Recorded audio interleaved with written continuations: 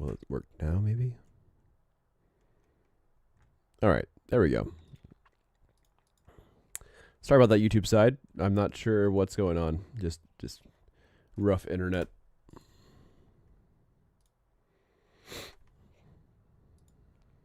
I'll have to cut some of these really short live stream things. Okay, I think this is working now. All right, whatever. So let's get on this.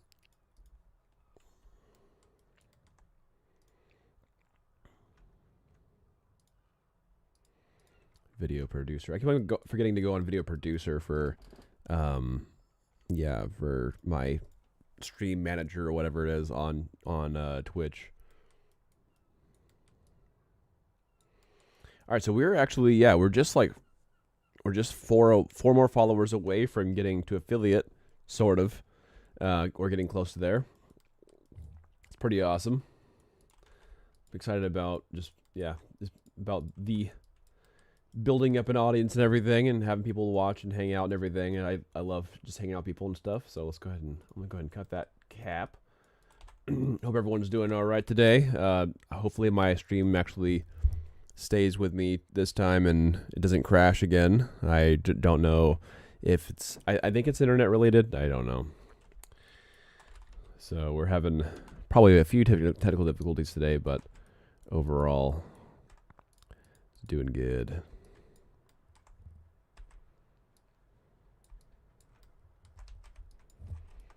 I should double click this then, and then click that, yeah. Go ahead and cut.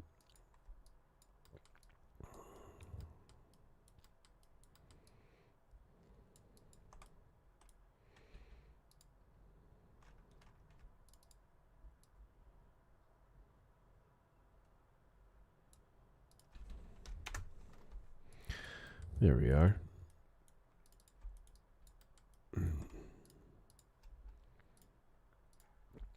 Go ahead and cut that, and then I guess this too.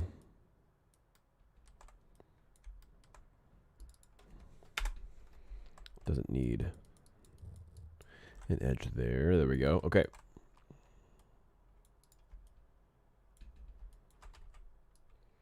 Let's do a straighten UV. So shift right click and straighten UVs.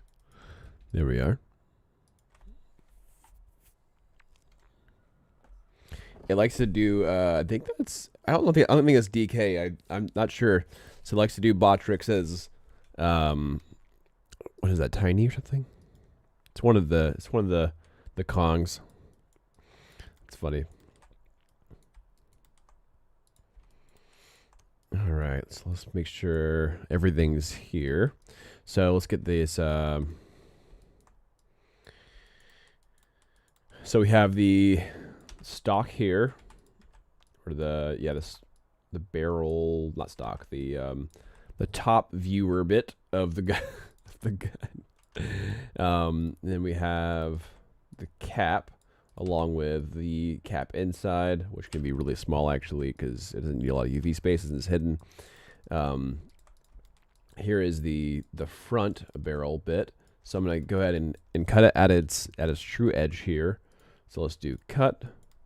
Now I have the cap and I have the barrel bit of that. So I'm going to go ahead and go down here to just this bottom edge, right? Go ahead and just cut this out. We don't need this cap on the inside. I'm cool to keep it for right now, but we don't really need it. So right now I have this inside cap. Go ahead and make that blue to flip it.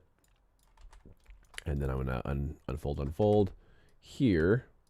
Now, this is one of those weird accordion style ones we can fix up and stuff. So I'm going to go ahead and make this straight on and then make the bottom straight on.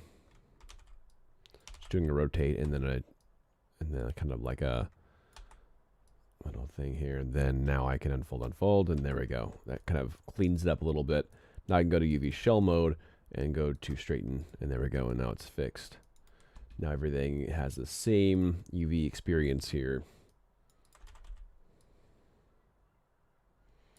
To make it into a proper squares. Okay, and all these can run through my smooth operation here that I have, a smooth operation thing. Let's go ahead and Control S for save. We need to save this. Save it out.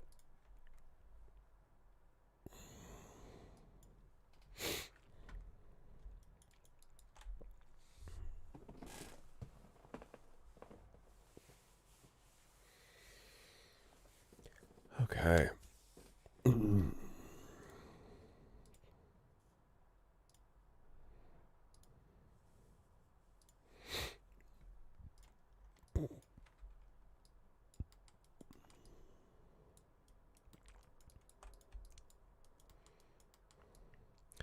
All right, so this is one of the ones we can delete one of the sides as well. So I'm going to delete this. Let's see. I thought I had done this already. Okay, I did it on this one. I see. Go ahead and hide everything else.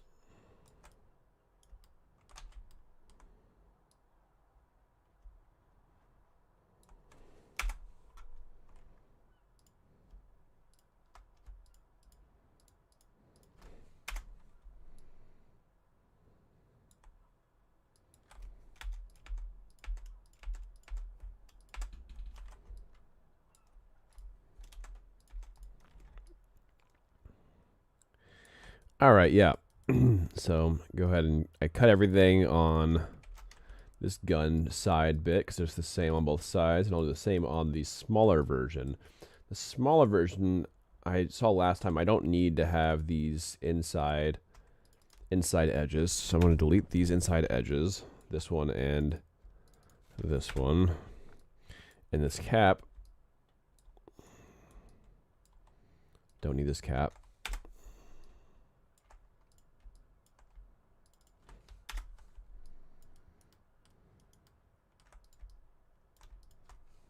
There we go.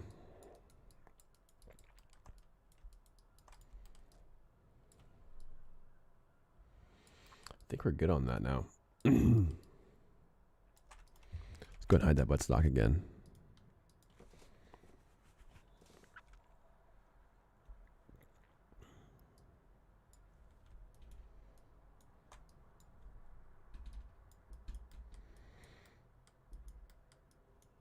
Yeah, I think my internet's just struggling.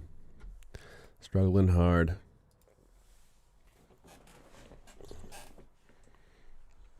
It's too bad.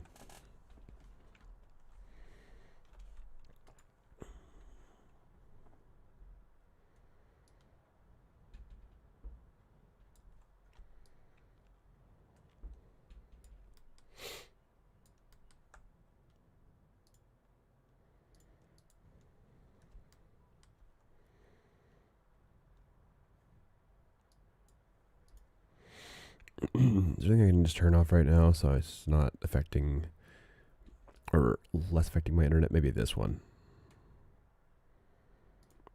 I should just turn off Discord and probably just Discord over Wolf. Yeah, maybe that'll help. Maybe.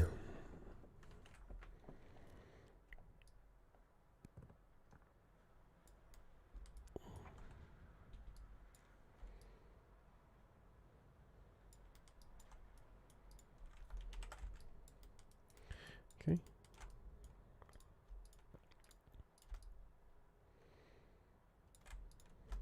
All right, so I'm gonna unfurl this like a box here. So these hard edges here. Let's go ahead and do a cut. This could just be like a one T-shaped thing. Oops. Looks like I missed an edge. Did I miss an edge? I don't know. I don't think I did. I must have.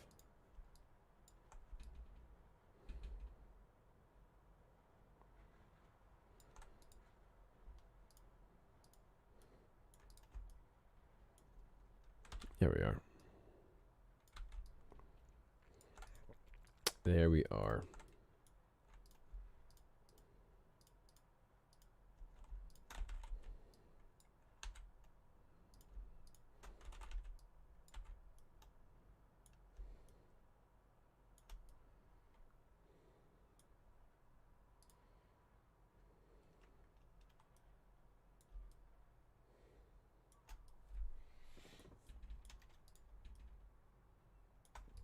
Let's go ahead and sew that back. UV mode.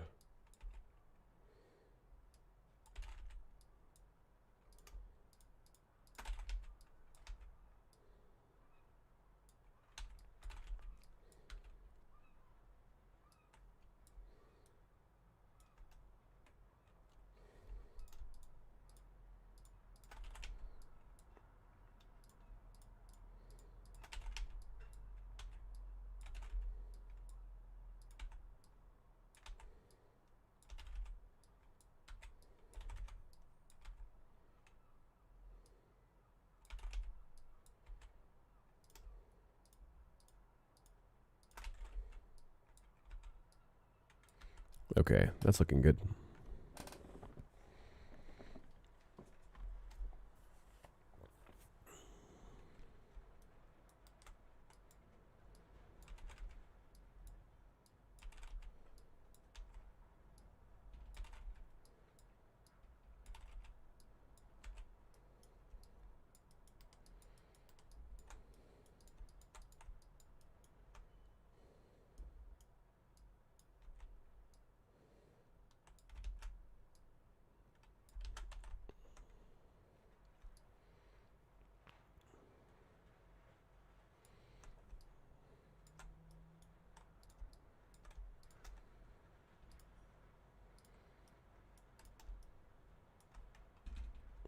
Nope, that's not better. I'm just going to keep that undone. Yeah, there we go. Let's not do that.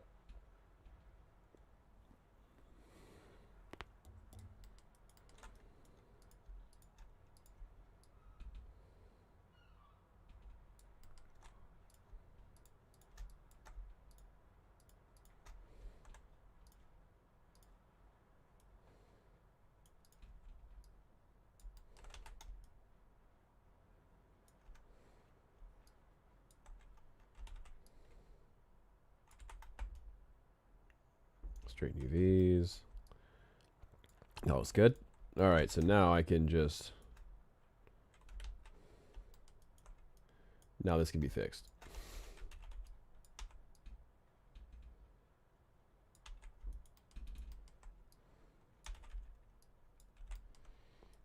So I'm going to go to just UV shell and then straighten UVs here and then straighten UVs here. Overall good. I'm not sure what this is happening here or why that is happening there.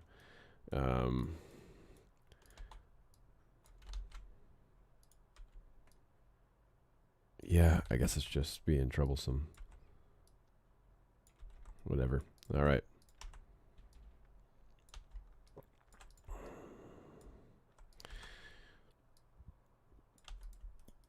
Here we are.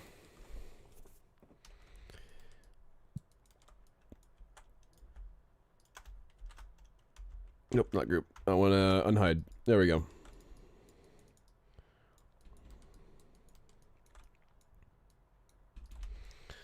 Gonna rehide that that buttstock here. There we go.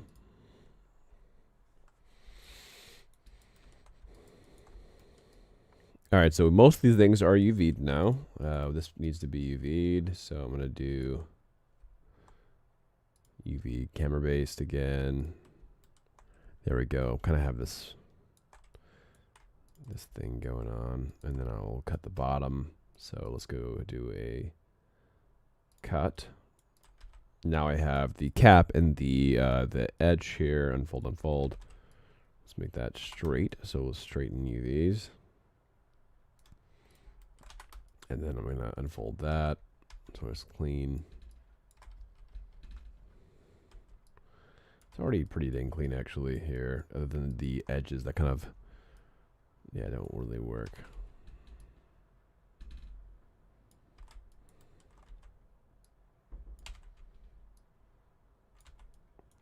So for these round bits, I like to just straighten out the middle to the cross section, basically. Like that. Then I can grab everything that's not the cross section. I can kind of just follow suit.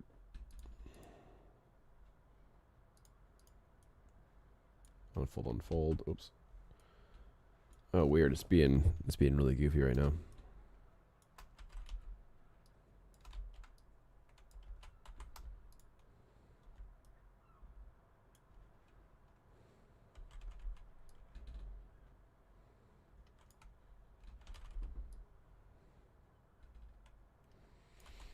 That was good. I like it. I'm digging that.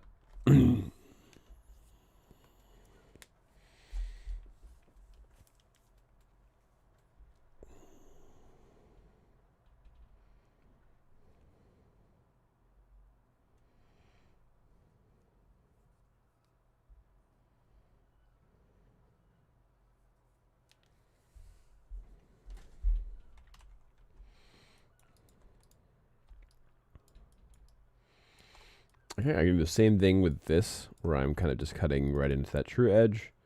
So let's do a cut.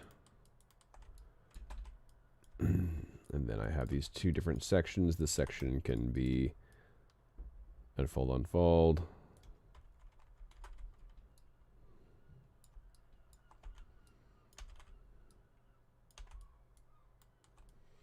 Let's clean up this. And the other part of the middle, just like this one.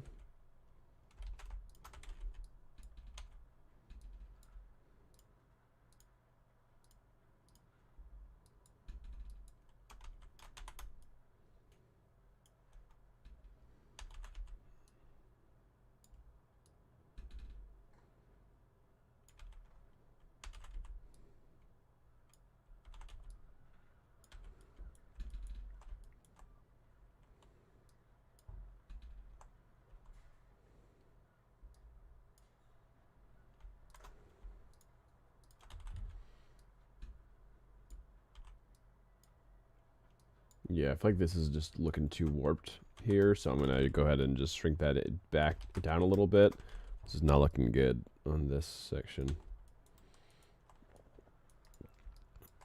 Okay, and for this, I'm going to do the same thing. I'm going to just kind of grab these bottom edges here. There we do. There we go. Cut. Fold, unfold. Straighten that out. I just need to grab these UVs in the top and the bottom. Then grab the center bits. Unfold, unfold. Okay, shell mode. Straighten UVs. There we go. Nice. Okay, I will be right back. Run through the rest real fast.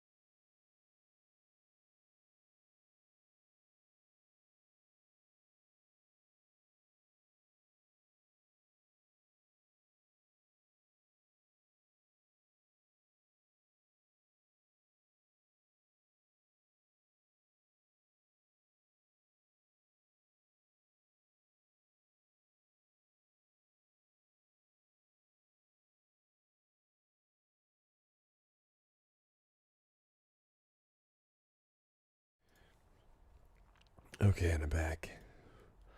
Cool. Said Dead Pixel. How's it going?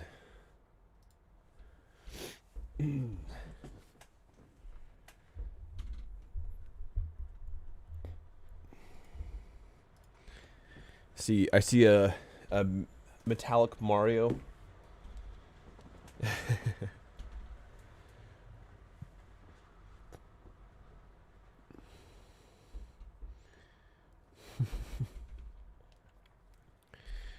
Woo.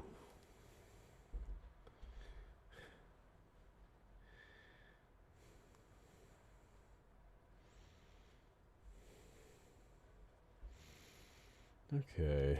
I think I'm ready to keep moving. Let's keep trucking along. Got my Go juice. My Go juice going and my Huel.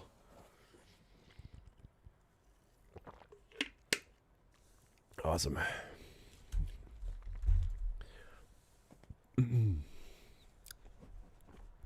I really need to get some music in here. I think that's probably going to help me a lot. Let me get some music going here real quick. Let's get some of that lo-fi.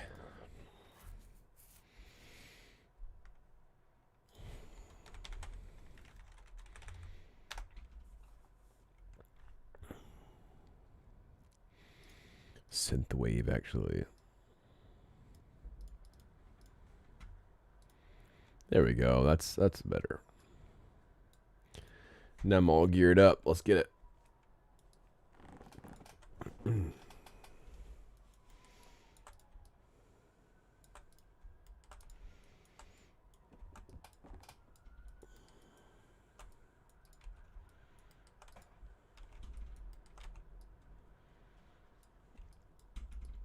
What is this? This is the this is the inside of that.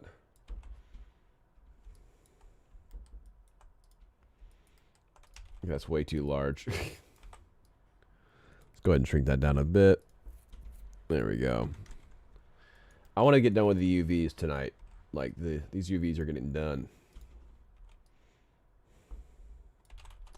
They are getting done.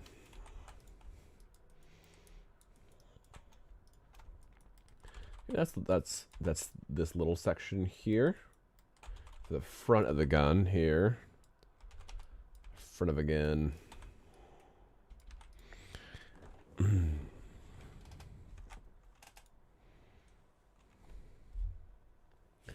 You're super close to this. Let me get back to my main screen. My primary screen.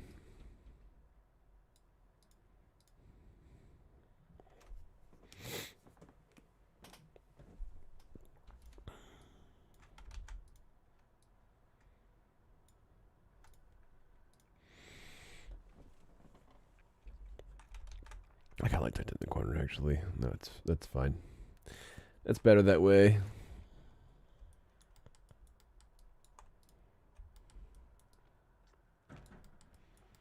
All right, this trigger definitely goes in half. You just cut it right in half right now. Should never be whole UV'd.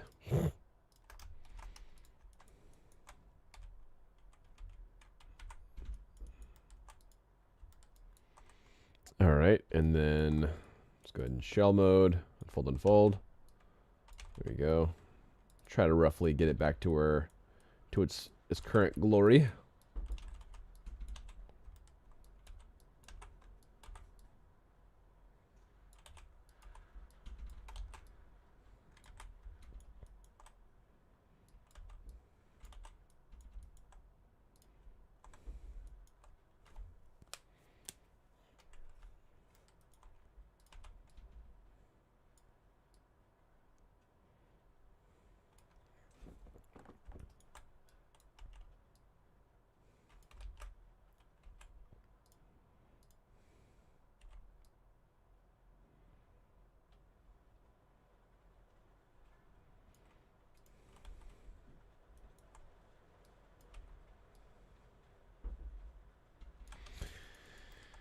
Here we are.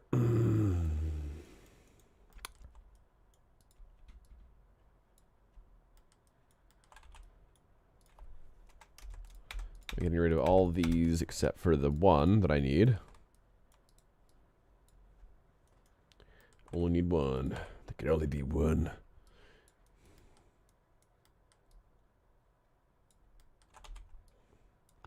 One true.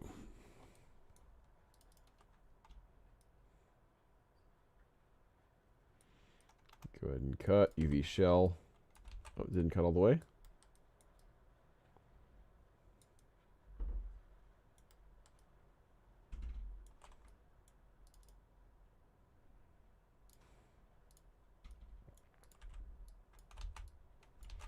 Really? What's still missing? I don't understand. I really don't understand.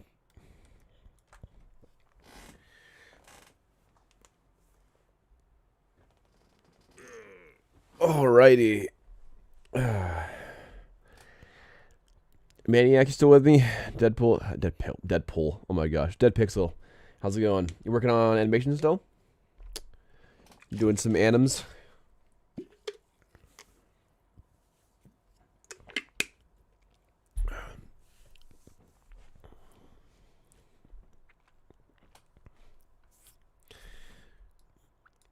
You guys are doing well. Oh, it looks like Dead Pixel is still the star winner. I think you might always be the star winner, Dead Pixel. Primarily because no one else plays, but I mean, you know, maybe a few clutch jumps. A few clutch jumps got you to the victory.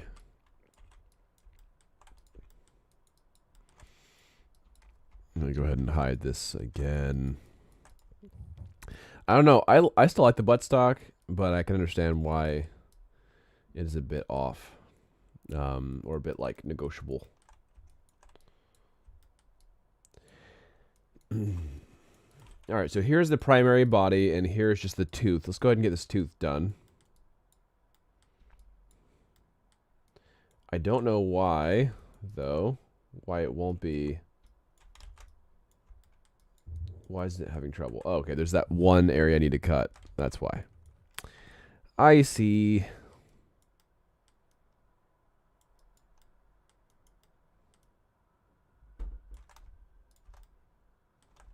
Let's go ahead and do a cut here. Bam.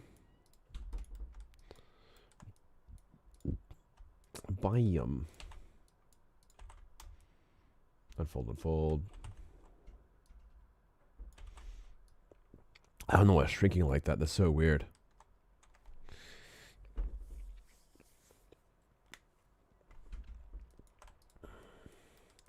Having some UV shrinkage. Dude, what? What is going on right now? I don't get it.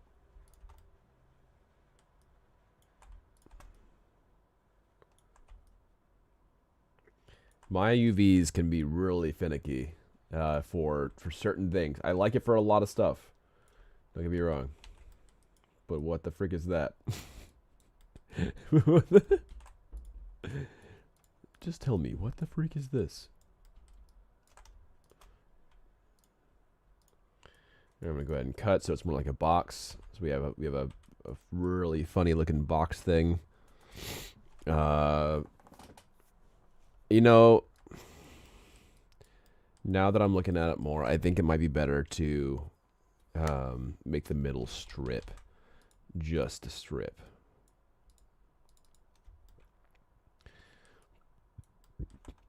And just cut off the rest. Oh, I actually just noticed that it is an in-gun too. Dang it. Dang it, Daniel. Get your head in the game, Daniel. What are you doing?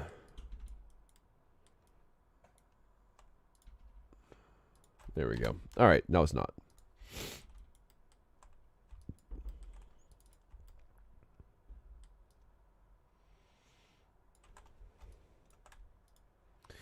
What you doing, man?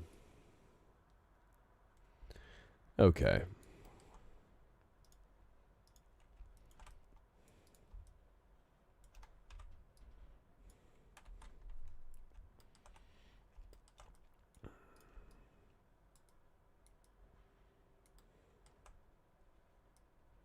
Let's go ahead and sew that, and then now I can make this into like a one long T-shaped thing, and then I can straighten it. Really, that's looking pretty awesome right there. So I think that we're in good shape. Now this one can go second. Bye. Whoops. That's incorrect. I don't know why it's doing that stupid thing again. Ah, man, come on. It like split itself. I don't know why. All right, fine. All right, so so here's one side. Here is this side. And then I'm gonna unfold. This is the top. Then this can kind of go up a little bit and up a little bit.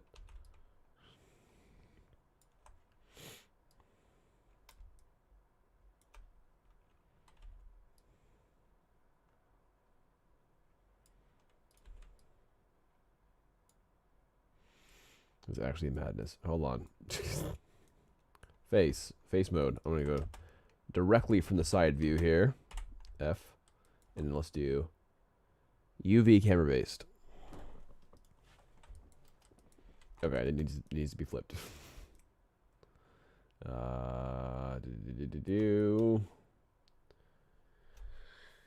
Modify flip. There we go. Okay. Better. Extremely clean.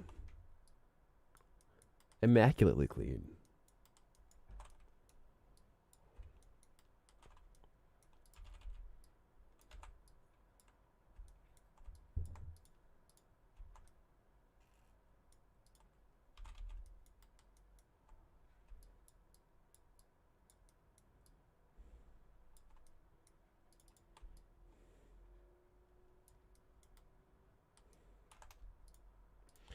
I guess for some reason it's sewed up again. Let's go ahead and do another cut.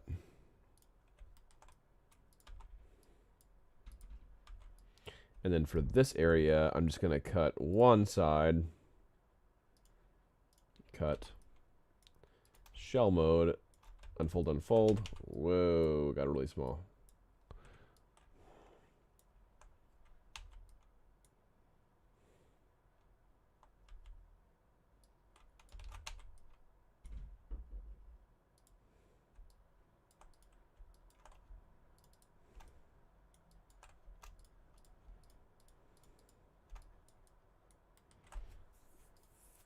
Let's do a little UE camera based. This tripping. Cut. Shell. Unfold. There we go. Much better.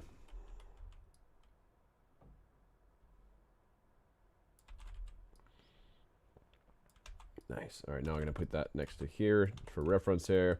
All right, cool. So we're almost done UVing this gun. Almost done. Almost done with the gun. Done gun almost.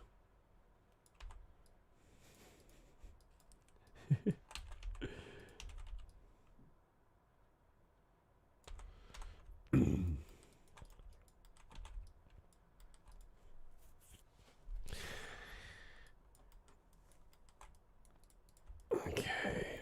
So I'm not going to worry about mirroring anything over until I've actually finished placing the UVs so that it all has proper placement. Because I'm just doing double work.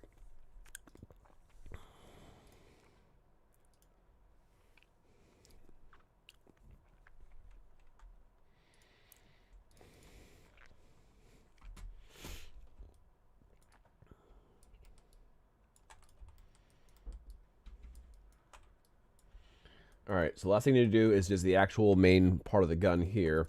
So I actually want to hide everything else. Let's get out of the way. Get out of here. All right, so now I just have to worry about this part. All right, so I'm gonna get the inside of this.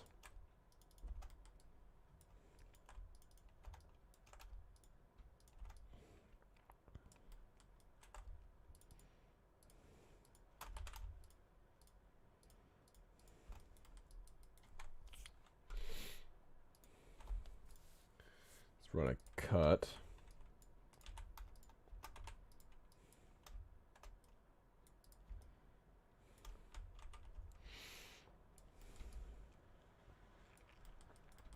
All right, the inside of this can also be cut out. So I'm just gonna grab this inside donut, and then that part.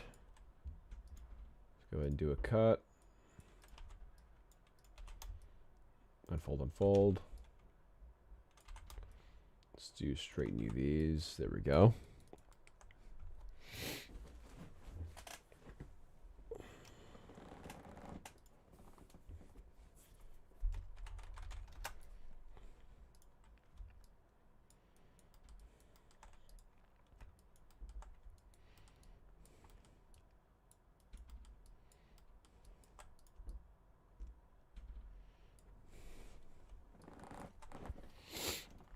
Let's see here. I could delete one side of this gun. I don't think I want to just mirror it over.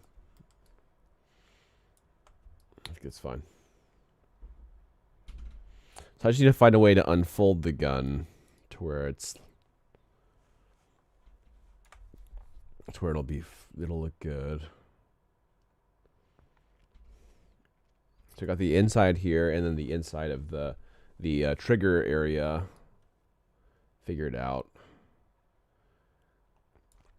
I guess I could just cap the top if I wanted to.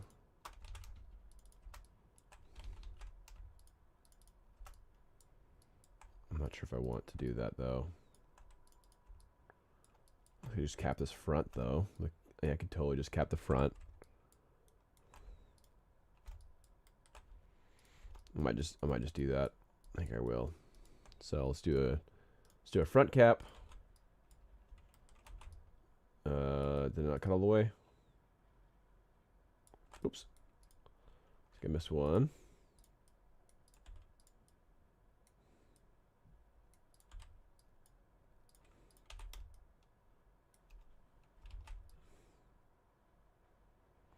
Actually, it's pretty dang clean.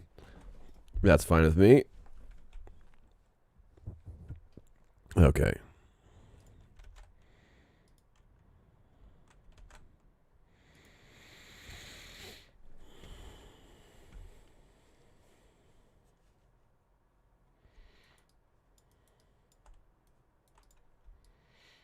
So then this part, we need to get the rest of this bottom cut out.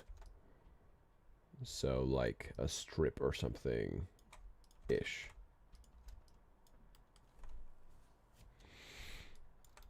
Maybe here.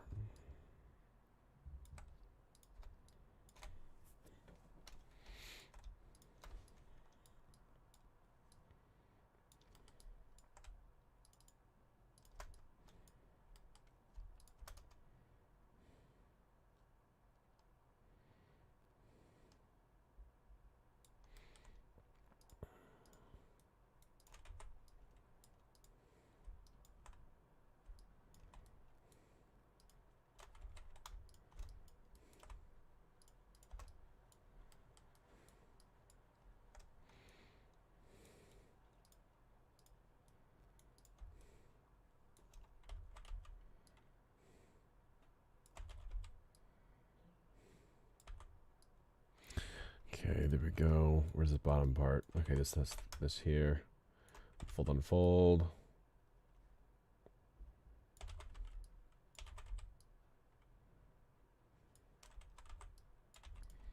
Yeah, roughly there. That's fine.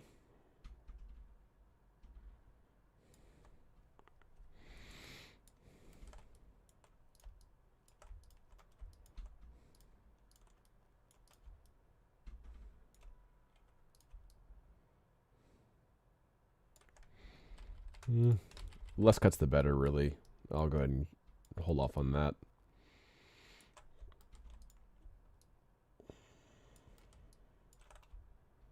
Go ahead and Control S. So it's just going to save out before I flatten that. And that's really, really good. Having one just clean UV here for that looks really good, actually. This main part.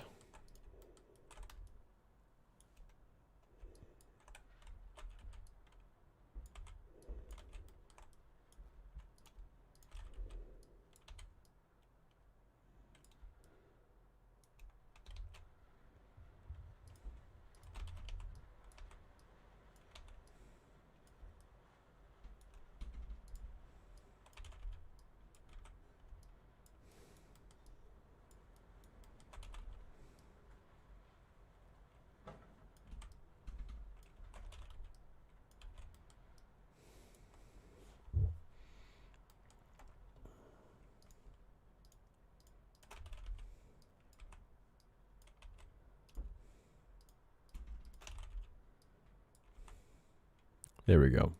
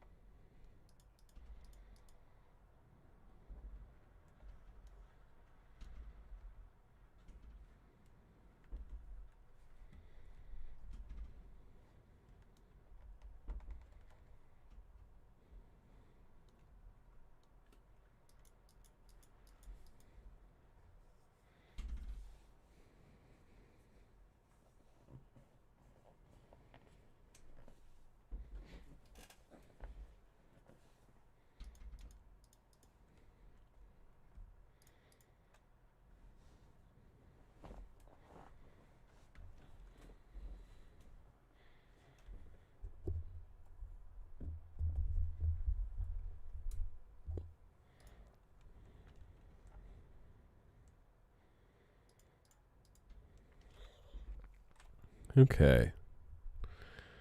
Let's see here.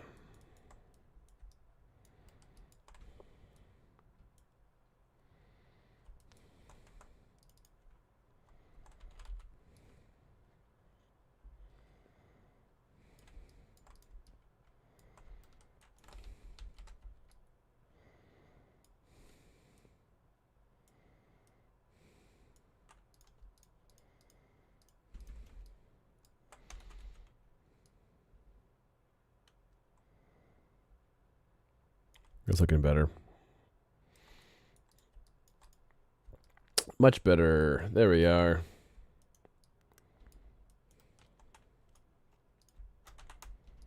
Okay, and then the bottom here, I'm just going to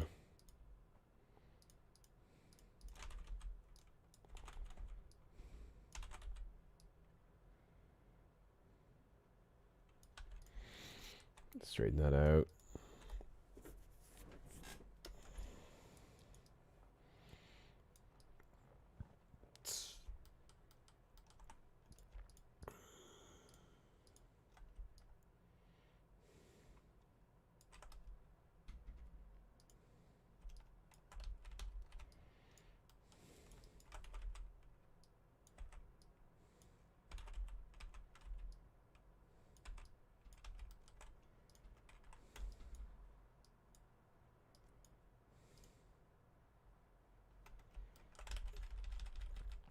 I don't think I need to do that actually.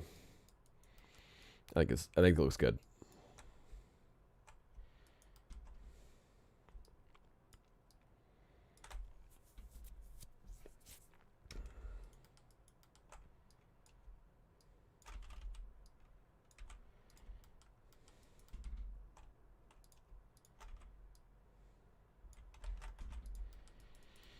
All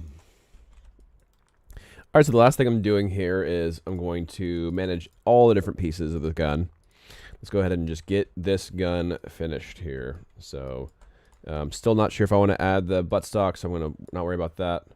Let's get everything in one place, like the one piece.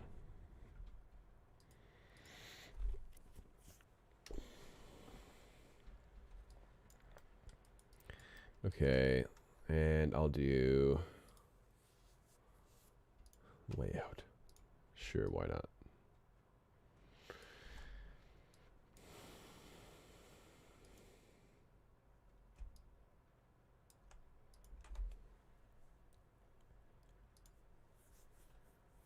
Let's see if it'll do scale.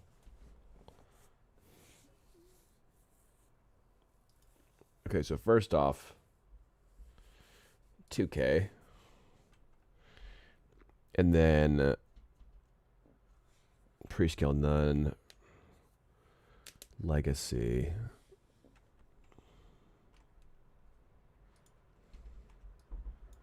Yeah, one of the issues here is that the UVs are not really scaling to fit. They're not the same UV size.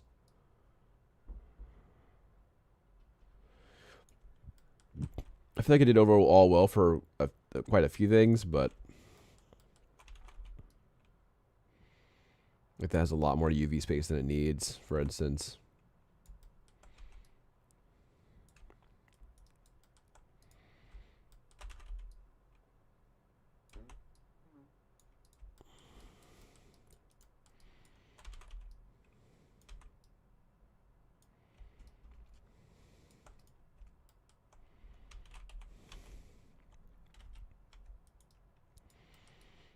I mean, really, it did a good job overall. I'm just gonna keep it. It's fine. So what's this? What's this little piece here? F. This is this is the bottom. This actually can use more UV space. Let's go ahead and crank that up a tad. And what is this here?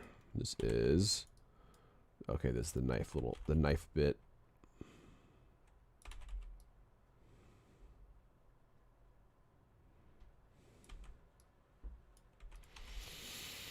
Little bottom area. Okay. Awesome.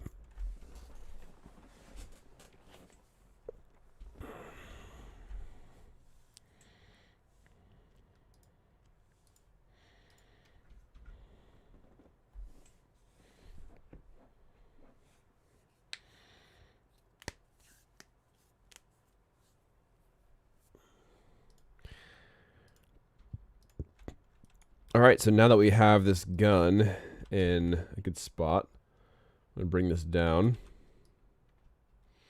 Pop this into that corner, just like we talked about. So we effectively just made everything, then shrunk it from the core of the hole to just the corner.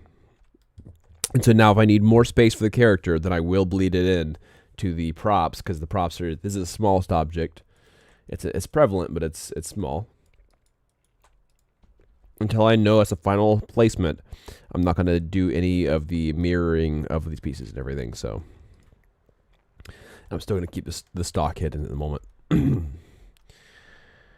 All right.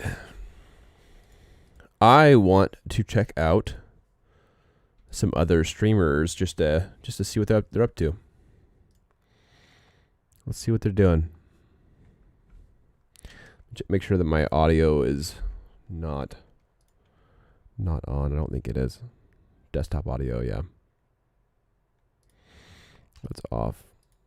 Because some of this other streamers have like, they don't care about the some streamers don't care about what's the the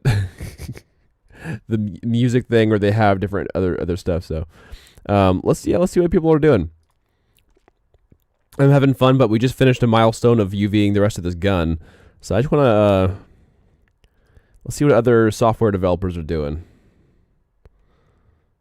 Hope everyone's doing well. We're just taking a quick a quick break from my UVing stuff to check out a few other developers here. Let's see what he's doing.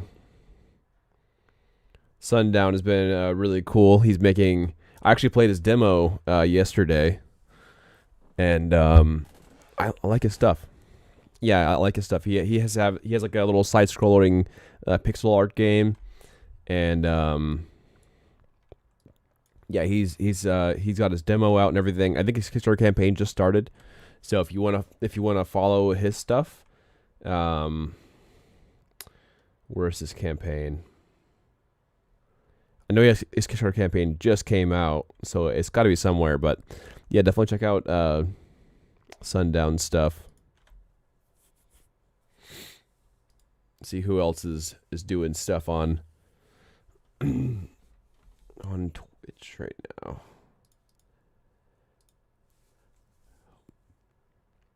Ninja Things and Unreal.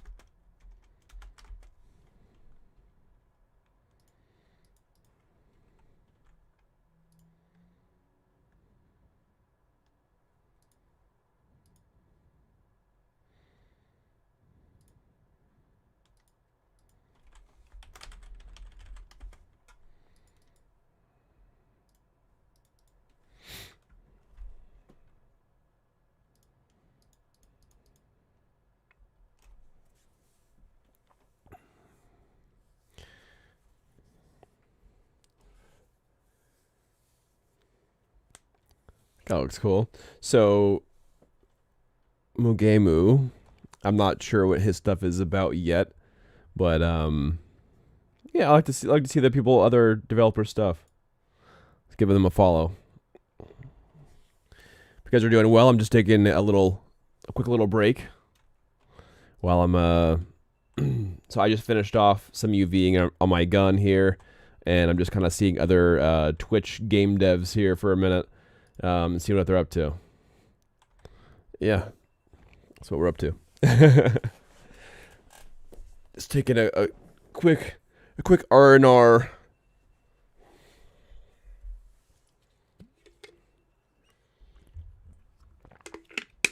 Hope you guys are doing well though.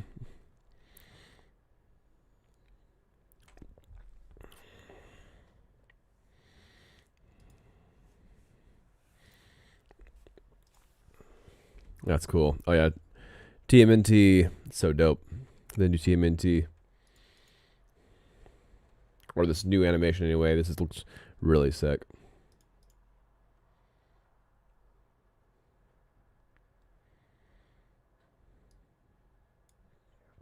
That's cool. All right, let's see who else is doing cool stuff on Twitch streaming game dev stuff. I'll get to my back to my 3D modeling here in a minute, but see what people are doing.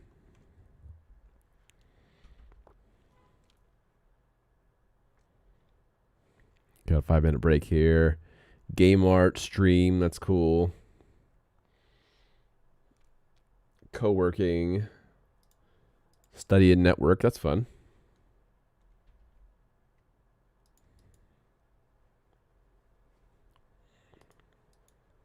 Like she's eating.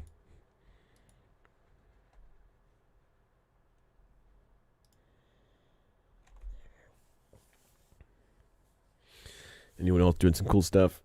Something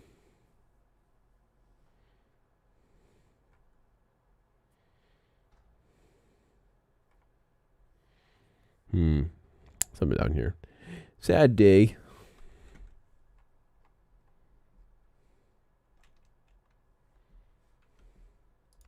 What's this guy doing?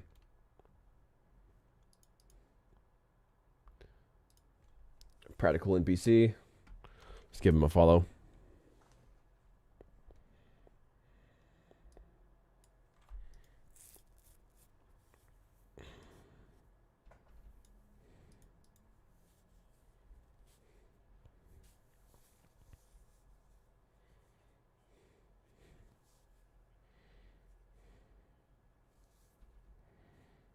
Or he's making leaderboards. That's cool. That's fun.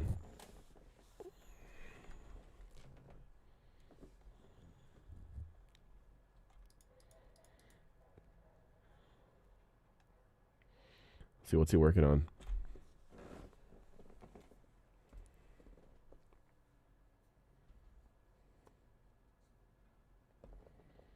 Like making some 2D fast action.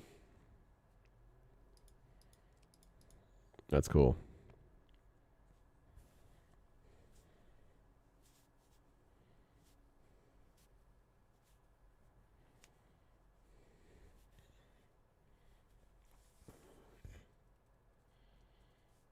Cool. I'll have to check out his stuff later. That's awesome.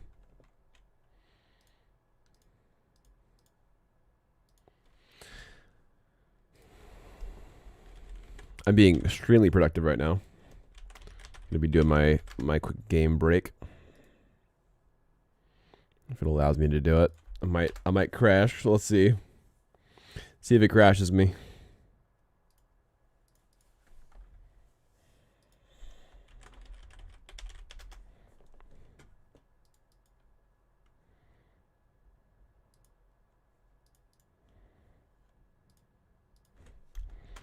Switch to League. There we go. I'm doing MOBAs. Playing some League. I turned my audio on, but I need to turn off synthwave for this.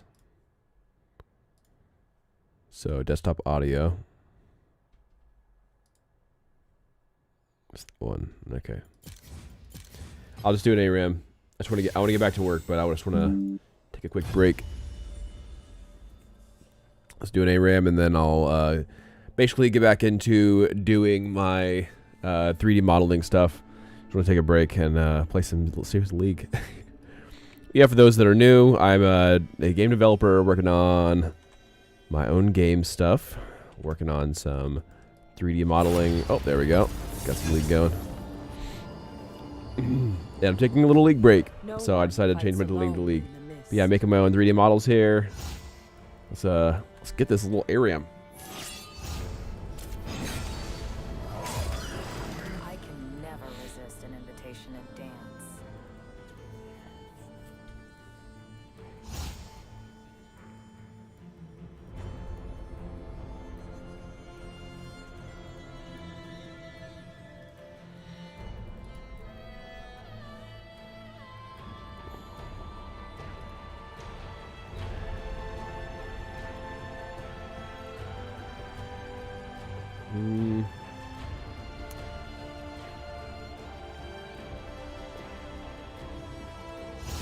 I'll do Xerath. Let's do Xerath with probably cut down. That was good. All right, a little bit more survivability. There we go.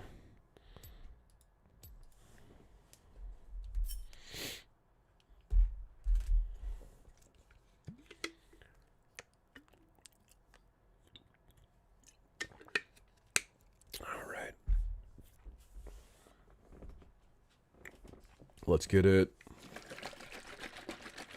Hopefully my stream doesn't crash. My internet.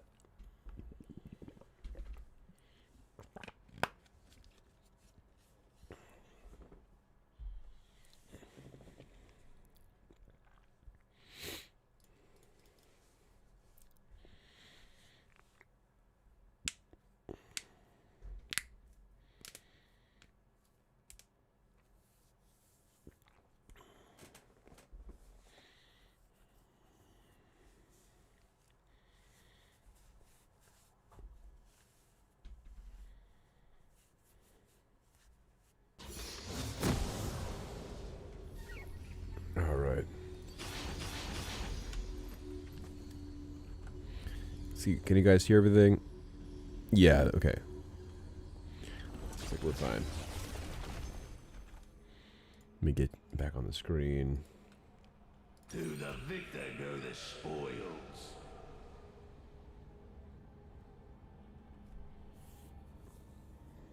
That one's magical. Welcome to the Howling Abyss.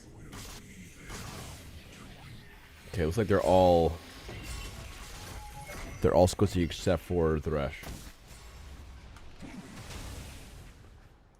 Those chains cannot hold me either, jailer. Trace to your heart's content.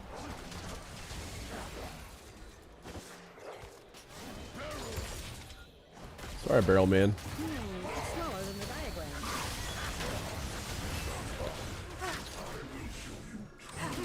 Oh no.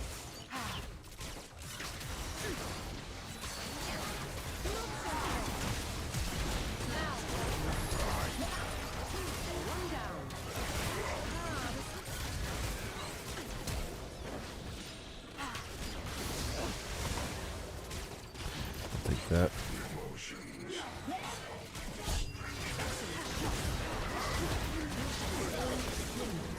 Oh, I got me. Look at my stream.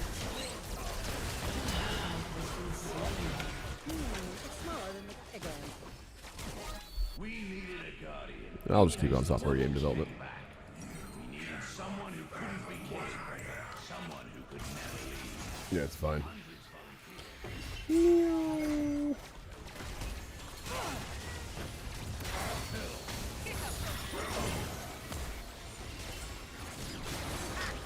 Ah, the sweet smell of science.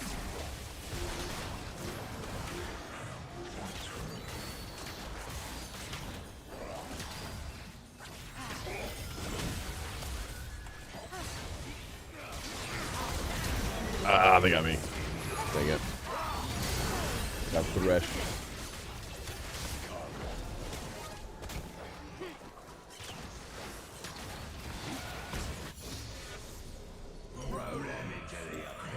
An enemy has been slain.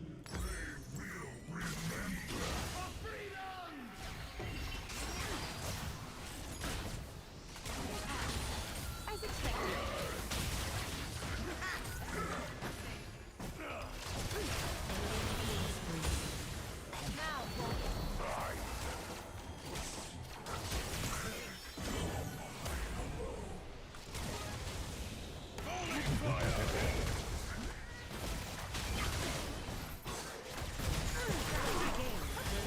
Oh, I almost got the Caitlyn there. Dang it. Dag nabbit. Almost did it.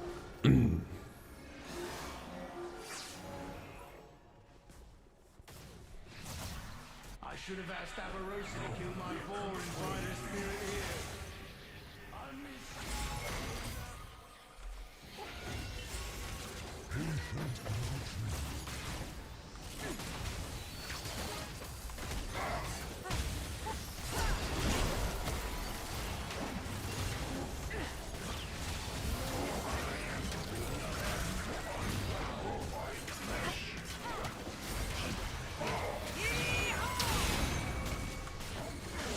Got him. All your life has led to this day. Favor Woo! life Get out of here. You have slain an enemy.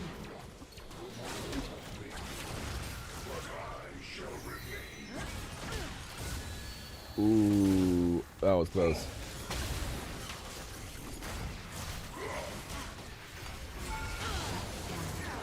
Ooh, Thresh got me. That's actually fine. Yeah, it's fine.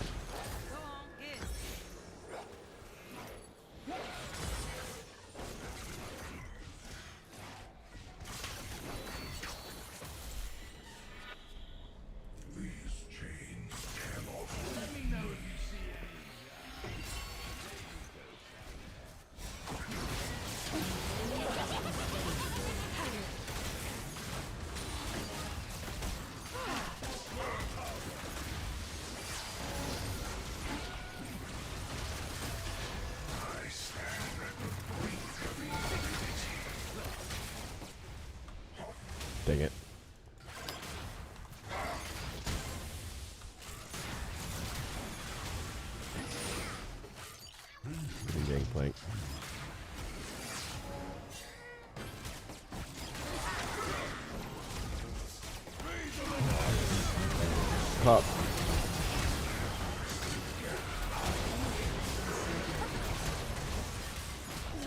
Nice.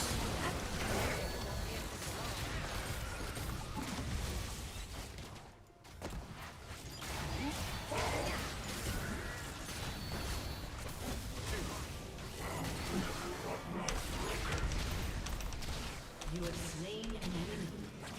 Ah, nice.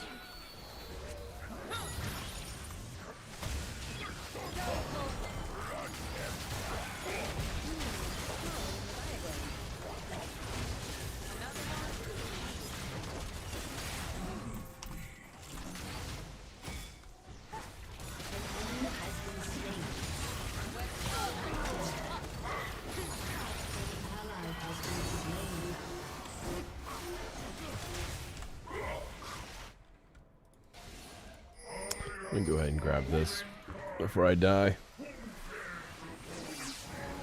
we go.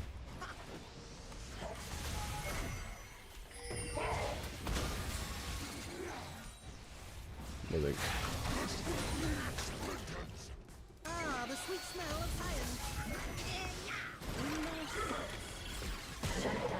Aww. My God. He tried. Just missed.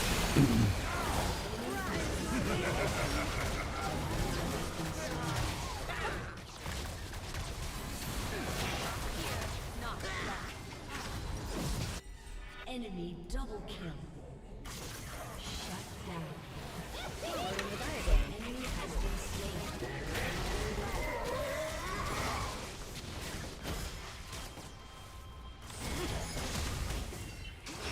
You have slain an enemy. That's right.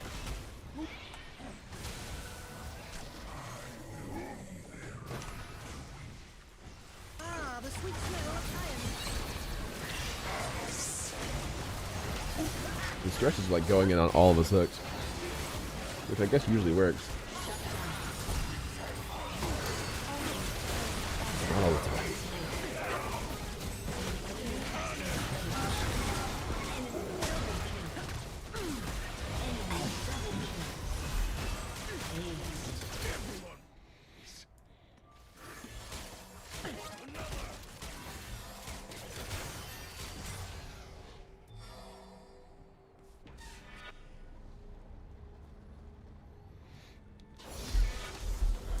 Okay.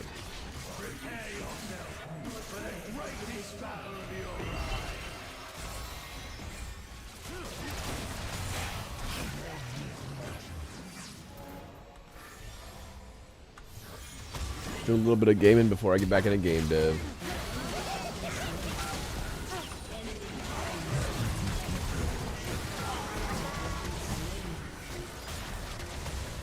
You have slain an enemy.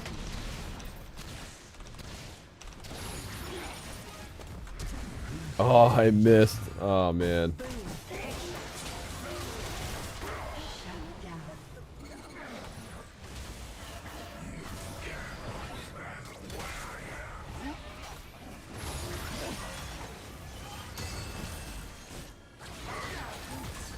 No. Oh well. Like you got me. You got me. Fair and square. It's fine. Shut down. An ally has been slain.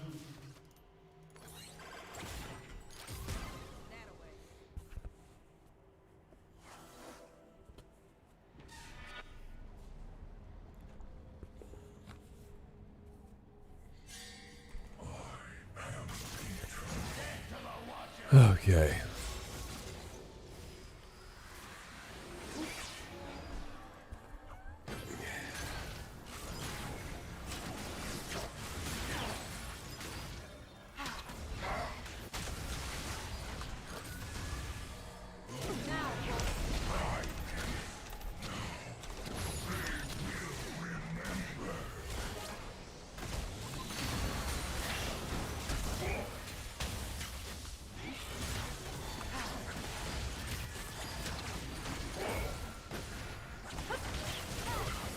Take that.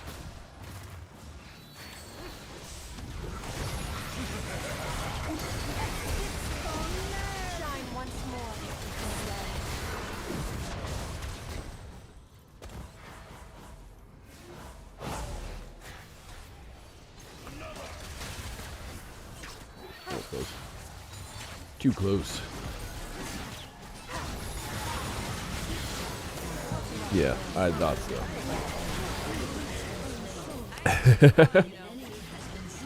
I love Zareth. He's so fun. Kind of like artillery mages are really fun type of classes. I definitely need to make one for my game. Artillery mage. Like Talk has artillery artillery ability, but he's not really an artillery mage. I definitely need to do that though. Artillery mage on a cart would be a blast.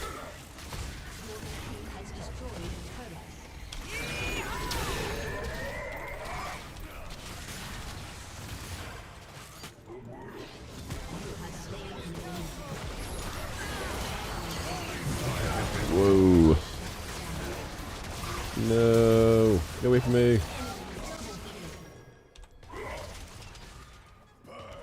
No. That was way too close.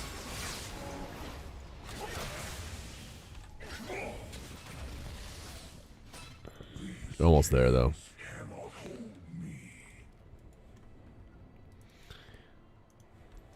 Where are they at? There she is. Okay, I see one of them. Where are they at?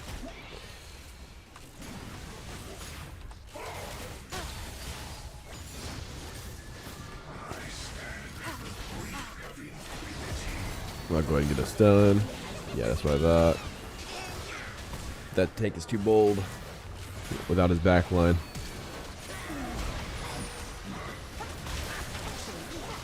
Go ahead and get that Soraka. Heck yeah. The gangplank ult. Rippity. Shut down. These people are doing.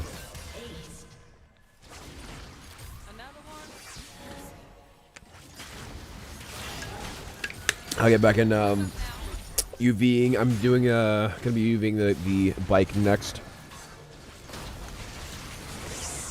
Here soon.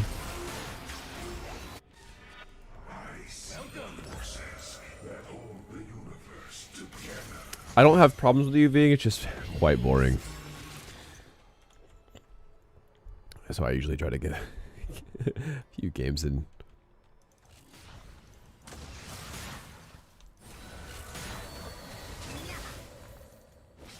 There we go.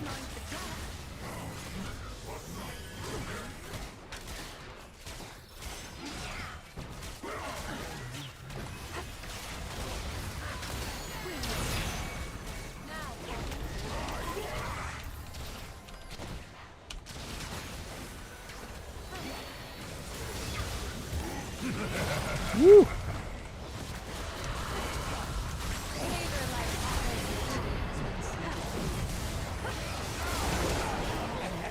And grab that gangplank.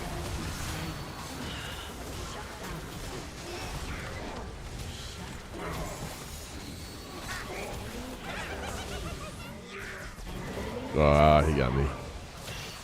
Been ulted. Ah, the sweet smell of science. Oh, how's it gonna go? I'm about to say, as long as Vigar has a Q, he's winning. For sure. Shut down. That's fine. Soraka. Soraka can get a shutdown.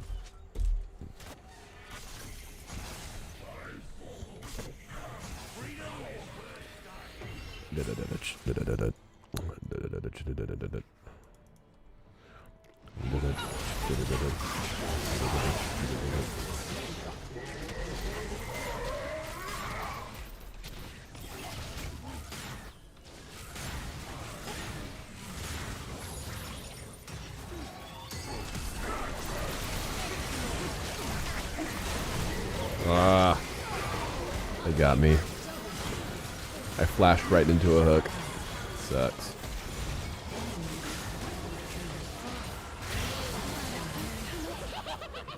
Dang it. I flashed right into a hook. That's on me.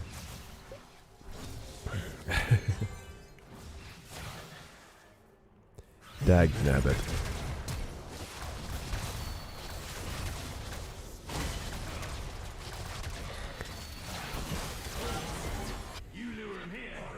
Okay.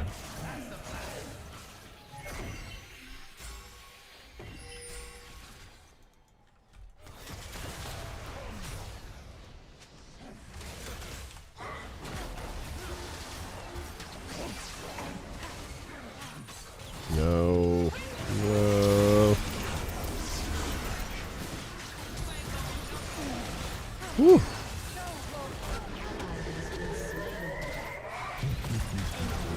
Dang it. I keep on getting the gangplank when I'm in the middle of my ultimate and I can't move.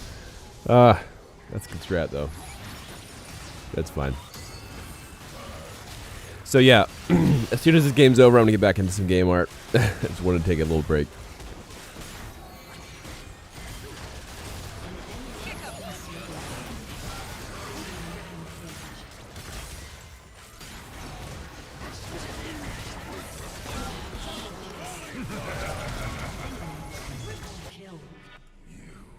Let's get to that.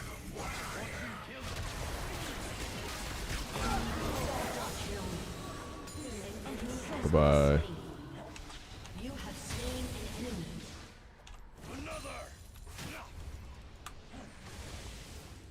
Can I do it?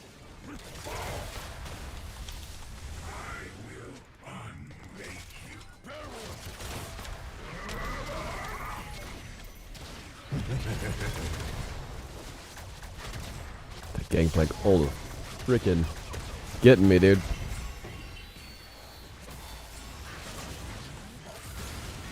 Take these turrets out. Whoa! Oh man, I messed up. It's fine. I'm almost full build though. This game will be pretty quick.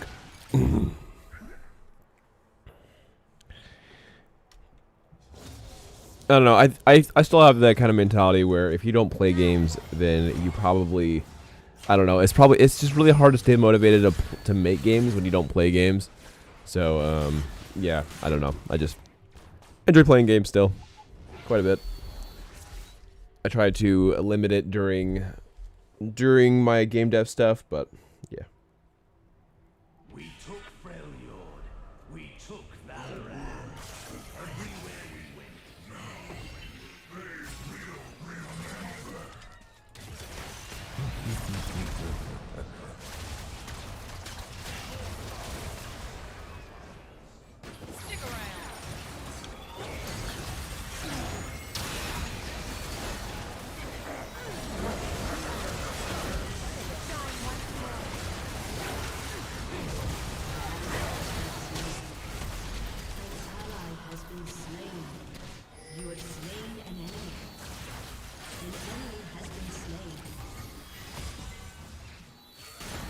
Come on, come on.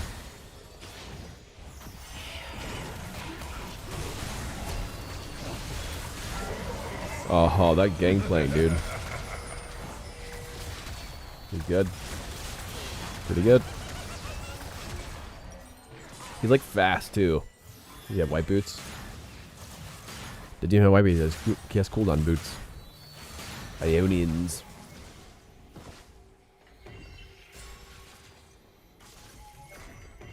That's crazy. Yeah, he does a lot of damage.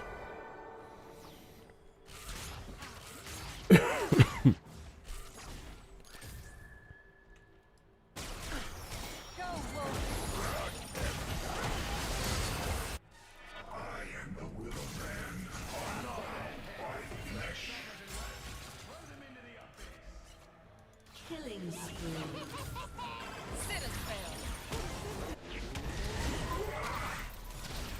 An enemy has been slain. Let's go.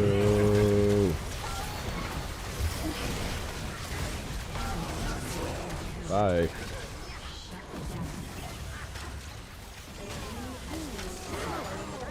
An ally has been slain.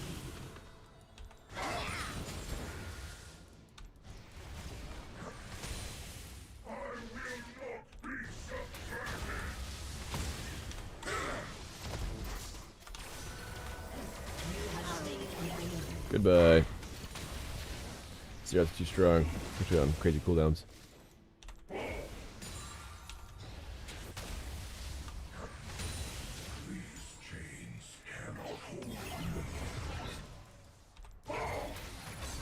No, he got me.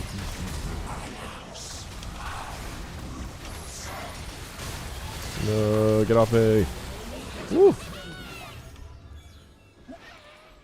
That was close.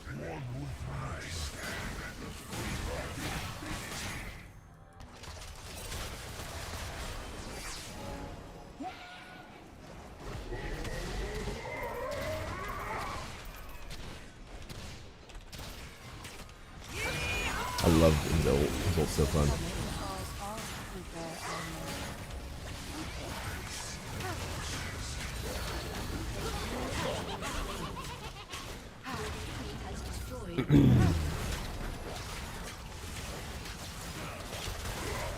Woo!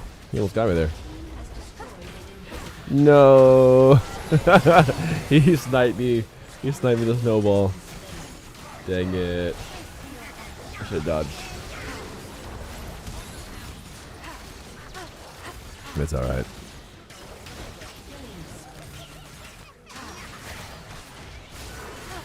He's okay.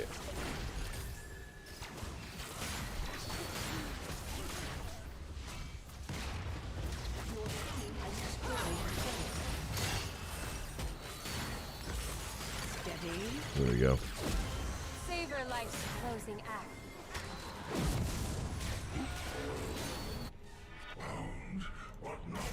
Alright, I'm full build now. So we should end soon.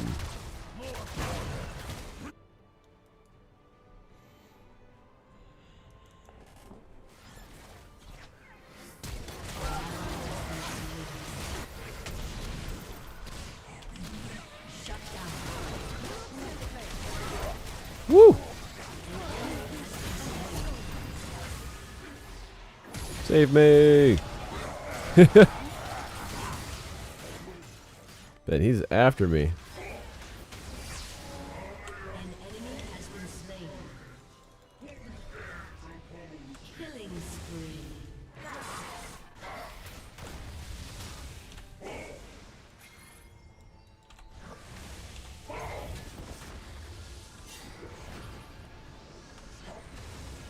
Almost got him.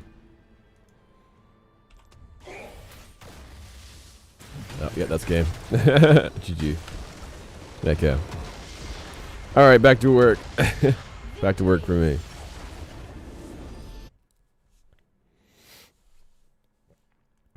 Awesome.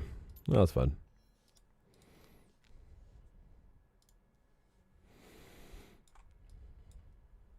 Okay.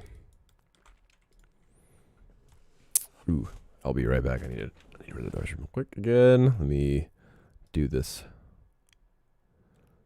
thing real quick. BRB.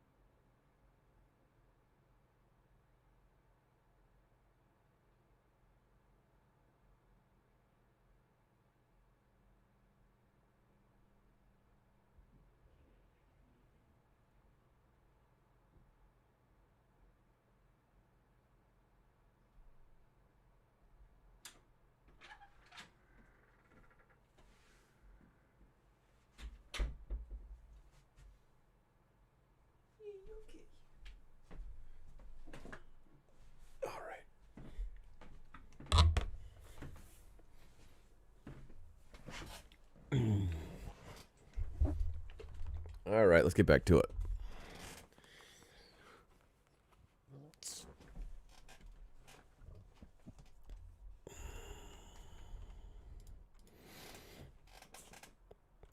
I need to make sure I turn my computer audio off again.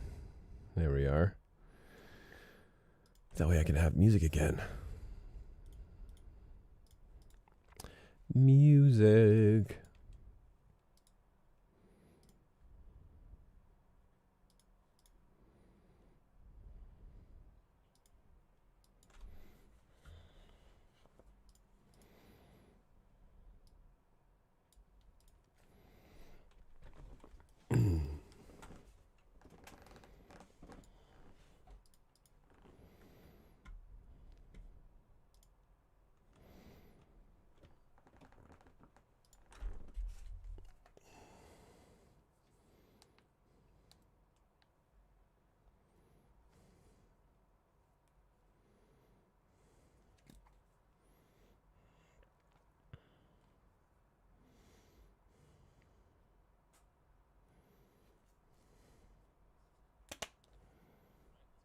Okay.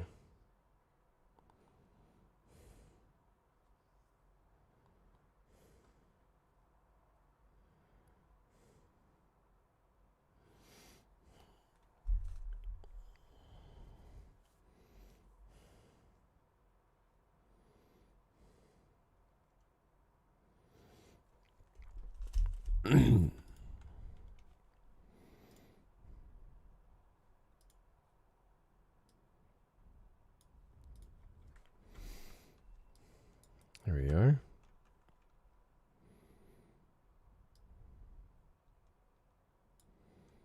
If I have this and then I have the OBS. There we go.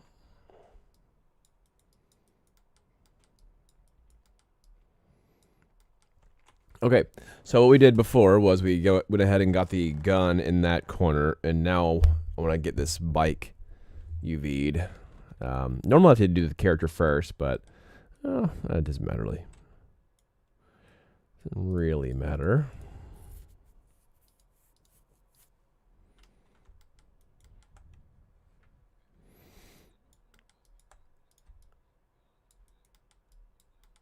All right, I'm going to go ahead and delete one of these triggers.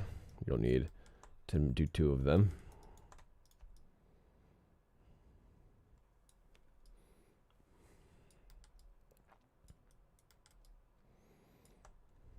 I'm going to go ahead and do a quick thing real quick on this. I'm going to go ahead and do a mesh mirror. And then on this, delete that inside. And then delete these faces.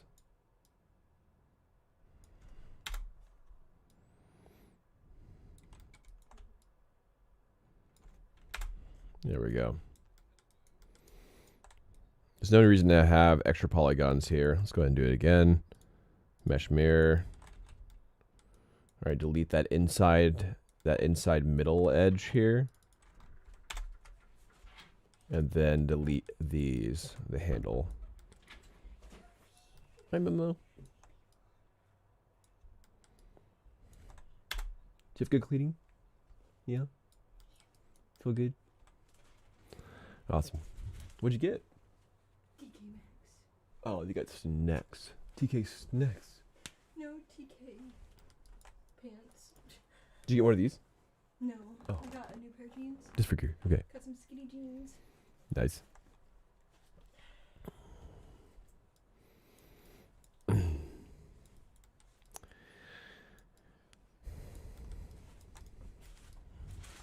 Awesome.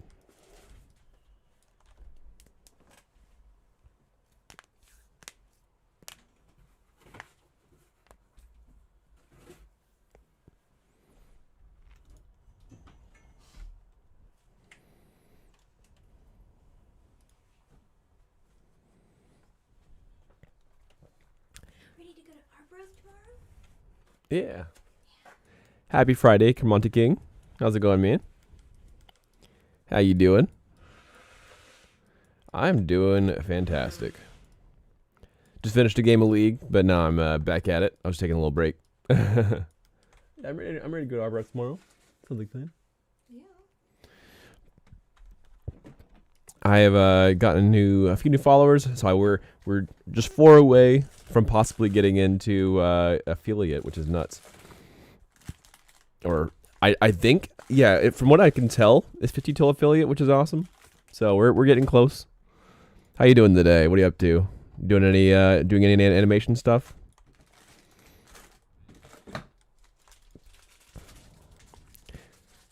Oh, I've been working on UVs, by the way.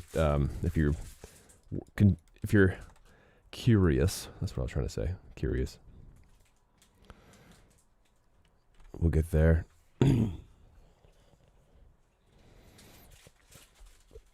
Oh, nice. I'm going to tell my 3D character artist streamer friend. Okay, sweet. I appreciate that.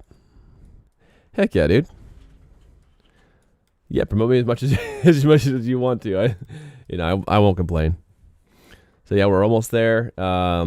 We just wrapped up the UVs for the pistol here. So I have that like tucked away in the corner. So this is the corner for the gun or the props. I have the character area is going to be the top left corner of the UVs, and then the whole bottom section is going to be this sick bike, dude. Yeah, gonna be a cool bike. I might drizzle in a little bit of her props here, like her backpack piece, into the prop zone. But yeah. So 1 UV sheet per character. Yes, I am mostly doing that to manage materials better and faster. So yeah, I'm trying to do one material with 2 draw calls per character. The second one being the light map, effectively. But yeah, so just trying to reduce draw calls, reduce materials. This is a multiplayer game, so yeah.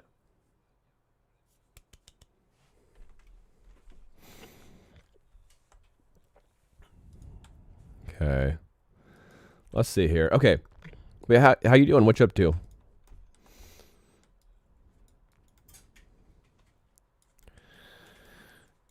Welcome to the stream.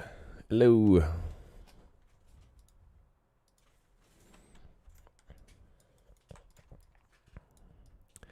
Just working on some game art stuff. I'm gonna do the vehicle for right now. For right now.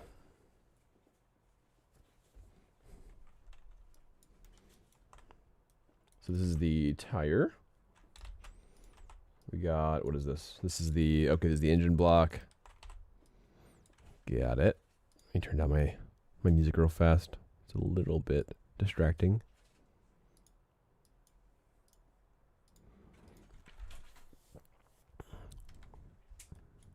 Are you baking lighting as well or no? So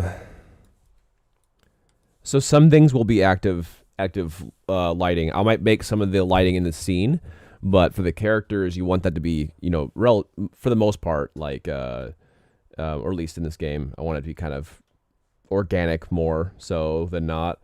So yeah, I won't be.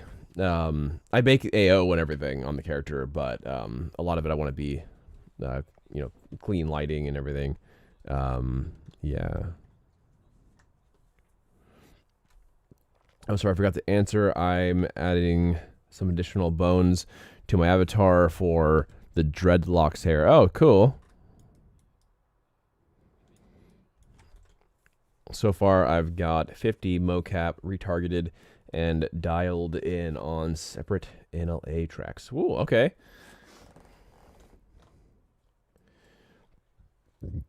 Yeah, if you want to post any of your stuff on my Discord, please do, and I'll check it out on stream. Like promote your stuff or whatever you want to do. Some screenshot on Discord.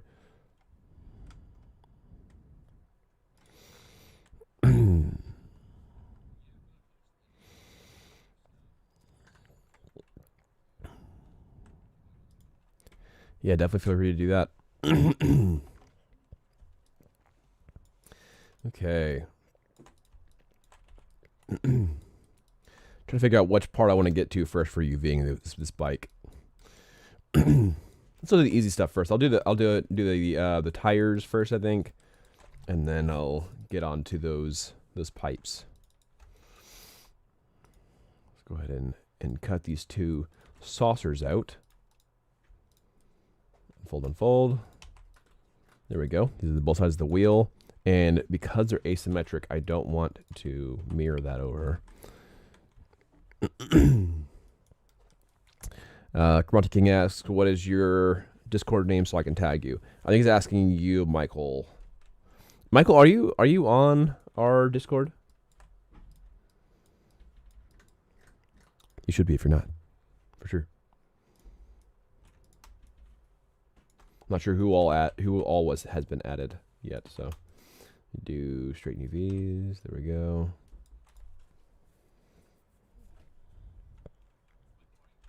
Come on, okay. I think Monty King added his stuff in feedback. Was it? Was it promote your game? It was. Oh, I think it was promote your game.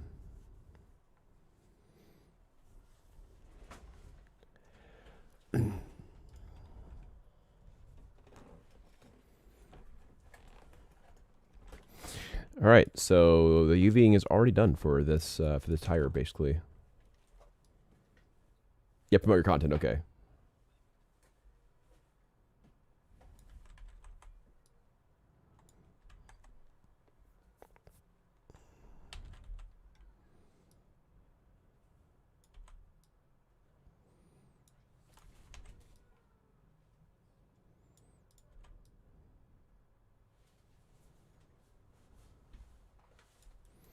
All right, I want to make sure that both these tires is roughly the same value as scale. There we go. That looks correct now.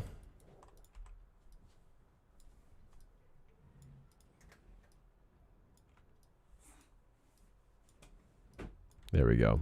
All right, perfect. So let's get this next bit on here. I'm going to go ahead and hide that. I think I'm done. I just want to hide so I don't have to think about it anymore. I'm going to do a cut. Let's check it out. Promote your content. Bump for Michael.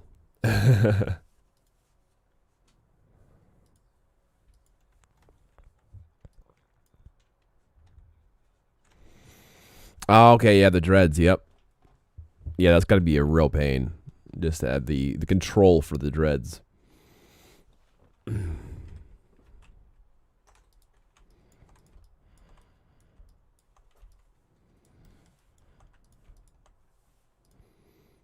into a cut. I will likely have a character with the dreads in the game. Very likely.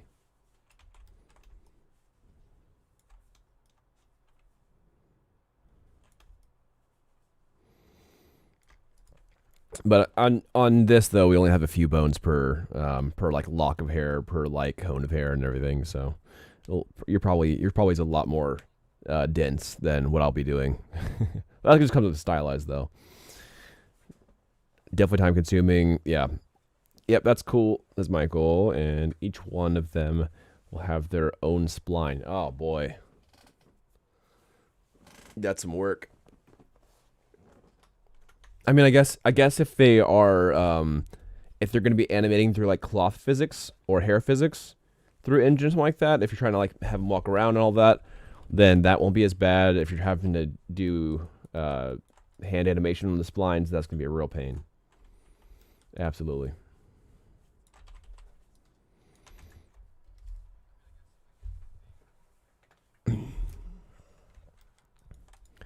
So what time is it for you guys? What are you guys both in the States? I know. I think Monty King was it Canada? I think you're a Canada, right? Which I guess would be similar to the States time and everything if you were in Canada anyway. So Toronto, yeah. Okay, cool. I remembered. Nice.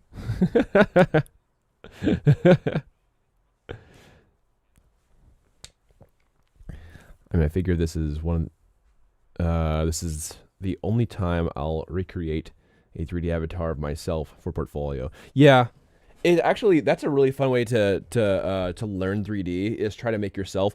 When I was first learning how to do 3D, I was modeling myself initially Yeah,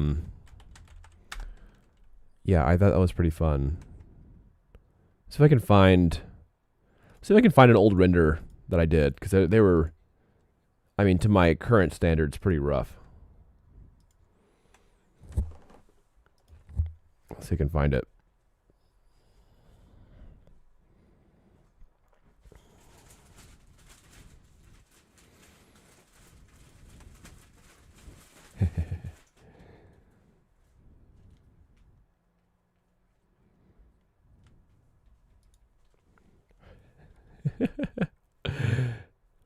Oh man, I'm looking at my old Facebook stuff, and I completely forgot that I made this comic.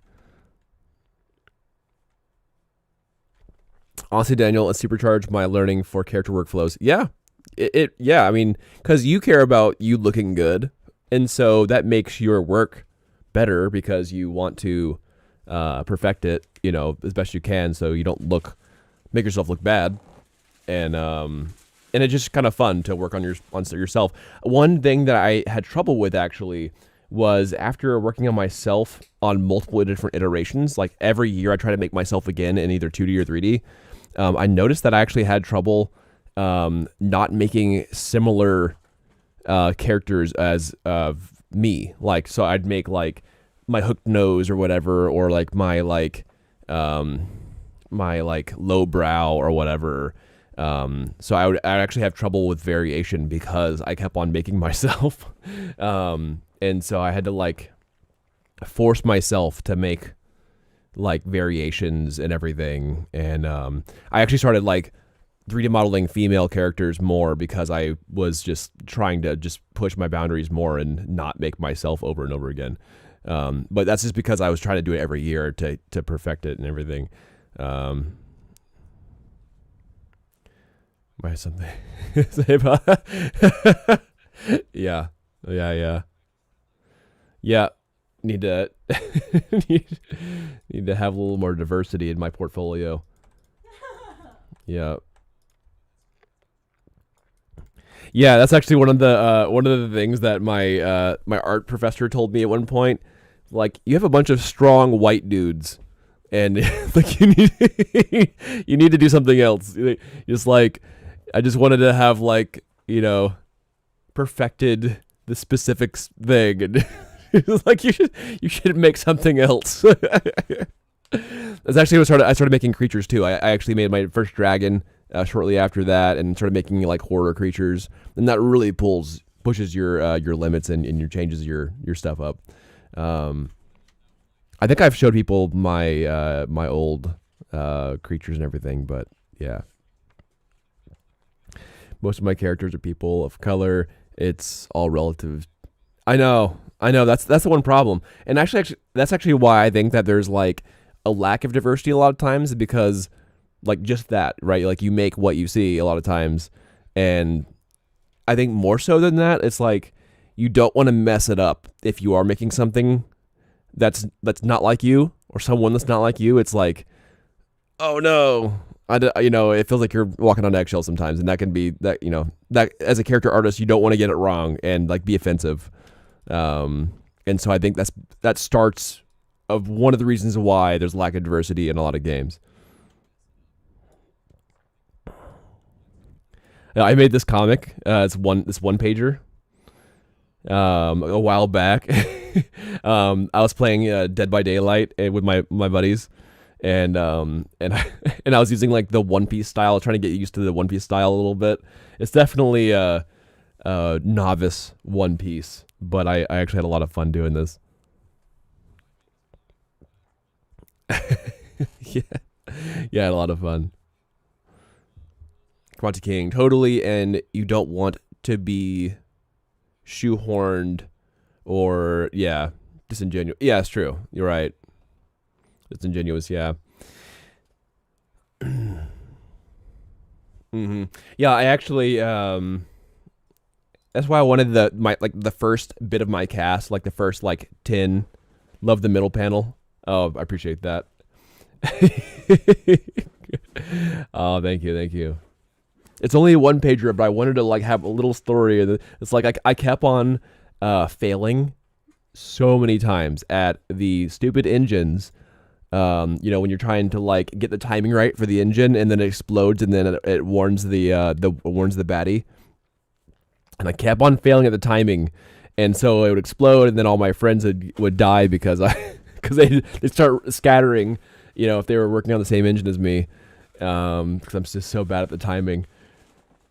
And I also eat a lot during while I'm gaming, because I'm like, I don't know, when I'm working on games, like making them, I usually forget to eat. And so when I'm gaming, I'm like, all right, time to eat. And then that makes me even worse at my timing on DVD. So, oh, yeah. Yeah, it's fun. It's fun. Yeah, so these are all my buddies. Yeah, a lot of my buddies. These are the buddies that are playing DVD with me. Mm-hmm. Oh, man. That was a good time.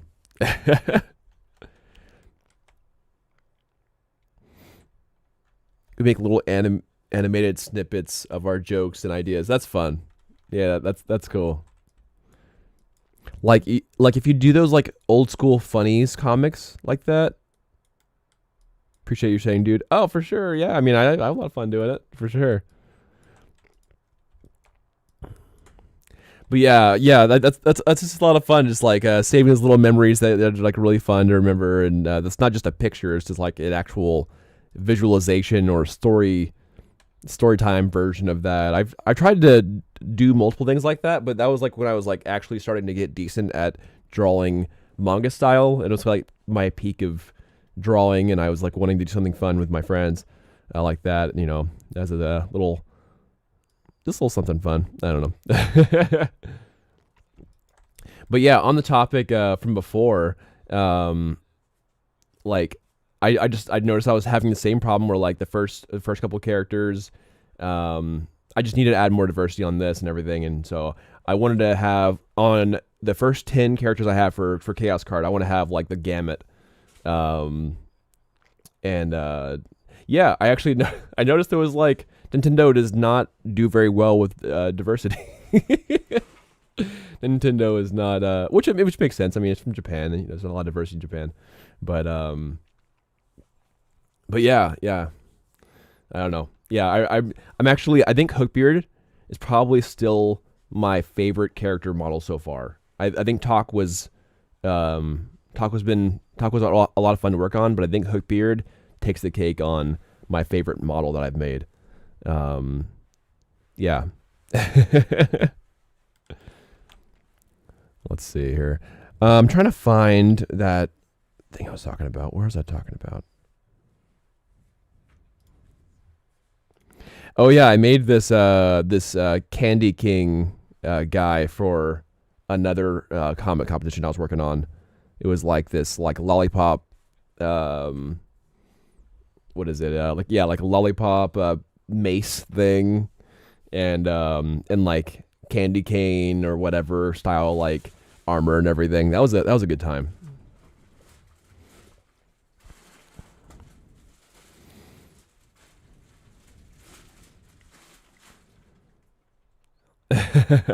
Yeah, I worked on that for a while. I was very proud of that one, for sure. I actually have like a 13-page manga competition that I did. I appreciate that. Thank you. Yeah, if you're interested, I can show you my the comic pages. I just need to find them. But I did a manga competition for that Japanese international competition like last year. I had a lot of fun with that. Okay, sure. I'll try to find it real fast.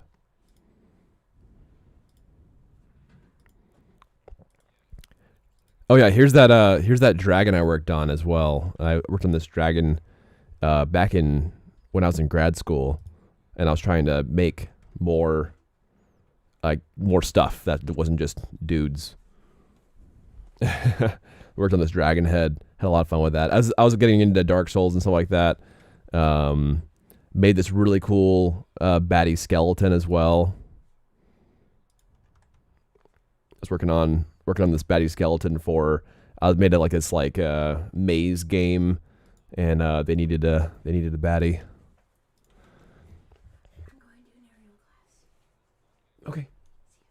Have a good one. Let me see here.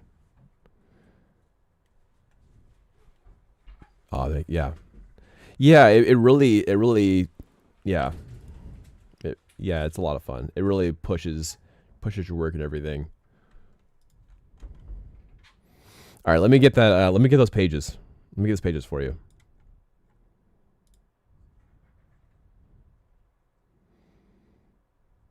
Here, while I'm finding those manga pages, 1 second.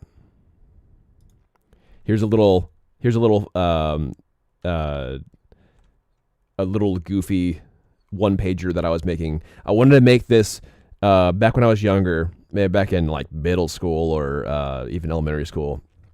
I wanted to make, because I saw Mighty Python and the Holy Grail the first time, and I really wanted to make like some funnies comics for like these bucket helmet knights, and I called it Knights of Nox back in the day. It was Knights of Nox, and had a good time with that. But yeah, this is a little demo of what I wanted to do for Knights of Nox. Anything digital I can do, but as soon as there's no computer involved, my motor skills. I was given the gift of music instead, so it's a trade-off. Yeah. Everyone has their own talents, man, for sure. Inspiration from, yeah, oh yeah. Yeah, it's a big Monty Python fan for sure. Yeah, the idea was like the two gatekeeper guys, you know, are distracted. You know, you have like the one who's talking a lot and the other one who doesn't say anything. And the entire time they're distracted, this thief is running away with the gold in the background in this this bridge thing. Yeah, anyway, but I thought that was pretty fun.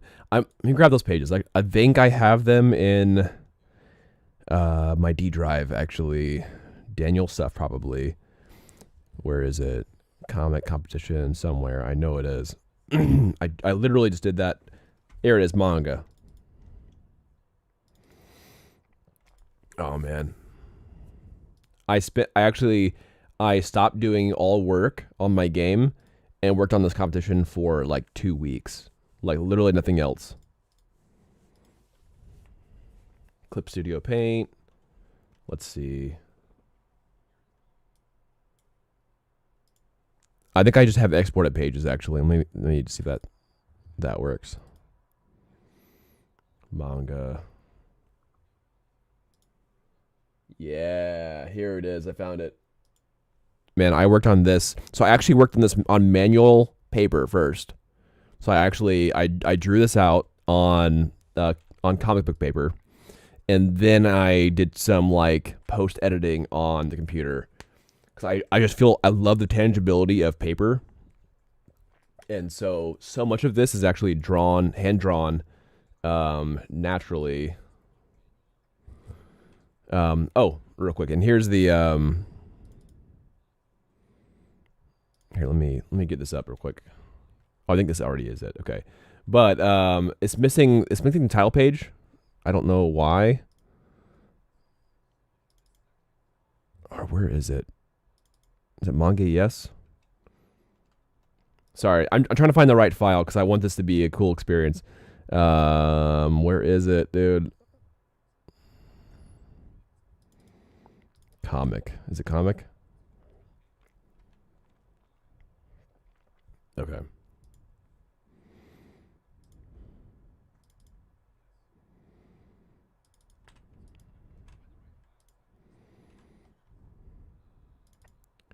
Sweet acapella. Yeah, I really went ham with this one. I was like, and this is my first time ever doing a thing like this. So I went from not making stuff at all with manga to like trying to do a competition. Dang it. Where is it? Manga, yes. Oh yeah, so this is the last page. It was like the final page of just like, you know, kind of meet the author kind of thing. So page 1.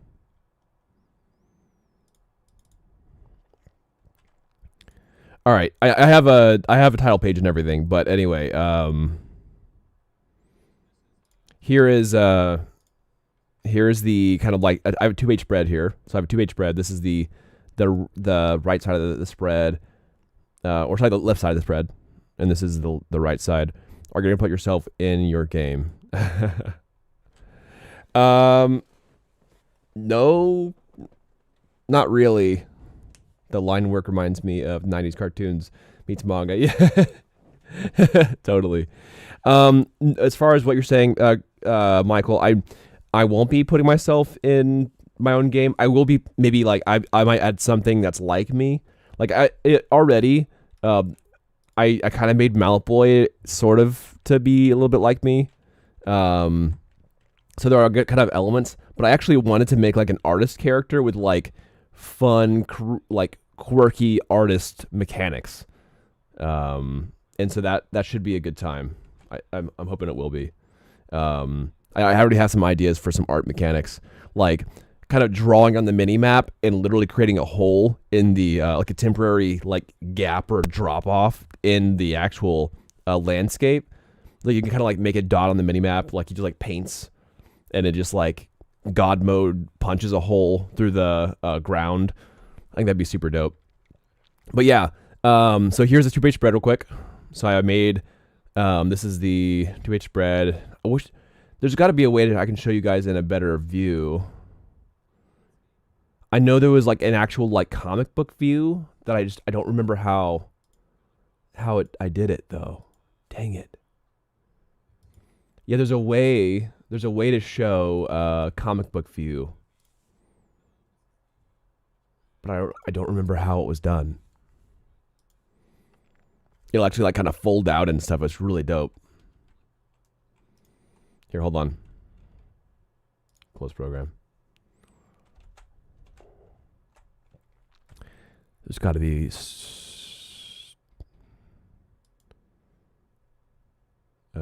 Don't save. Where is it? Anyway, I know there's a way to there's a way to do it. Okay, I'm just gonna go to the pages. All right, so these musicians are going over to this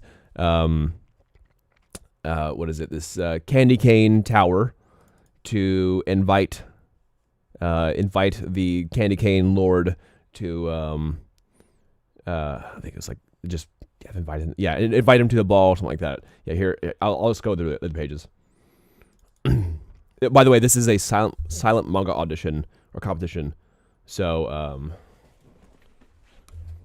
yeah, just so you kind of know what's going on a little bit more. I think I'm missing something. So this is definitely not the final draft here. I think I'm missing something. Manga, sweet acapella.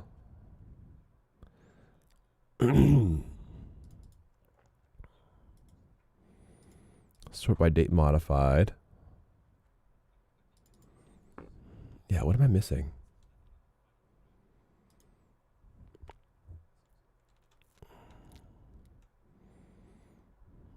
Is it this?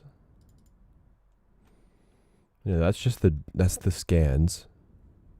All right, anyway. All right. Yeah, this is pretty close though. This is pretty close. All right, yeah. So the musicians head over to and then like kind of like yeah. It's definitely not the final version because I definitely cleaned up a lot of this stuff. And I really wish I could find the final version. It makes me kind of sad. Here, hold on. Let me see if I can open up a recent.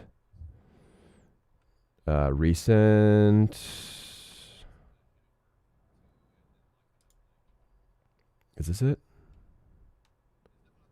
This looks more like it. I think. No, it still has the scuffs.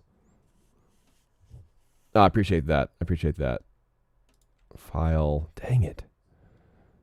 Recent. Comic. No. That makes me sad. I know I have this. So I did turn it in like page 14. No. Blah. I gotta find it.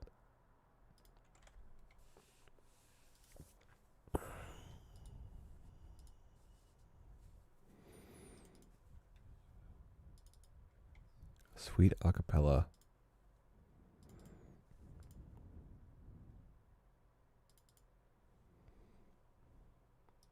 Here, hold on really fast. I'm just gonna try to open this up.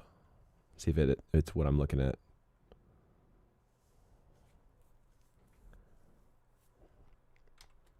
I just can't tell if this is just like one of the layers. I'm sorry. Actually, I got really into it super hard for like half a month. The person who figures out how to revolutionize data storage. Sorry. No doubt. No doubt.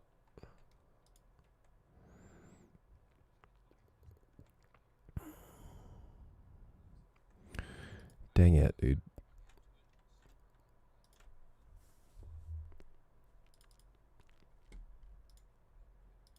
Pages. All right, here we go. These are the official pages. Officially official. All right, so here's the title page. We got it, fellas. All right, so here's the title page. Sweet Acapella. All in the style of One Piece as much as I could, to my extent of knowledge and style. So I had like some panels of highlight panels, and then this musician girl. Let's move on. So here's the definitely seeing that. Yeah, thank you. I wonder if it'll let me do like a 2-pager or whatever. It's fine. It's fine. All right. So yeah, they're coming up, and yeah, you play music and. Yeah, this is much better. Okay, this actually has the gray tones and everything. Okay, this is the tone stuff. I knew I wasn't showing you the finished version. So this actually has like reflection on the gummy bear guards and everything. So, all right, cool. So yeah, they're playing music, trying to, invite.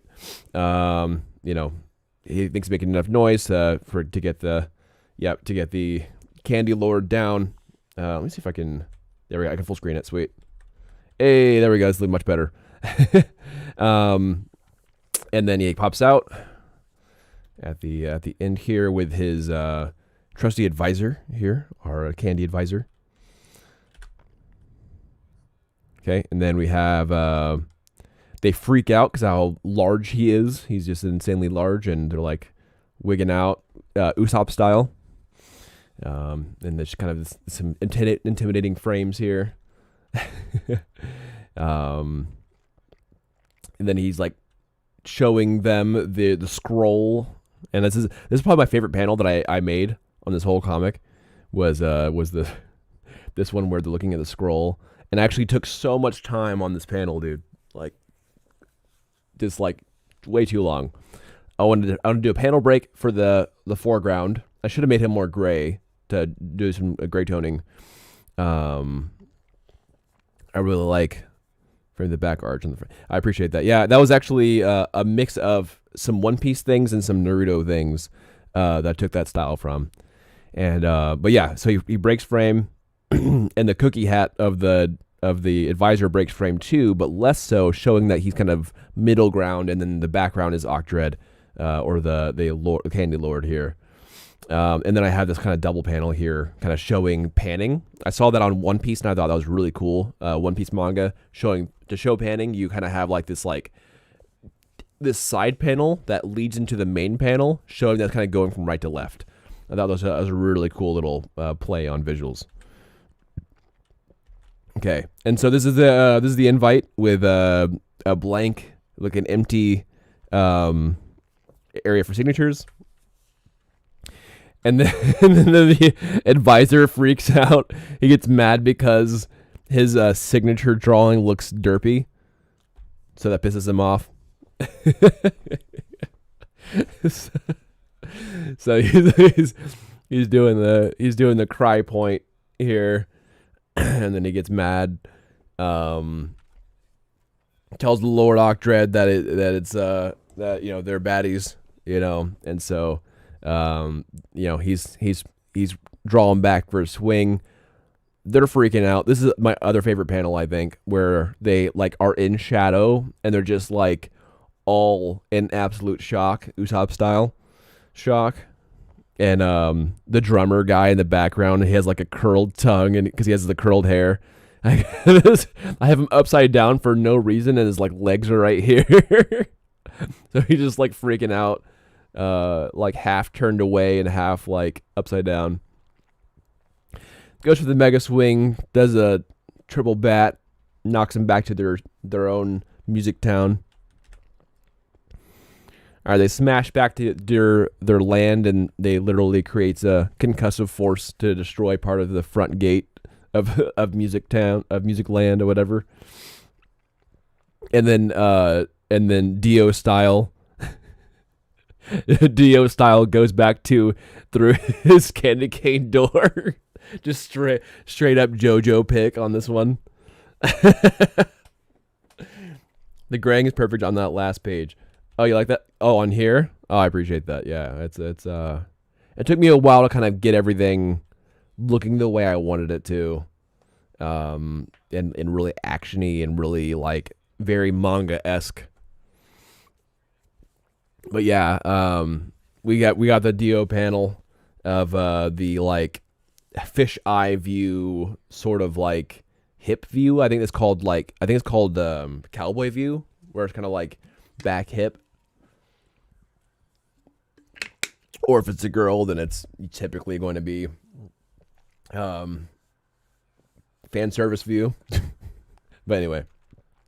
Yeah, so then we have the musicians who have landed in the music town, and we have people freaking out in the background that this destroyed some of the pipes and everything in Music Town, and then they're getting doctored up by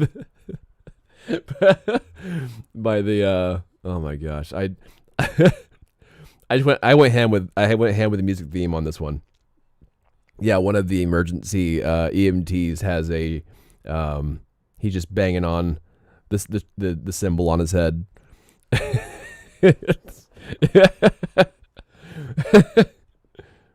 I actually I'm digging this fro though. I made this fro, and I actually messed up. I was trying to do something else, but it actually turned out pretty good, and I kept it as a fro.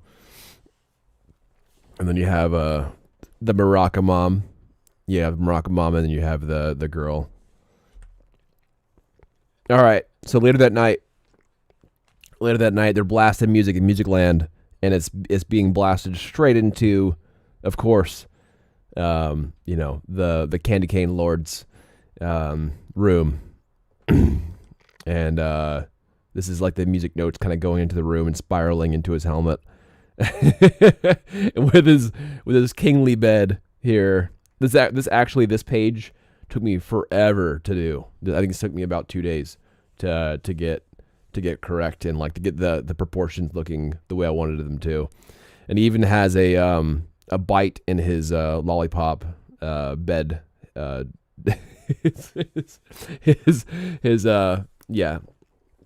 His little lollipop bed head frame thing.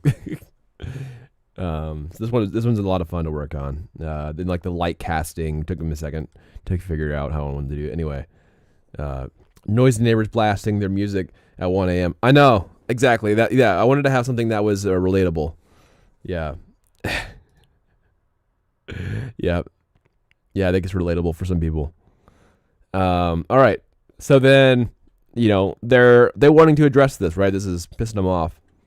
And right, so then the Candy Cane Lord, the Sweets advisor, and the Gummy Bear guards are walking down the hall. Actually, I really enjoyed this. I made this. What is it? Oh, stained glass lollipop window. I thought that was kind of fun. Just like a little themed. I just really want to push the theme super hard on this one.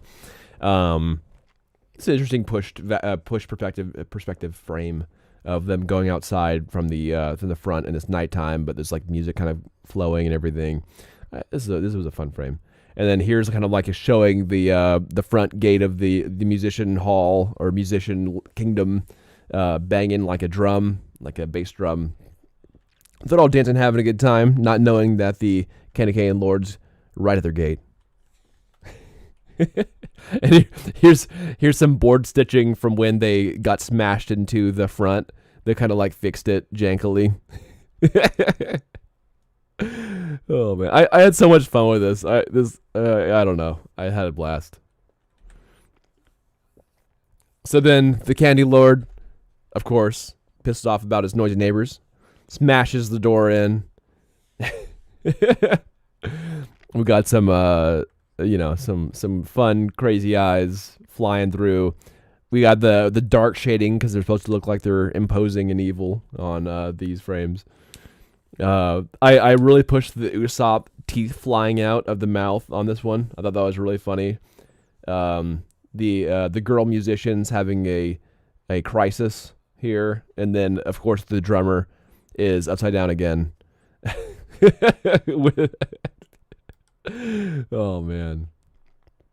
And then the sweet girl musician is tugging on the Candy Cane Lord's tabard here, trying to get his attention. You know, hey, don't terrorize us. We just want to have some fun. Laugh my ass off. Love the consistent physical comedy. Thanks, man.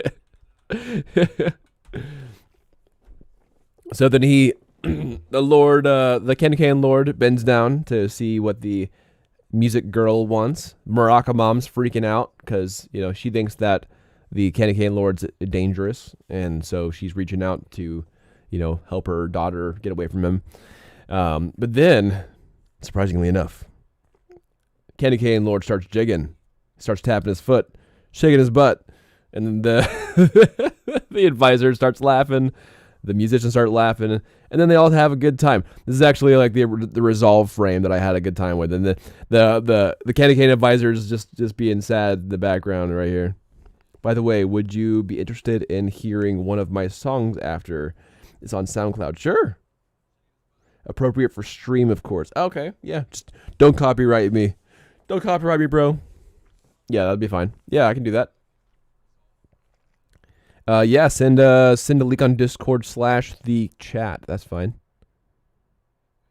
Either way is fine. So then, yeah, the resolve of this. We're almost done with this. So yeah, basically, they're all dancing, having a good time. I have all my characters here. Got the people on stage in the background, having a blast. Got the big pipes of the Music Kingdom kind of like shaded out in the back. And then you have the advisor who's sad, and a little artist kid who's walking up to the advisor.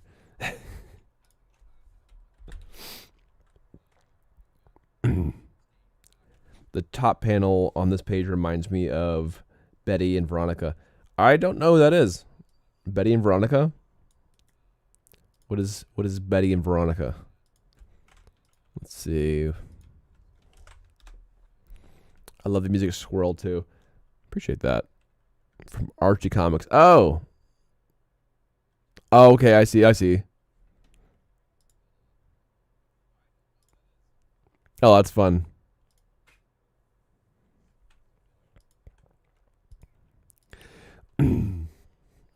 Okay, so almost done.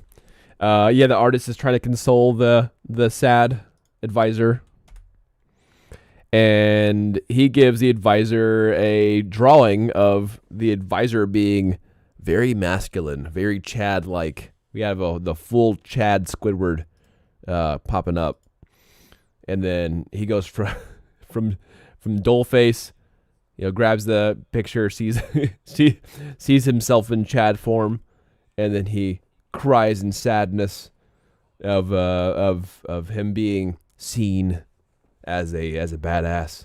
But then, I think it's a panel from here. Yeah, here's the Candy Cane Lord's weapon kind of standing up here. Advisor giving Lord Farquaad. Yep, from Shrek. Yep.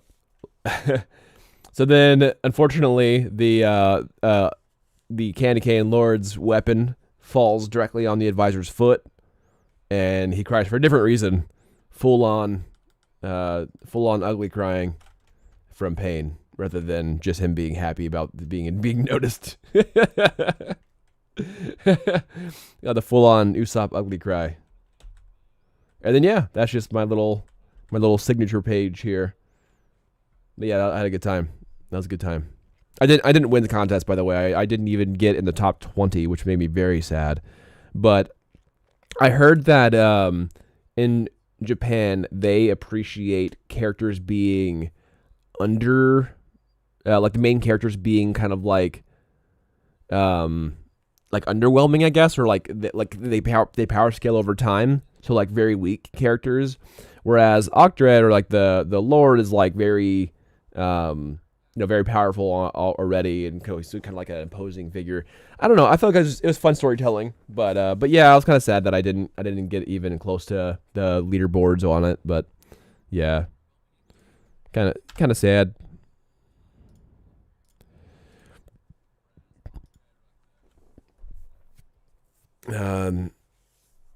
Yeah, man, well worth the wait to find it. Yeah. Appreciate that. It's like I got a new YouTube subscriber. Thank you for the subscribe. I need to be careful about that since I am on Twitch as well, and it sounds odd. New subscriber sounds like a follower in that way. But yeah, so yeah, I've been kind of working on that comic book for a while there. This is a lot of fun to just chat about that. But yeah, it's been a good time. Make sure you keep it safe. Oh yeah, I can't believe this only took 2 weeks.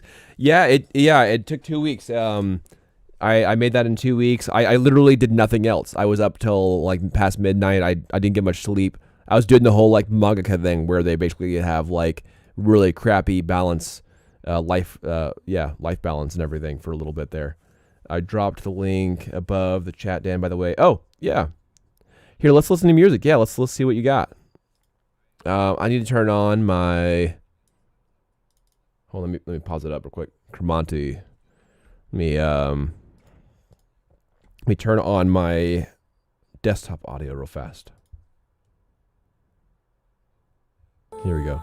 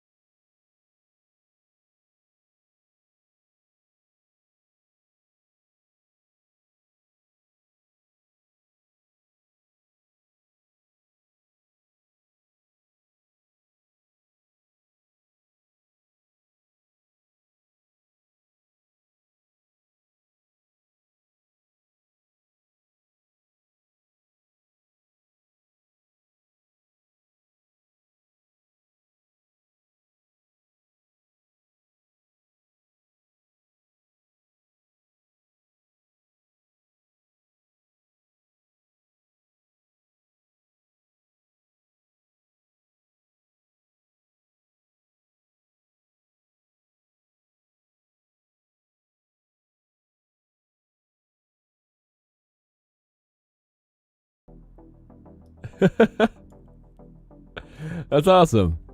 That was good. Yeah, that was really good. I liked that. Yeah.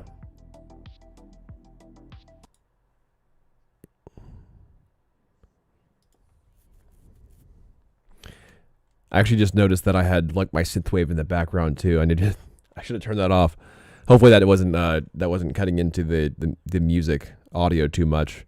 But yeah, that was good. That was good. So you made the verses though, so like kind of like in the middle.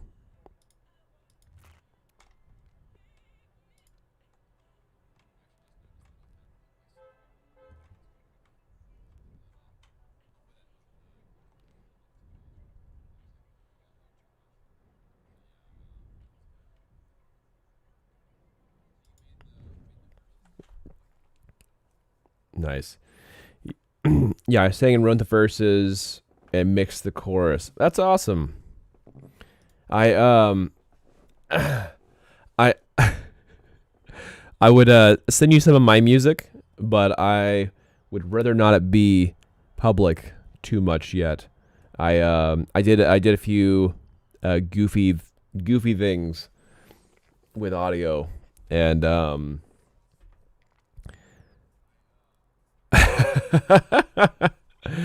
yeah, I had some fun.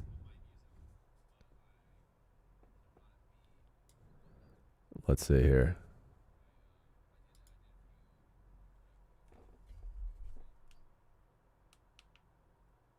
Let's see here. Let's see if I can find it. Yeah, I have you heard of the artist Jaron Benton by chance? Jaron Benton. I'm not sure if he comes up to Canada, but I know he does like world tour. He does you have, okay. He does at least American tours. I've been a Benton fan. I was a whole like, Funk Volume fan in general. So I Hobson, Dizzy, even Swizz back in the day, and Jaron when he joined the crew, I kind of got into his stuff. And I loved his shock humor that he added. I love the shock humor that he added to the show, to his stuff. And here, hold on. See if I can find it. I don't think I took it down, but I might. I might take it down eventually. Let's see.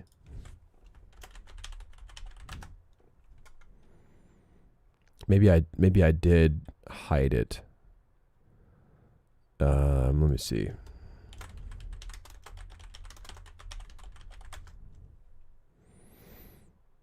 Oh, and I never thought you were into that stuff. Why is that? Why is that?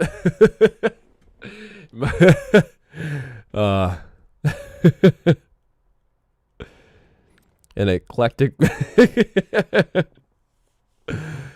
Oh man.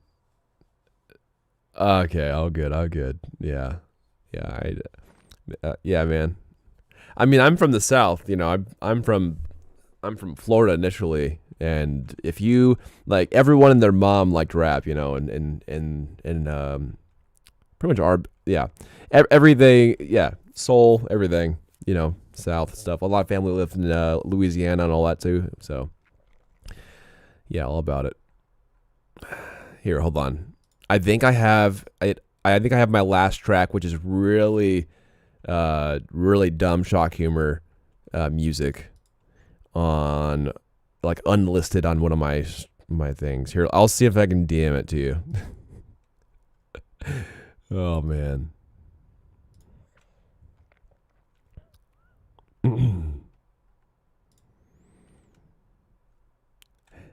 I had the name Dantastic because I'm just that kind of guy. I actually met Jaron a couple of times, and I actually paid to do a collaboration with him, but I never released the song because I never felt like my verses were strong enough to like match his pace and his like intensity, and so I actually paid him like over $1,000 to do a collab. And I have his verse and everything still. I still have his verse. I've never put out the song because I was too afraid that it would be too imbalanced in skill So yeah. If you need help with a songwriter, yeah, I might have to do that. I actually like putting out music. I like doing audio stuff, but yeah, I just then I have this cool mic to do it as well. Yeah, I'm a producer and an artist, so I can mix it for you and bring it to fruition. That sounds cool. I actually got mine mixed and mastered by the same people that did Funk Volume mix and mastering, which is really cool. My initial stuff, but it was definitely quite expensive. Here, hold on. Let me get you this track real fast. Let me get you this unlisted. I was just making sure that it wasn't. So it is really dumb. Here, hold on. Just letting you know, it is really dumb. I actually have some better stuff. I actually had some. I just need to find it. I think it was on SoundCloud, and I just unlisted everything. But yeah, I'll send this one to you so you can laugh, have a good laugh. Here, hold on.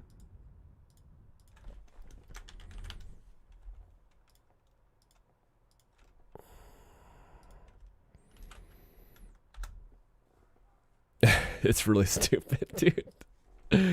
Oh man, but it's definitely very Jaren inspired. Yeah.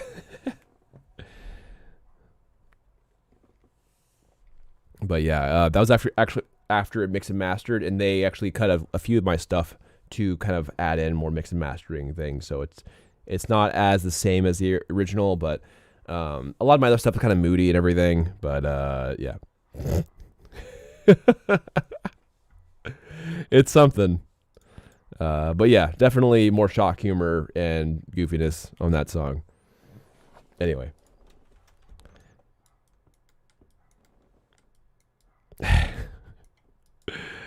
All right.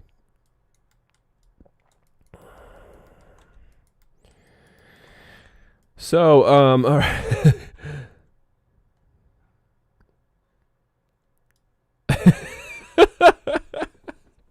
Gotta pause this. Oh man.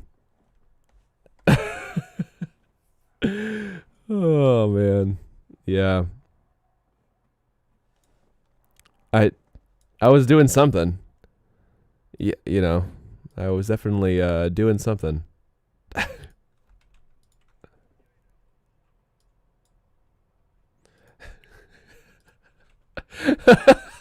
I appreciate it.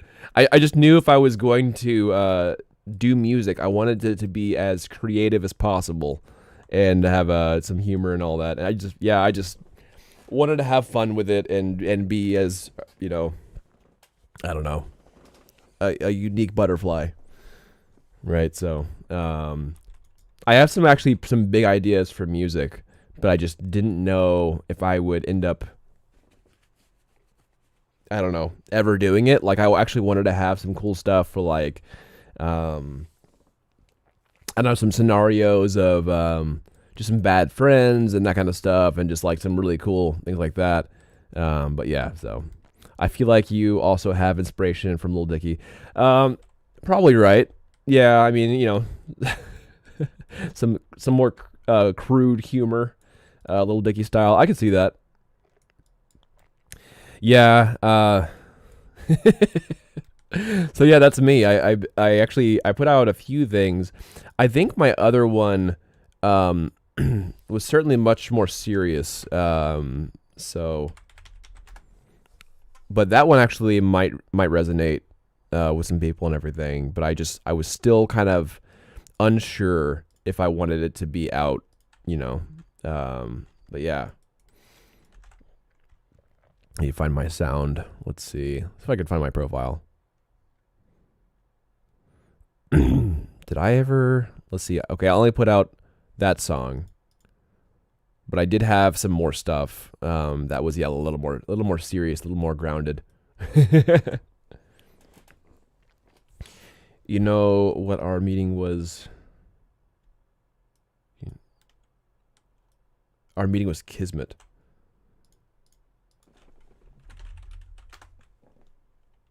Fate. Ah. Let me send you my latest song or Discord. Cool. Sounds good.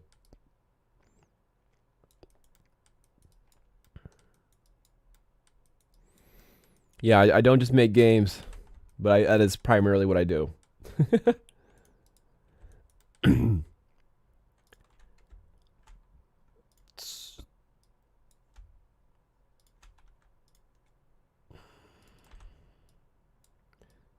I'm just gonna clean this up a little bit to match better here.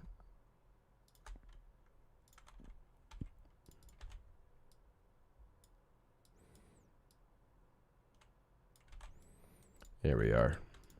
Hey, we're doing stuff. That's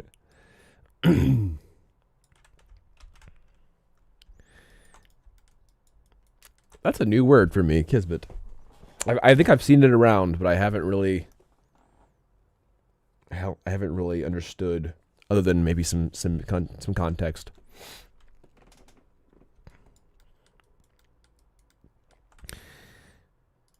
What other streamers are up to? What people doing? I love that word. Kismet. Just sent you that song. Okay. And I'm assuming that this new song is a DM only thing. Let's see. So I produced this one as well.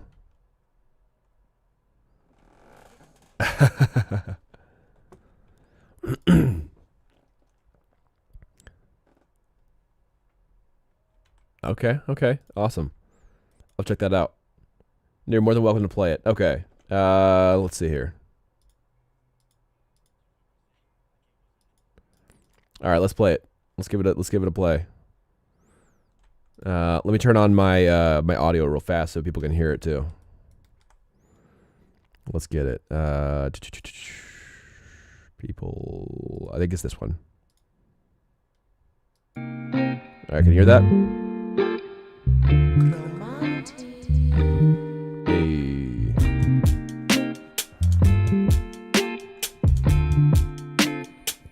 That's some jamming. Yeah. Turn down to the jazz. So far, you feel me? Gotta get thanks. Kill some ears here with the volume. Do everything in their power, they cannot stop me. Immigrant from the land of boredom, now I'm posted up in the home of hockey. Even when I felt like giving up, cup runneth over, I feel it up. Hiding all my imperfection with precision, like it was a nip and tuck. Who are you to judge? I was lost and found, now I'm seeing sounds. I done picked it up, I done put it down. I was in the spell, then I breathed life into stagnant air. We were crowned out of nappy hell. Went to therapy and realized some circumstances just aren't fair. And now we're here.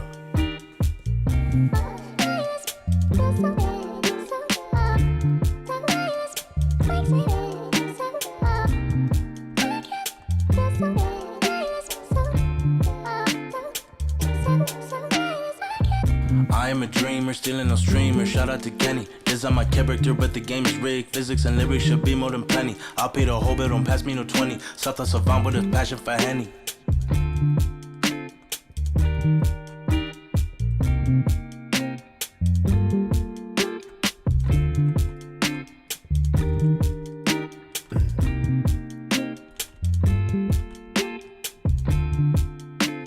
Okay, so you still have a little bit going.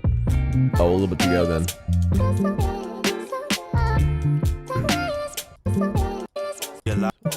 Plenty, I'll pay the. I am a dreamer, stealing no streamer. Shout out to Kenny. Design my character, but the game is rigged. Physics and lyrics should be more than plenty. I'll pay the whole bill, don't pass me no 20. South a savant with a passion for Henny.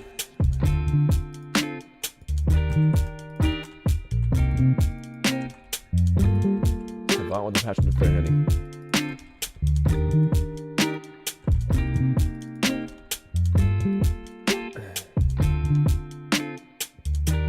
Be done with the homeboy Danny. Hey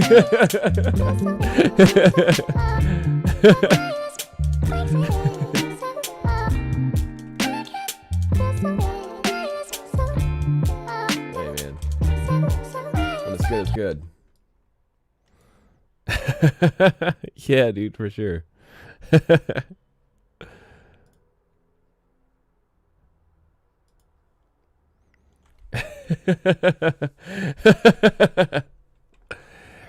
Meet up with the homeboy Denny.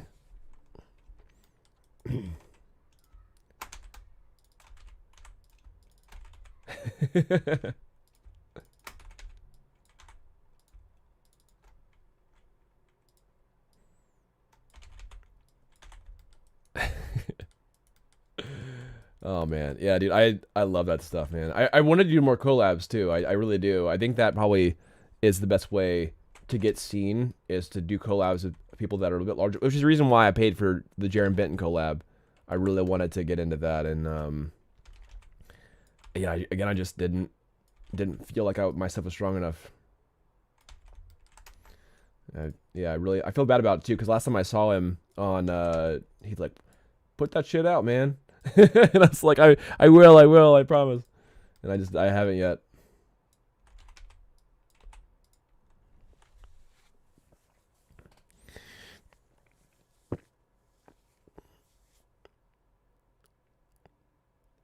The homeboy Danny in my notes. Heck yeah.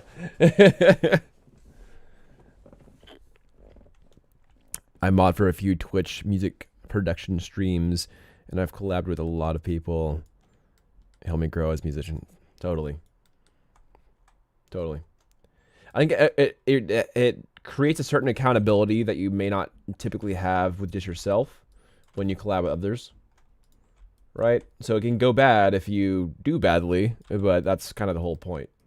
Right? So like if you do well, then you kind of get, you know, known more with just your work with them, but also they respect you more as an artist, and they might want to work with you again, or have them with your show, or see if you want to. Yeah, for sure. So I've done live twice, but primarily at open mic nights. That's how I got some confidence up with open mic nights. That was kind of fun. So never force the. Oh yeah. What do you mean by that? Never force it.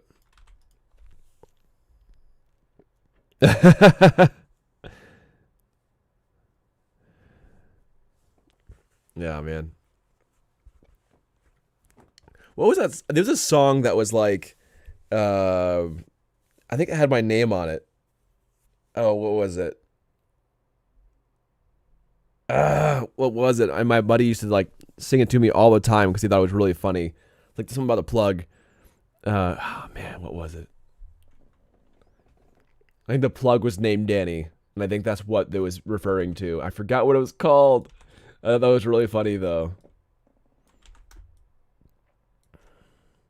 Oh, it was "Trust Me, Danny." That's what it was. The song was "Trust Me, Danny." Trust me, Danny. I remember that song. Oh my god. I'll bring you plenty. Oh my god, dude. I'm not sure. So hold on.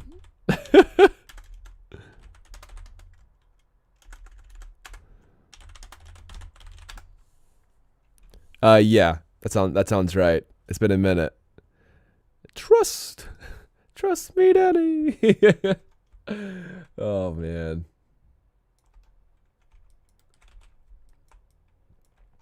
Bring you plenty.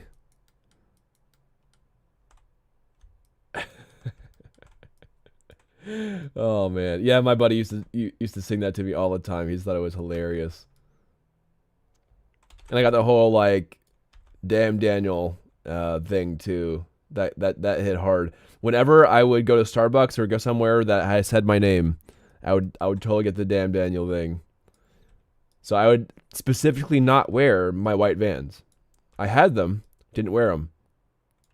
To piss me off.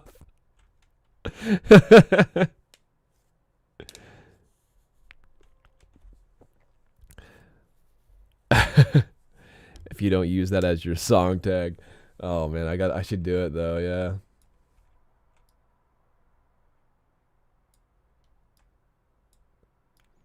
The whole thing I wanted to do with Dantastic was supposed to be more comedic, but I realized that I enjoyed a lot more of the raw stuff the more I wanted to write, the more it was like more rather intense, which I guess is kind of the mix with Jaren too, right? He goes comedy and then he goes horror, then he goes sad, you know, kind of thing. Kind of the gamut. And it felt very much like that.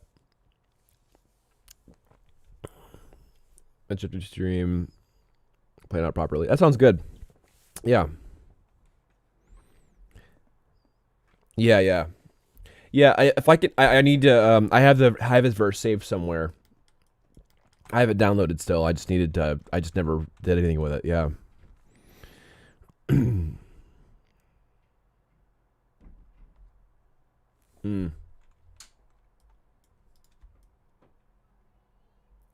Straighten UVs. There we go.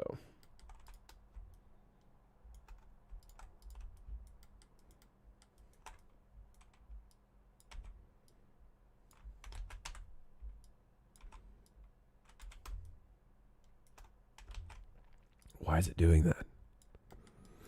Like my artist name, I go back Chrome. Music production, I'm Cremonti. Each persona is different, but part of the whole. I can see that. Yeah, I guess some artists do have multiple personas, multiple names. Yeah, I can see that. Yeah, dude, I actually I had this whole idea about wanting to do like a music video. I love doing I love like special effects stuff, and I would really like to have some kind of fun trippy effects. But more than that, like story related stuff. Like where I wanted to talk about like maybe like bad friends or whatever. I would have like I wanted to have like a, you know, big production kind of thing, like ideas of kind of movieifying it. 3-bit avatar, my music videos. That's cool.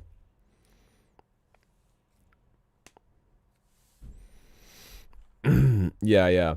I was wanting to do like a Space Marine one where like I was in the rubble with a Space Marine like armor on and stuff like that, or like, you know, in a way like that, and maybe like I was like left behind by the ship because you know, whatever reason, and you know, kind of thing, and but it was explained through the lyrics and that kind of stuff, and it was just, I feel like that would be a really cool way, like, or cool metaphor of kind of having some of these backstabber people, you know. I thought it was going to be a fun way to do it, and like, you know, going through it's kind of like Alien Planet in a way, with kind of this, you try to like survive by myself kind of thing. I thought that would be like a really fun visual of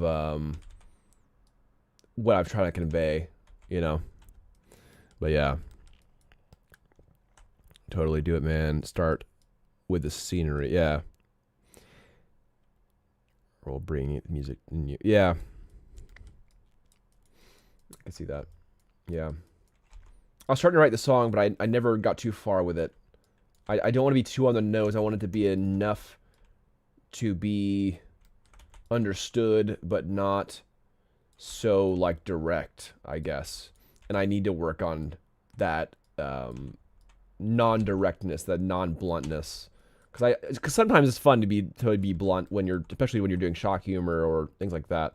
But yeah, I do definitely have some like implied, I guess, visuals or speech that I need to kind of get better at, or even the, you know, the whole.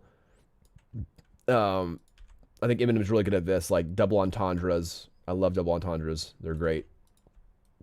I had some really cool double entendres planned for some lines of mine.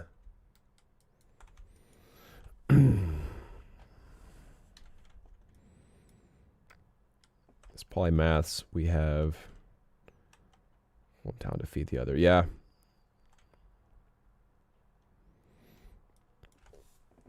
My songwriting, I record multiple takes and just focus on the flow ideas. Then it evolves from there. That's cool. Some of my songs, the first take is 50% humming and vocalizations. Yeah, I like the way that that Tech 9 does it and everything. I love how he flows so well with his music. I think I actually drove by his studio. I didn't do anything. I just drove by it because I was too nervous. But yeah, I drove by Strange Music Productions studio thing and just to see where it was. That was pretty cool. But yeah, just the way that he flows with some of the times, like he just kind of like hits the tempo with his vocals, where he goes up and down with not only just the intensity but like it's like the speed, and I don't know. I feel like he's really good at flowing differently at different tempos, different paces, different like on a cuff, right? Just like, which is seemingly rare. Like it's very good technical prowess.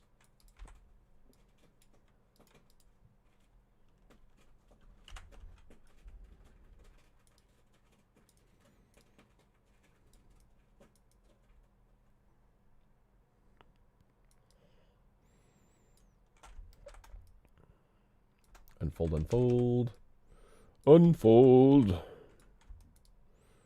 Did I cut this? I did. Bye. I'm cutting you too. My favorite rapper lyricist is Black Thought from the Roots. Send me your favorite song by him. I'll check him out later. Yeah, DM me your favorite song by him. I want to see what he's about.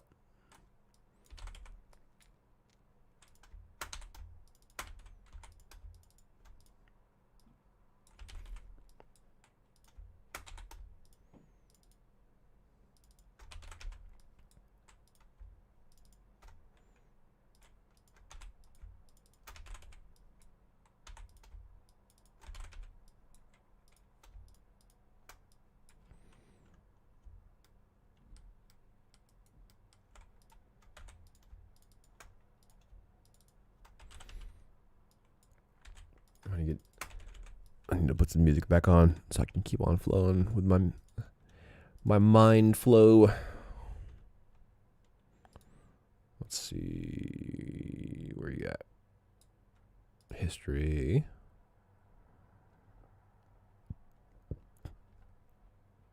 Oh, because I'm on that. That's why. I'm on the wrong channel. I need to get on here. Here we go.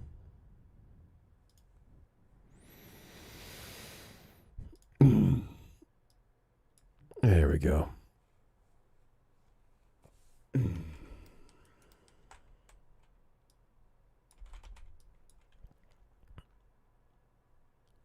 Question for you. Baking optimization. Sure. Yeah, what about baking optimization?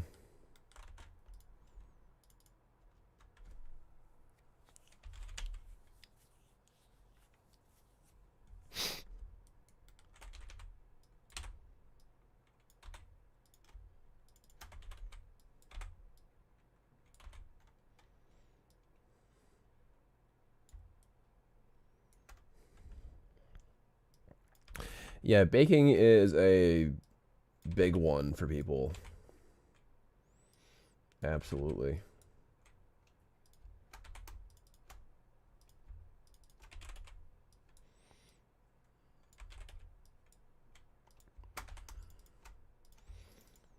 I'm here for it.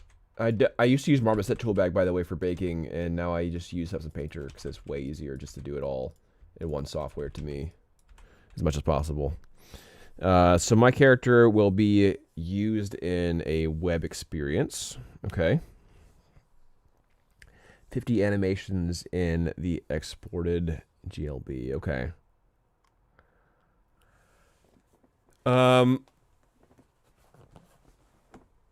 Okay, so what kind of baking concerns do you have?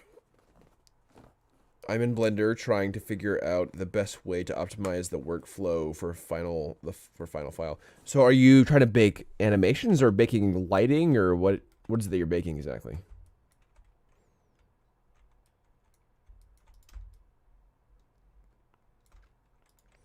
Straighten them UVs. There we go. Baking lighting into the animation. I mean,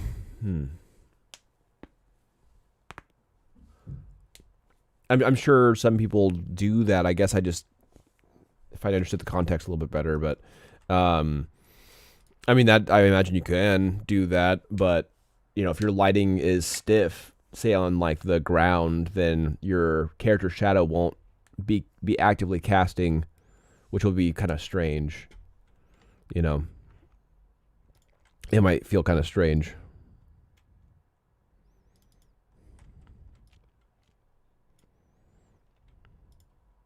Okay, so I'll just do that in the code, light animation.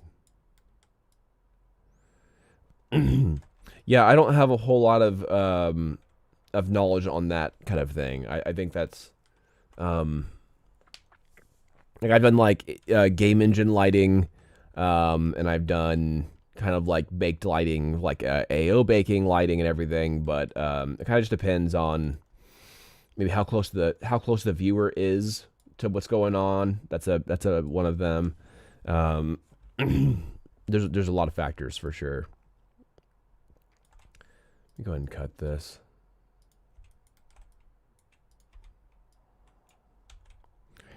Let's see here. Now in terms of material optimization for export, I'm still new to UVs. Okay. So if you're new to UVs, then definitely keep on hanging out with what I'm doing here, because I'm making some pretty dang complex UVs, and you probably won't find anyone that has as clean of UVs as I do, or as I try to have. I know that sounds full of myself, but I pride myself in clean UVs. That's what I'm trying to say.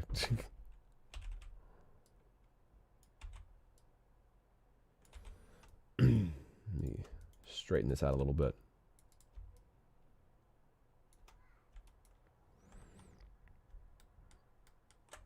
What I'm saying is I'm better than other people at making UVs.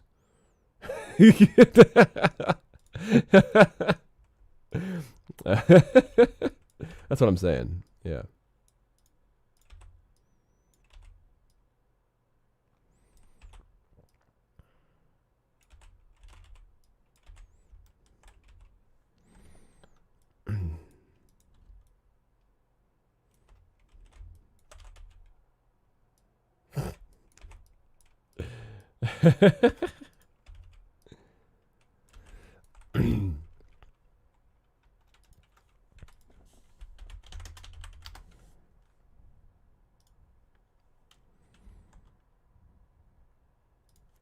So this is what I'm getting at.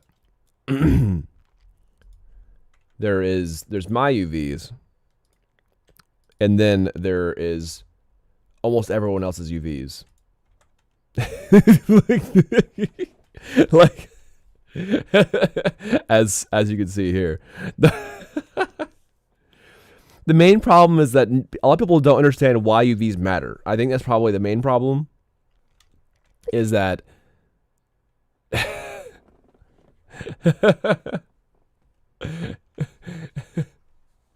yeah.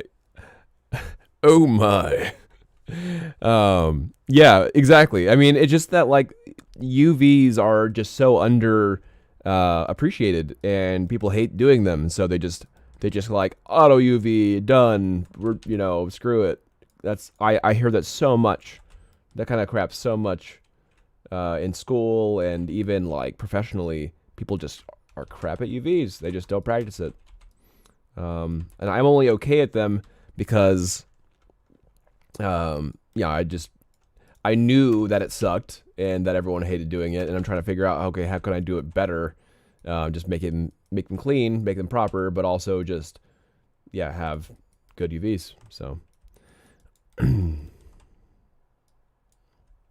like this is an example of my UVs here, and there's even some extra space here, so I can go ahead and pop that up a little bit.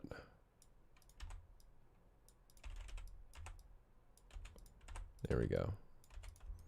So yeah.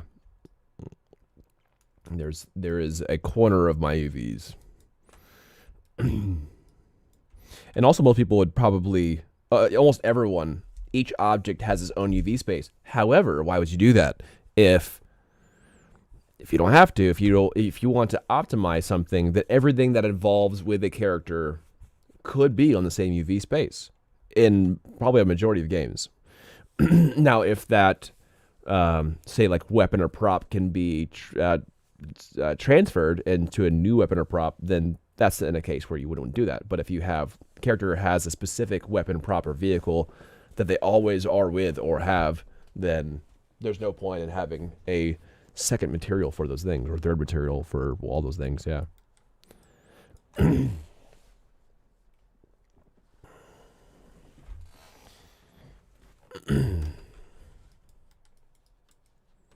It'd be so fun to do like a little Star Trek episode, you know, just like the whole like garage factor, right? old school Star Trek garage. All right.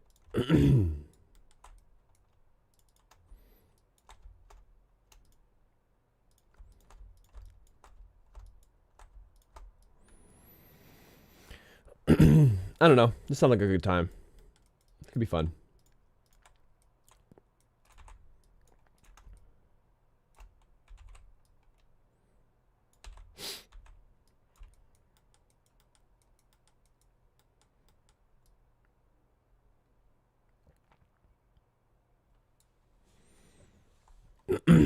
Just posted a link to your Twitch channel in my 3D artist friends Discord. Yeah, I appreciate that. Thank you, thank you.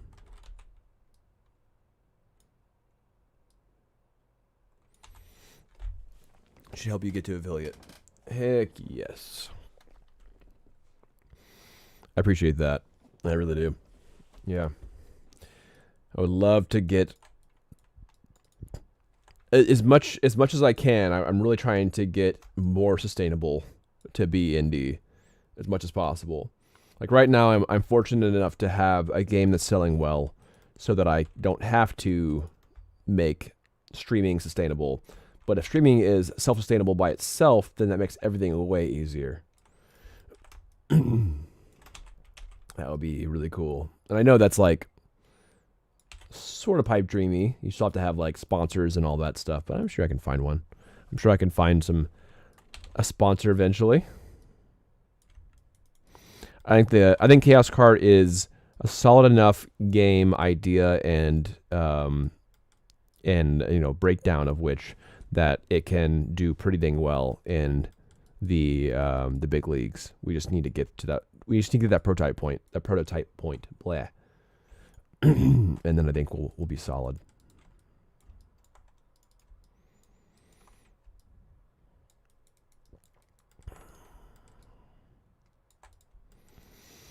Okay, let's see here. So I'm going to grab this edge. I'm going to grab this edge. Let's go ahead and give that a cut. There we go. Got to get my bass voice going on, so I can get more viewers. Ken090 has followed. Hello, Ken. Welcome to the stream. I make games, and this is currently my very bass voice. Welcome, Ken. Welcome. Hey, I have 3 more followers until I am I couldn't apply for affiliate, which is awesome. So I appreciate that. Daniel, this is the 3D character artist friend I was talking about. Welcome, 3D character artist friend, Ken090. Appreciate popping in. I'm currently doing character art and, you know, game art in general. Welcome, welcome. He's a streamer I shouted out. Okay. Shouted out the song. Sick. I did. I was like, who's this Ken guy? This Ken streamer. Like I need my own verse.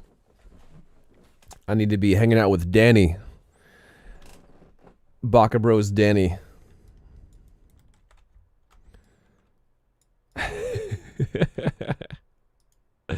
Yep. Yeah, man, where's my verse?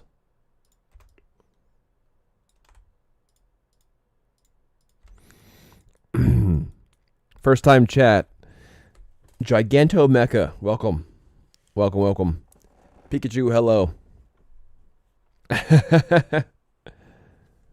Hey, thanks for hopping in. Thanks for the follow. Appreciate you guys. I'm working on let me do my spiel real quick. What's the current project? Says Ken. So, welcome. My name is Daniel. I am the founder of my indie game studio, Baka Bros Entertainment. I'm currently working on Chaos Kart. I created all of these characters that you're seeing on the screen. These are my first roster of racers. So the game itself is the easiest way to talk about it. My razor pitch is Mario Kart Overwatch. Blah. Just smack that together, and then you get my game, Chaos Kart. Effectively, it is Mario Kart with champion-based abilities rather than items. So cut the items, throw in, each champion has 3 unique abilities, and there you have my game. And so any kind of pickups will be more of health, mana-related kind of stuff. Actually, it won't have mana, but that you get the point. It's just like shields and health and movement speed bonuses, since all the combat is related to their actual champion kits. Yes. You got Gigantos attention. Overwatch. Oh, sweet. Sounds good. So originally, I do pull a lot of mechanics from League of Legends as well as Overwatch. But that's what we're doing here. That's what we're doing. So, but yeah, I made these champions, posed them. We've been to Tokyo Game Show. We've been to Seattle PAX West. We've been to EGX London. And I'm currently about to go to Birmingham, England for my next event. So I'm currently living in the UK, but I'm from Seattle area. So I worked at Nintendo of America before on Smash Bros. Ultimate as a tester. So I have some skin in the game. I love Nintendo aesthetic. I love the cutesy stylized aesthetic. And I'm going to keep on making stuff, and hopefully Nintendo doesn't sue me. If you work for Nintendo, then, don't sue me. My stuff is different enough, I think. As we have a aesthetic that really does try to blend in those two games, right? So I'm like, not only mechanically am I blending Mario Kart Overwatch, but I'm actually like visually blending those two styles too. But in Chaos Kart, we actually have a little bit more diversity in the cast, if you know what I mean. So we actually have a black character, and we're actually having like proper diversity, unlike Mario Kart. No shade. Don't sue me.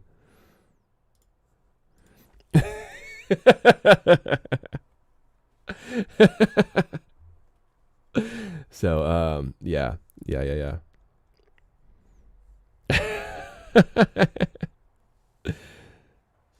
It is. It really is. And you know what's funny is the voice actor for Bucky, our redneck character, is actually voiced by a black dude, and he thought it was super funny to not be typecasted anymore. His first like white character role is a redneck. And he thought it was the funniest thing. He's like, I am voicing a redneck for the first time, dude. And he actually he actually did a episode in Black in Gaming awards, and he was one of the person that got the awards. And he actually was mentioning his role on Chaos Cart, so I got a little shout out for my game. He's like, I actually finally got not typecasted as another like black character role that's like this background dude. I got I got casted as a redneck. He just had a really good voice for it. He did.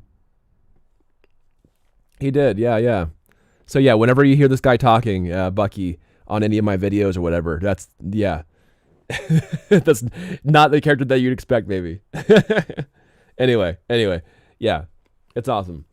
So we actually, I'm actually, every character that I'm having here, all the voice actors and voice actresses I'm having are going to be not your standard, right? Not your typical what you'd expect. So we actually have an Asian female doing Talk's voice, and I'm super stoked. She's really talented, and is really good for the role too. Actually, I know like Ash Ketchum is like an older female too. But anyway, I'm excited about the cast. It's gonna have a solid cast. So, so coming up after this character, so we have this is Scout currently. I have her stuff on Pure Ref. So here's her reference board here. So, and I have roll because it's just a fun picture. But anyway, so this is from our concept artist. We had kind of like this really cool Space Marine vibe going on. Space Marine figures, and I made. He actually drew out this cool like Space Marine version. That's more of like a stylized, cutesy version of Space Marines. I appreciate the follows, by the way. I am 2 away from possible affiliate, so thank you. On God, all that stuff. Anyway, so I drew this out. This was actually my original drawing initially for Scout, was her having kind of red armor, green, kind of like light mint green trim, all that. And this is kind of his refined version for this, so. What is that? Cromonte King. Let's see. That's Doplo from Ken. And then Cromonte King, by the way, Daniel Ken is a streamer as well. Gaming 3D art variety. Awesome. Hey, that's cool. I'm always looking for more people to collab with. Sadly, a lot of other content creators are so stuck in kind of what they're doing that it seems to be difficult for them to get back to me when I'm like contacting them. So, if you're interested at all, jump on our Discord. I'll, if Cromonte, if you could add anyone that wants to be added to the Discord, by chance, then that would be really cool, because I don't have them on Discord. But anyway, yeah, if you want to follow on Discord or DM me, yeah, I'll send them an invite. Sweet, awesome. Yeah, feel free to, because that'd be cool. Yeah, I want to do some more. Collabs. Love it. Yeah, for sure. Yeah. I love collaborating. Actually, I'm not sure if you're making your own games and everything, but I am actually doing some collaborations with a few other indie game developers, and they will be added to the roster of characters. So I'm basically using indie game devs, their like primary mascot main characters, as some of the racers coming up. So I'm super excited about that. So yeah, dude, for sure. Yeah, so I actually have a few in the works that are going to be some high tier, like big indies. If the game gets big enough, then I have a yes on a few bigger indies. And one of them is possibly, I could probably, Cult of the Lamb is one of them. But that is a big if I get big enough kind of thing. Then I might have a Cult of the Lamb racer. We'll see how it goes. I'm excited about the possibilities. I would love to have Shovel Knight on here. I haven't talked to them yet, but I'd love to have Shovel Knight. That'd be super dope. Um,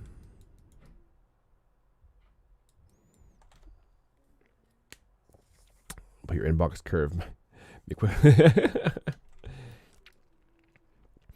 Let me go ahead and cut this. Go ahead and do a cut. There we go. Another one. Let's see here. Yeah, if you check out my news, I recently just posted about the newest collaboration we're doing. Oh, and we have a new tester build, by the way. It is it's still pretty early access, very very early. So right now you can kind of like play around with the AI. The AI is intentionally slower right now, like actually just driving slower, and there's a few bugs to it. So we definitely need to figure out some stuff. But our first collab was going to be with Berserk Boy, which I'm super stoked about. So if you haven't seen Berserk Boy, he has some really cool stuff here. I follow Berserk Boy. I follow the development on Twitter. Oh, sweet. Yeah, here,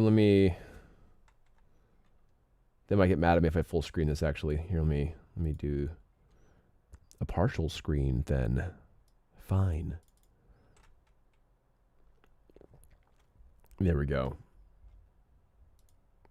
Theater mode. So yeah, Berserk Boy is cool. So yeah, I'm a huge fan of some old school like Mega Man stuff, and that's just totally up the same alley. Also, the concept artist Sketchcraft is the guy who designed my latest characters, like Talk and everything. So and he's designing my newest character coming out, Rex. So that'll be really cool. Glad y'all got to connect. Yeah, totally. Yeah. So I've been DMing the Berserk Boy dev and everything, and so yeah, absolutely. Got some really cool stuff here. I'm still trying to figure out what his kit might be, and also what his vehicle might be. So I'm trying to talk to the core developer right now about that. But yeah, he'll be my first official collab on Chaos Kart, and yeah, he's like make it official. So that's what I'm doing. Yeah, I'm super stoked about this collab for sure. Like, yeah, huge fan of old school Mega Man stuff. But he has so many abilities. I'm a little bit unsure about what we're gonna be doing with his main kit. But I mean, even this tornado ability, for say like he's doing his drift and then he boosts and turns into that tornado as one of his abilities. That could be really cool because we're mixing MOBA with kart racing. I'm gonna have passives. And so a passive could be after drifting during the boost state, he turns into his tornado phase or whatever, and maybe even off of the drift tier. Say you have the 3 tiers like Mario Kart, your first tier, second tier, third tier. The longer you drift, the more powerful the tornado could be, kind of thing, or bigger it could be, or maybe it pushes them away further or something like that. So I'll need to do design documents for him. But I'm working directly with the developer, so we should have it very to theme, or to, like we'll actually have it to be where it should make the most sense for the mechanics to match the actual game. So I'm really trying to stay true to the actual game, so that it has its like stamp of approval, as well as just it feels more authentically theirs. Also, I'm doing a anyone who like buys those characters. So like if I have like a free game, but then I like sell all new characters, then I'm going to be doing a royalty split with the original developers. So anyone who is working with me they'll get like a sales royalty split. So it'll be going to the original developers, and not just like me just taking all the credit and then all the money too. So yeah, I love to share the love. In fact, all the donations that are going into pally.gg right now are not going to me at all. It's all going to my developers, because they're doing so much work. Yeah, totally. So yeah, donations on stream are going to my developing team, and then the sales of my game, if they buy the character from that series, then that series gets like I'm thinking about doing a half split like with them. So I'll get whatever and they'll get whatever. Yeah, so that's what I'm thinking about doing. Like if you show them love and you show people that kindness and that sharing, then you really do not only help like lift up their business, but your business, and then you have that really good like synergy factor, and back to back love can only mean good karma. So I think it's really important. I really do. Like, yeah. So anyway, I'm excited about the future aspects of things. He's going to be cool. All right, let me do a cut here. Okay.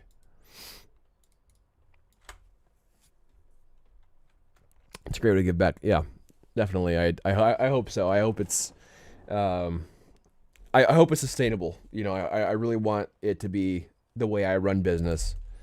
And I want people to do business with me. So, I mean, I think it's important. Who do we have? We have, who do we have here? We have Karamata King as Blue Yoshi. We have Giganto Mecha as Daisy. We have me as Luigi. Ken090 as Mario, nice, and Vaser222 as what are they called? They like the not the Goombas. They're not Goombas. Where are they? The turtle shell dudes, but not.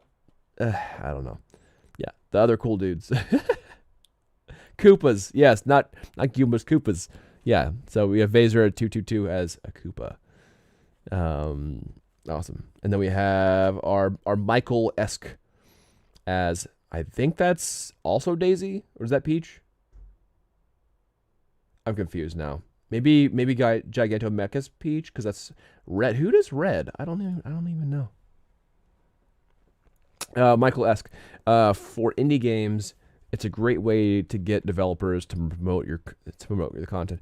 Yeah, I think so. I think you're right. I think that'll be just a bonus for working with them and doing business that way.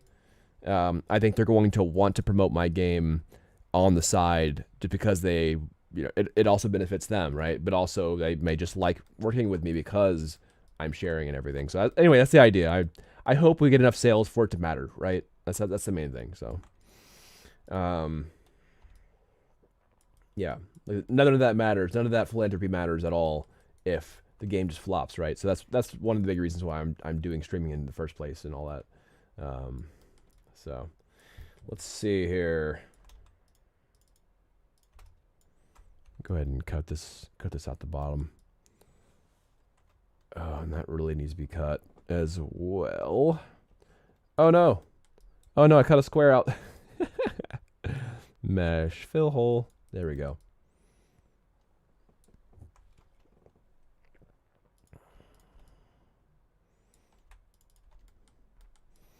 I'm going to cut this inside out here. Go and cut that. Unfold. But I think I should probably cut out this strip as a separate bit.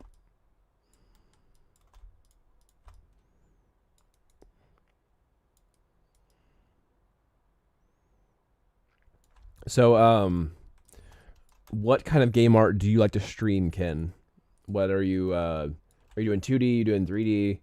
Are you doing a specific game yourself? Or are you just kind of like doing freelance game art stuff? What's your vibe? What's your skill sets? Character art, that's my main focus too. I love character art.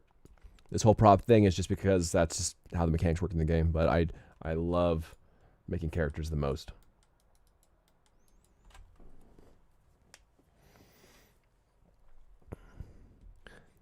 Here, I'll be right back. I'm gonna open up ZBrush while I'm heading out. I'll be right back. I need to get some water. my throat's killing me. I'll be right back. Only real time? Yeah.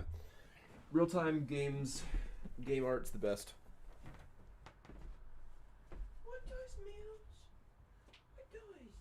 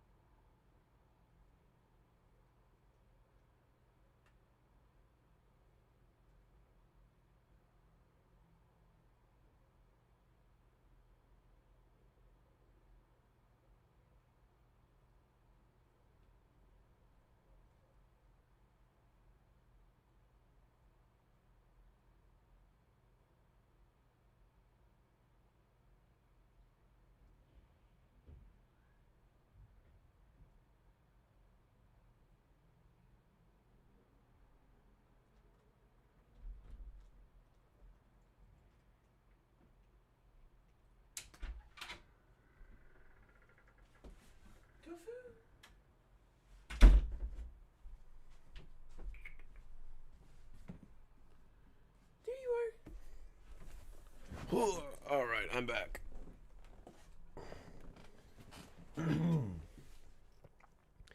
Okay.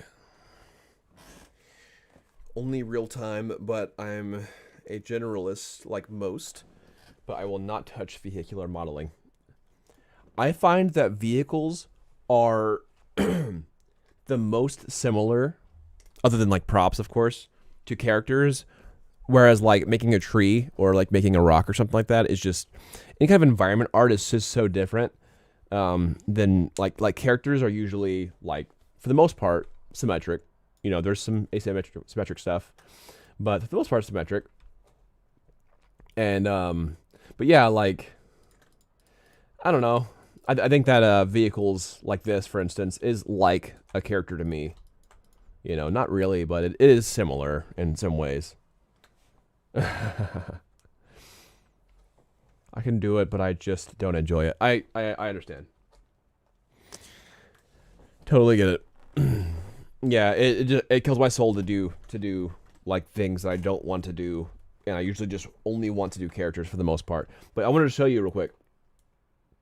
I want to show you I want to show you her in high poly because I made her in high poly first in ZBrush. Or as they say in the UK, ZBrush for whatever reason. Not everyone says that in UK, mind you, but quite a few do. So other than her low poly eyes, this is the correct. Let's see, let me hide these eyes. And these hair pieces are the low poly forms. There we go. This is her high poly work.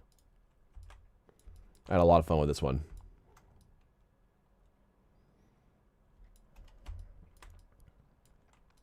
So I'm actually kind of trying to figure out her shoulder armor pieces right now. I have those panels on there, but I actually wanted to add the alien sigil on the shoulder armor pieces, like the old school Space Marines. But yeah, I love sculpting characters. It's so much fun. It really is. Something about making characters, Monty King, I think that there's just like, characters are just, because they have so much character and so much energy, you know, whereas like a prop can sometimes just feel stale, relatively.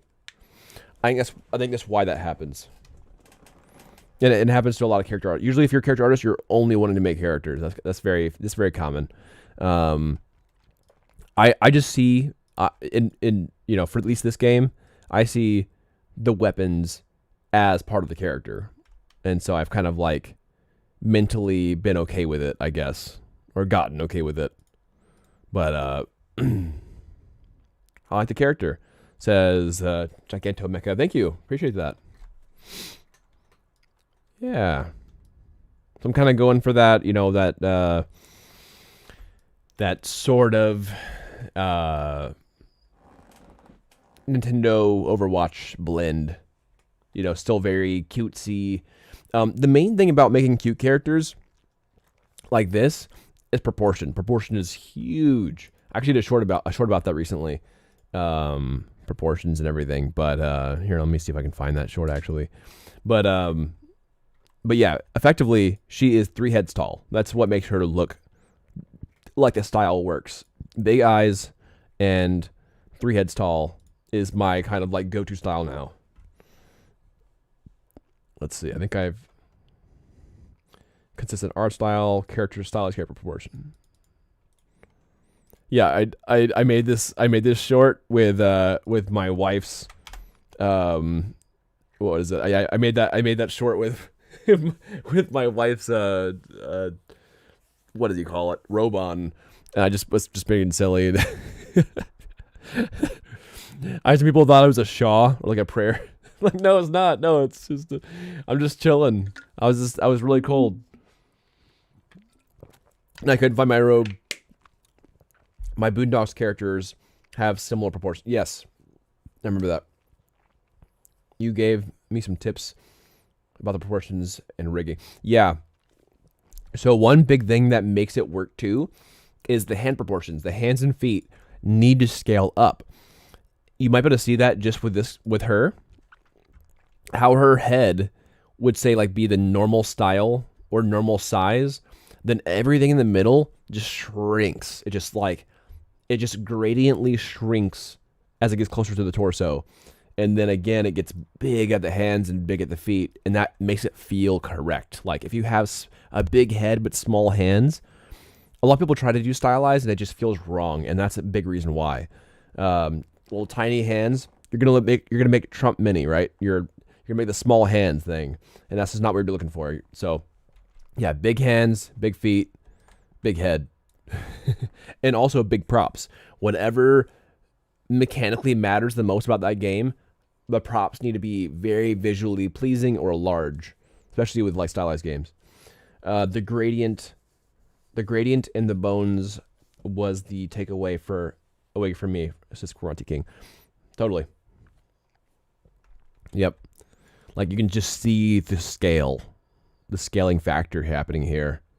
And this is definitely an exaggeration because the boots on this character are supposed to be extra large just to push that aesthetic. But I think the point's still there. I'm still kind of wondering if her hand should be a little bit larger. Her hands probably should be slightly larger just to match the head size a little bit more. I don't know by how much though. Let me give that a test because I'm not sure how much more I would increase them. Like that's a bit much, I think. Yeah, that's a bit much. But maybe that looks actually pretty dang good. That's probably the what I should be doing, and I probably will adjust that after I bake in texture. I probably will just do some last minute adjustments on scale. That's what I actually think I'm gonna do a screenshot of that so I remember to do so.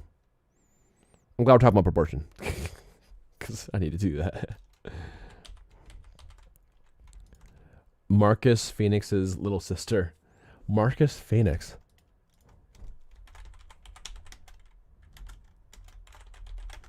Marcus Phoenix. Oh yeah, Gears of War. Right. Gears of War. It's been too long, dude. It's been too long. Dude, yeah, I mean that's she has the chainsaw gun, dude. She has a chainsaw gun. She has a chainsaw pistol.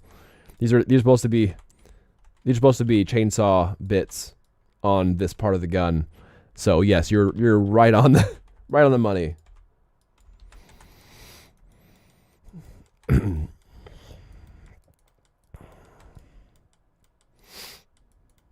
Oh, by the way, if you guys haven't seen this yet, you got to use this. You got to use it. If you are a character or not character, if you're just a 3D artist, you have to use this freaking tool. And you're using in Maya. Sorry, I should point out the Maya factor. If you're in Maya, bam, smoothing groups. Smoothing groups has saved my life with time savings. Pre-baking, low poly, post UV. Time frame. Like I finished UVing this for now, and it basically hardens around the UV shells automatically and smooths everything else out, and that helps fight any kind of seam baking errors significantly, and that saves like a ton of time. Absolutely does. Oh, thank you for the subscriber. I'm not sure who did that. Thank you for the YouTube specific subscriber. I seem to have gotten one. Whoever that was, thank you.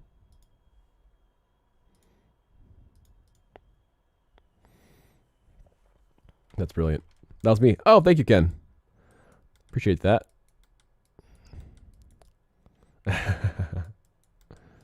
But yes, here I'll link this. I'll link this for you guys.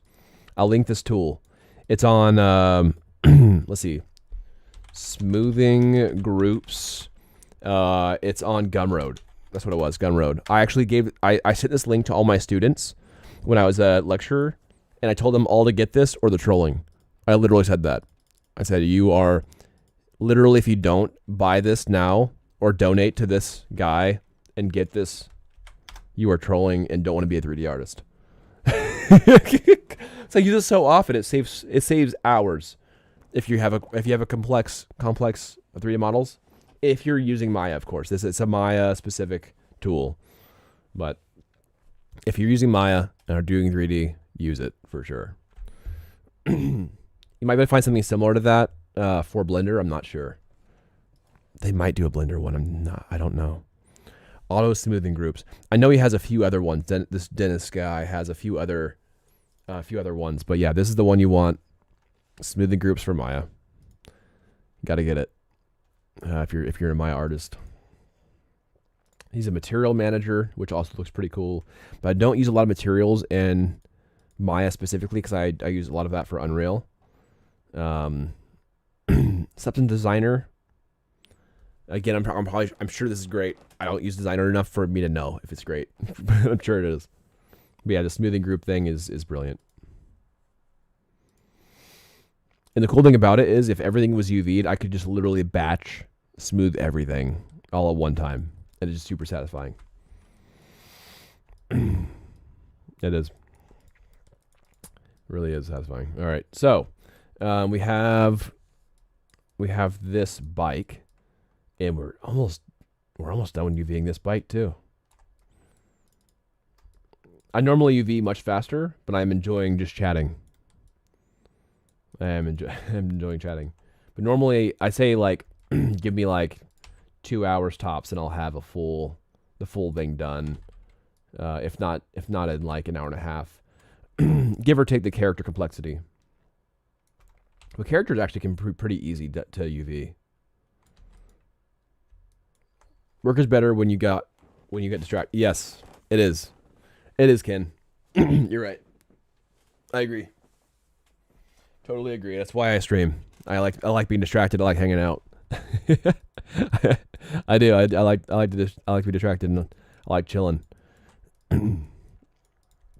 So, welcome new viewers. I am making my own game, and yeah, I'm a game developer full time. And also a streamer. And I'm currently doing UVs and finishing off this cool sci-fi bike. Ken, what are you working on these days? Yes, what are you working on these days, Ken? If you're invited to the Discord, definitely send some screenshots and promote your stuff. Monty King, feel free to promote your music too, dude. Open forum, man. I'm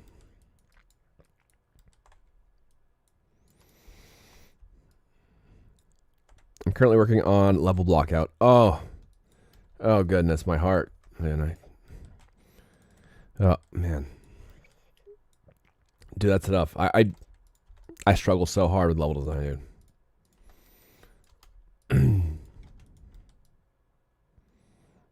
I guess if you enjoy doing it, I hope you enjoy doing it. Otherwise, that's a lot of stuff.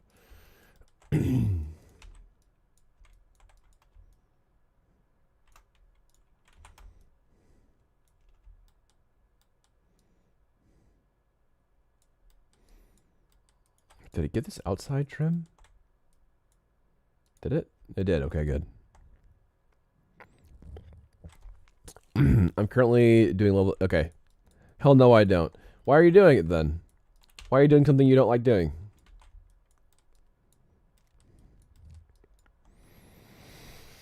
A lot of stuff I've been doing lately has been stuff I don't like doing. Why are you doing things you don't like doing? Stop doing that. It's my duty on the project I'm on, lol. Is it paid project?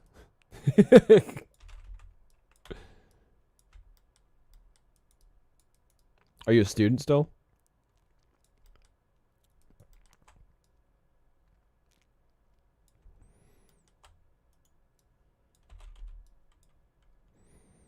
Nah, though. Okay. That's tough, man. If it's not paid and you don't like doing it, I wouldn't have any staying power with that kind of stuff. I just if I don't want to do something, I just don't do it. That's why I'm an indie. I don't want someone telling me what to do. That's one of the reasons.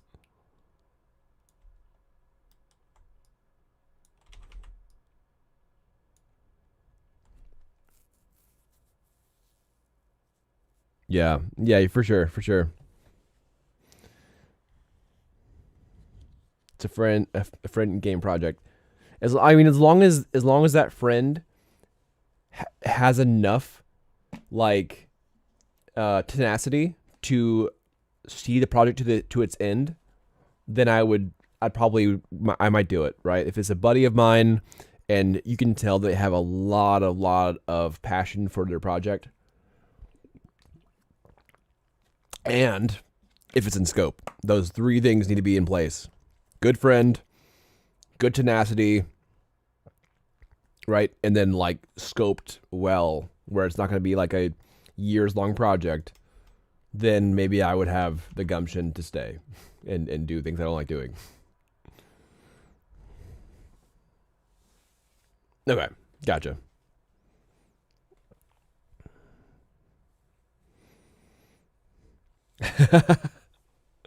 Listen, I'm giving this project I'm working on the last time I tried to work on with friends. Yeah. No results, and that's why I'm doing it. This time around, I'm more structured than any other. I've never worked for me either. That's why I learned all these skills. Yeah. I'm making sure I stepped up and make sure things go as well as planned. Okay, yeah, for sure. Well, best of luck to you, man.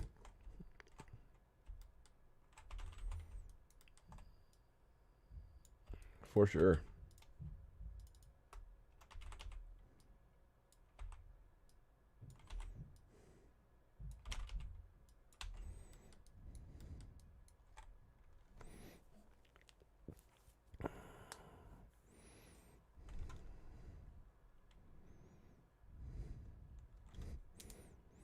I hurt my friend in game.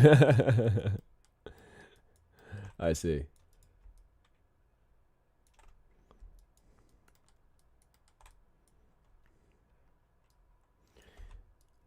Yeah, sometimes you get a lot of passion for something, but not a lot of staying power. Like, you really have to have a specific kind of friend that you know will actually follow through with their ideas. Like, I've been doing this game, Chaos Kart, for about 3 years, roughly, maybe a little bit longer. 3 years at least, like more full time than not. And I just love my idea. I think it'll do well, and so and off of the positive feedback I've gotten from the shows and everything, I feel like it will work as long as I perform and do well with it, right? As long as I can push it to where it needs to be. So that's been helping me with my staying power. So there just has to be that staying power factor of like, why are you still doing it? Are you getting results? Are you getting prototypes? Are you do you have a Jira board, a Trello board? Like, are you guys goal focused and oriented on your tasks, like the task oriented stuff, right? Like, do you have like a task list every week that's refreshed? Because if it really is kind of like in the clouds of like what's going on, then it's rarely going to be finished. So we really have to have a lot of things going for it, for things to work out. But what's best for you? Absolutely. Yeah, I actually want to hire someone for level design because I just don't like level design that much. And more so than that, I like contracting people that are specialists, right? Like, if I want something in my game, I want it to be done correctly, the best way it can be done. And I don't feel like I'm that person to make structured, solid levels.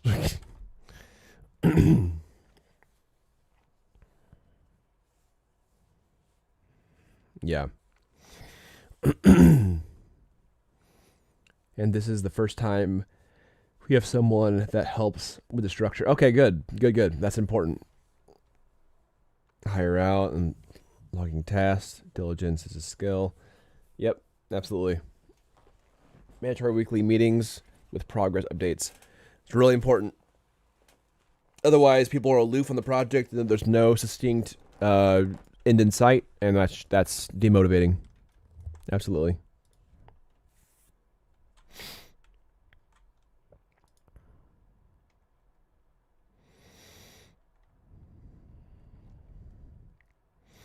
Yeah, I really enjoy streaming to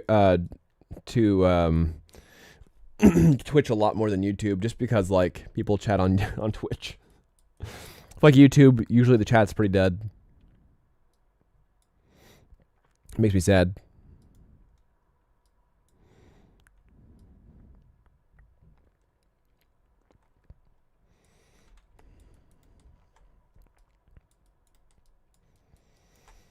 All right, what else do I need to do with this bike? What is not UV'd yet?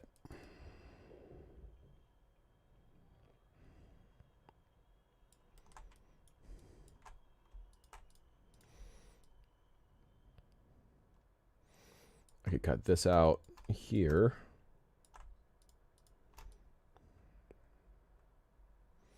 I don't think I have to, though. I think it might be fine.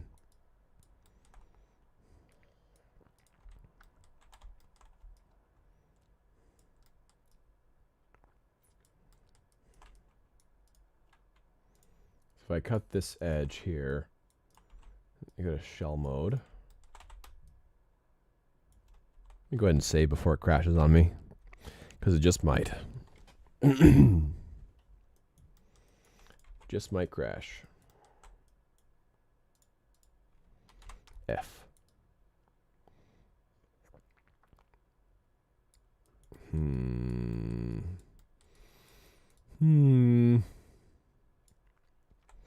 That might be able to stay. That might be fine.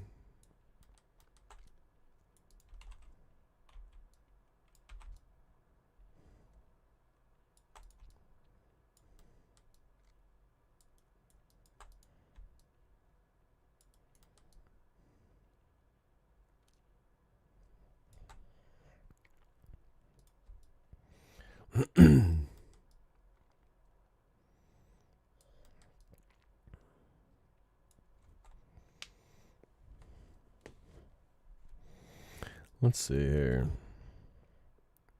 I'm trying to figure out the best way to run this UV.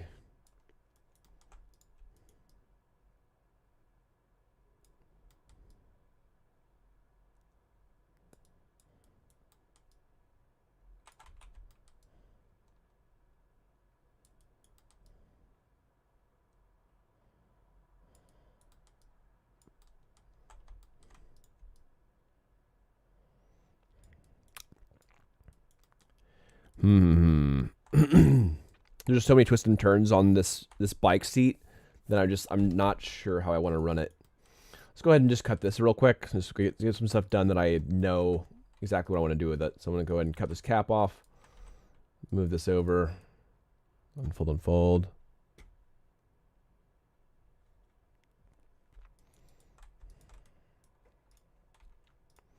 Let's do a cut.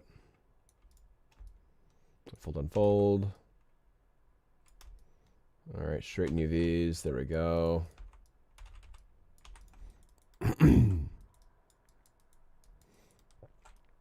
All right, so now that I'm done at least unfolding it, not placing it, I can move out of the way. Okay, this is done too. I'm gonna go ahead and hide this. Hide this. This is basically done too. Hide that.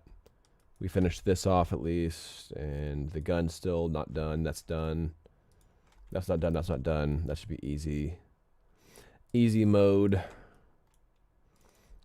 Just cap it, and then this bottom edge can be cut. All right, cut. Easy peasy. All right, unfold, unfold. Unfold, unfold.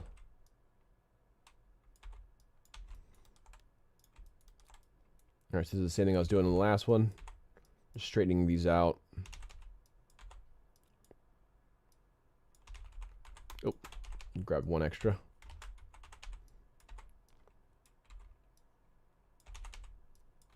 There we are. All right, so we're almost done with these UVs here. Heck yeah. Heck yeah. Bam. Alabama. Bammin'. We bamming. All right, so this one is... So I'm going to grab this outside top shell, straighten that out with a scaler. By the way, that's a really cool method that I've been using, is using the scaling tool to straighten UVs. I feel like I rarely see that kind of thing.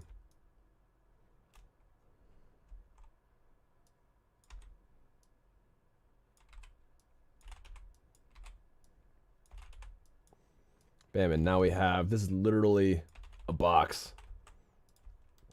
But now I can make these into squares. All right, so this is, when you grab this edge. All right, well, let's see what we got to do here. It goes down a little bit, make this a square. This edge is too tight here, so this is going to go down. There we go. Oh, let me go ahead and straighten this out. Woo! That's not what I wanted to do. Straighten. There we go.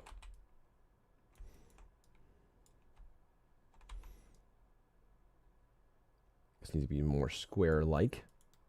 Square-esque. This edge, I'm not sure about yet. Let's see here. I'll grab this edge instead. That needs less. There we go. That looks close to being square. There we are. And then the last edge, let's find out. There we go. That's pretty square. All right, so this is at least unfolded. It's not placed yet, but it's unfolded. Let's go ahead and hide that. Object mode, Control H. Dunzo. All right, so now this is how we're using this stuff like one at a time, right? And then hiding the things that we have already finished. I have finished this gun UV, which is looking pretty immaculate, but it's not really in the way. It's not really in the way of the bike, so I'm kind of allowing it to hang out there for now. All right, let's see here. Okay, I did already UV this front, the front wheel cover. Let's go ahead and hide that. This alien sigil piece. We need to go ahead and get this a cut. There we are, there we are. So the next character is going to be a cyborg dog character. And it'll be safe for work, don't worry. It'll be safe for work.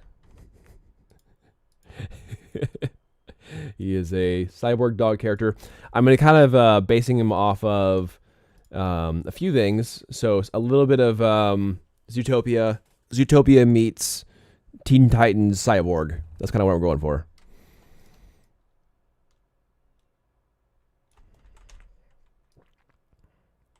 But yeah, he's gonna be pretty cool. His cart is going to be able to shift into a mech, like temporarily as for his ultimate. I'm actually really excited about modeling that. It's gonna be really fun.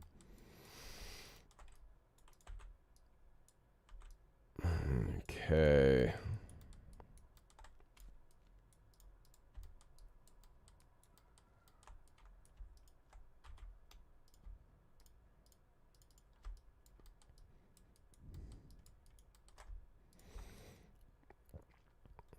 Yeah, I think Chaos Kart's going to be a good example of when an artist is never told no.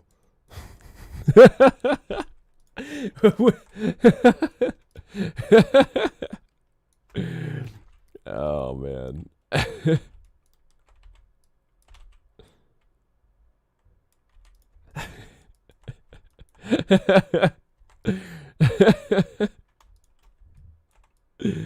Yeah, that's what's gonna happen in Chaos Kart. An artist is never told no, and you just make the most off the wall characters that you can imagine, because no one's there to say, nah.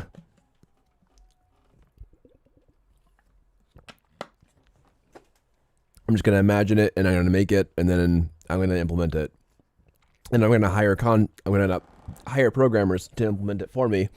And then I'm going to design super goofy mechanics for those goofy characters, then hire someone to make it happen and program it for me. And then I'm going to have a game that I'm going to release to a bunch of people and show off a bunch of big events of a game where no one told the artist no.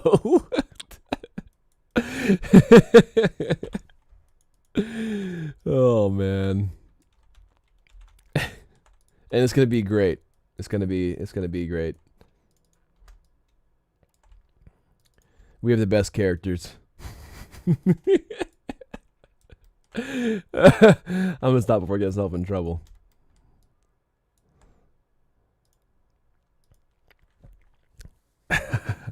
Gotta run some errands, Daniel, but W stream, man. Thank you. Appreciate that, man. Have a good rest of your day, buddy. Yeah. You too, man. Yep. Good luck on your stuff. I'll see you hopefully soon.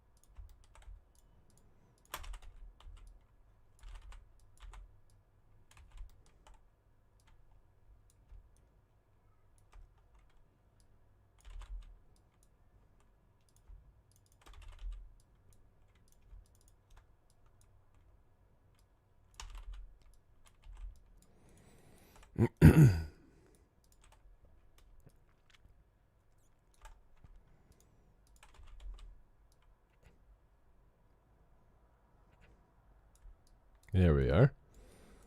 Looking good. It could look gooder though. Let's make it look gooder.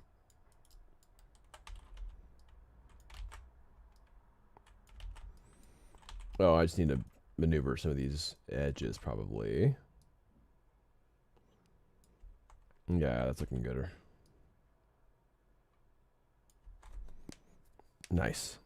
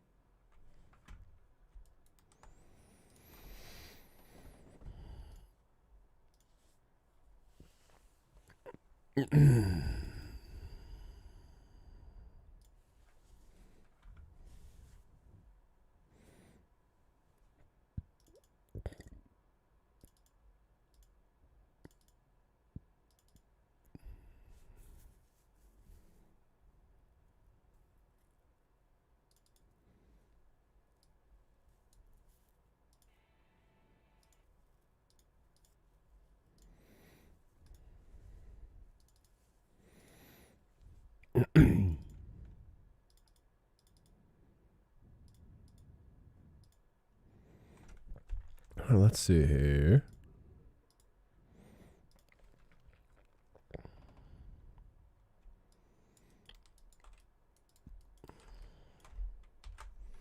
Let's go ahead and save.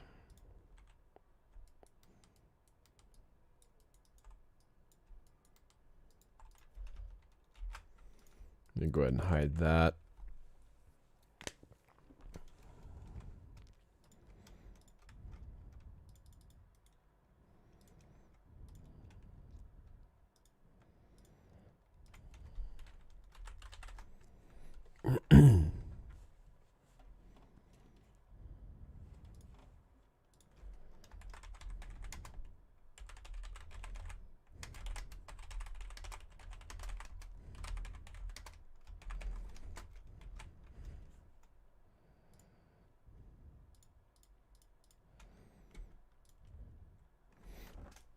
Okay.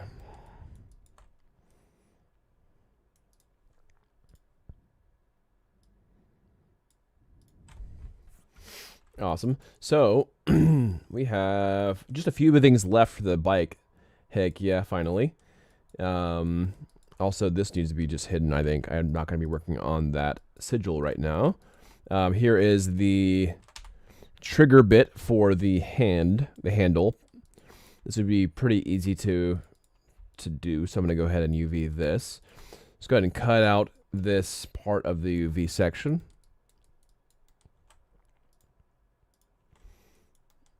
Awesome. And then I can just cut it in half. Get sliced. There we go. It got sliced.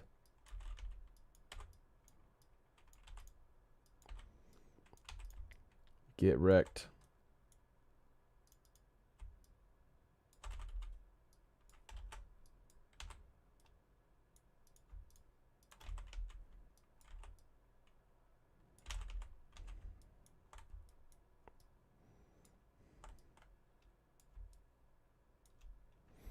All right, that looks fine.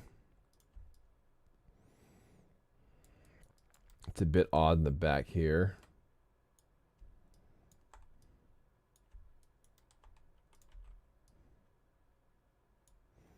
Let's find out why. Okay, that fixes it a little bit.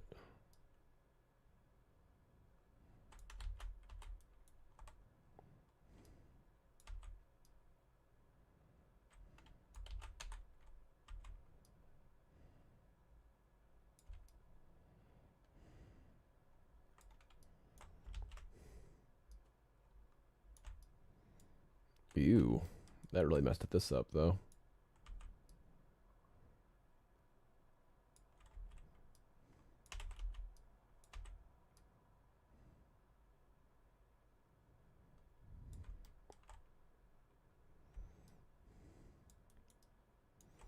Not great.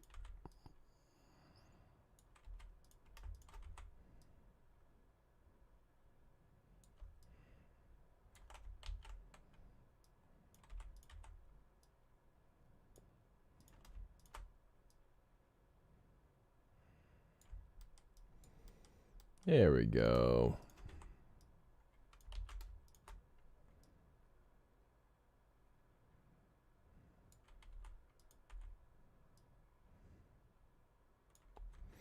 It's looking a little bit better. Nice, nice.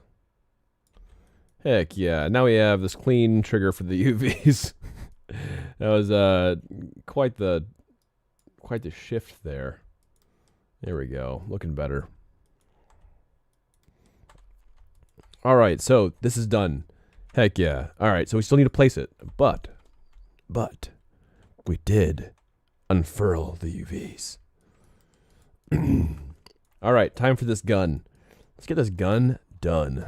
All right, so this is my, what is it? Nope, not that gun. Bike low. So for those who are new, this is my bike. I've been UVing, and I'm basically on the end bit of it. So I'm basically just doing the seat and the front guns and the below, whatever this is, engine bit.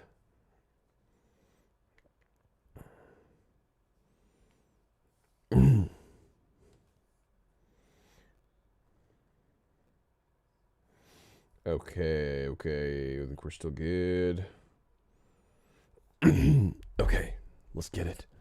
So, let's do this gun first. Yes, that's what I want to do.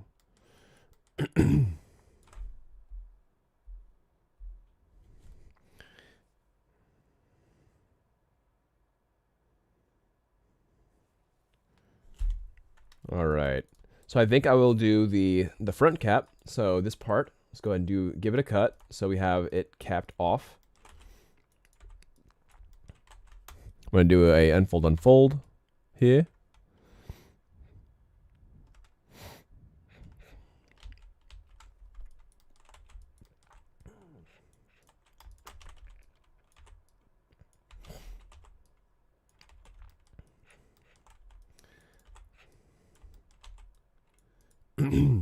All right, so this is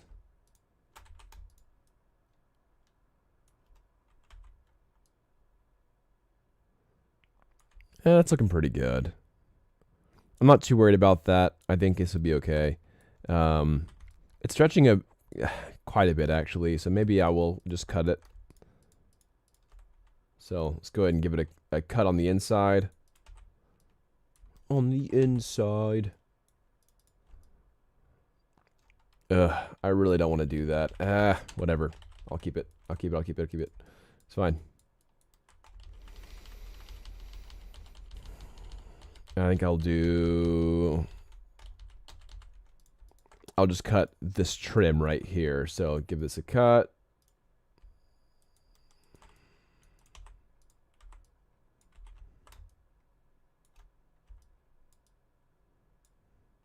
There we go.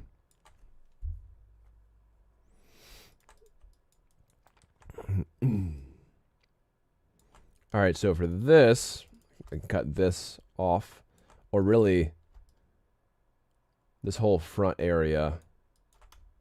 I can just cap it. Let's do a cut.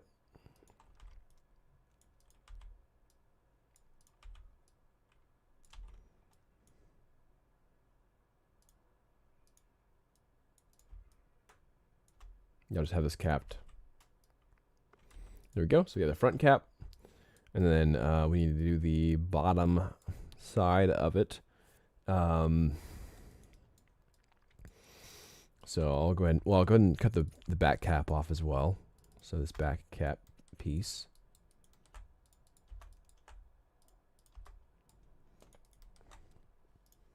Just give it a cut.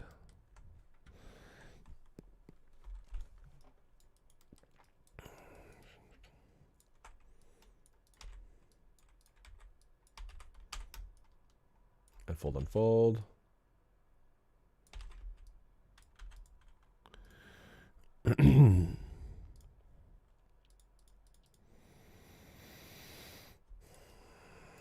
Okay.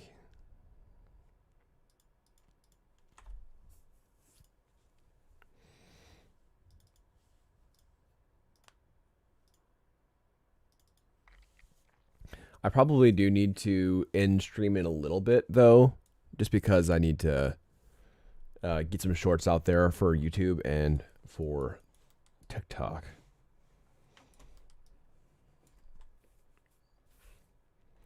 TikTok.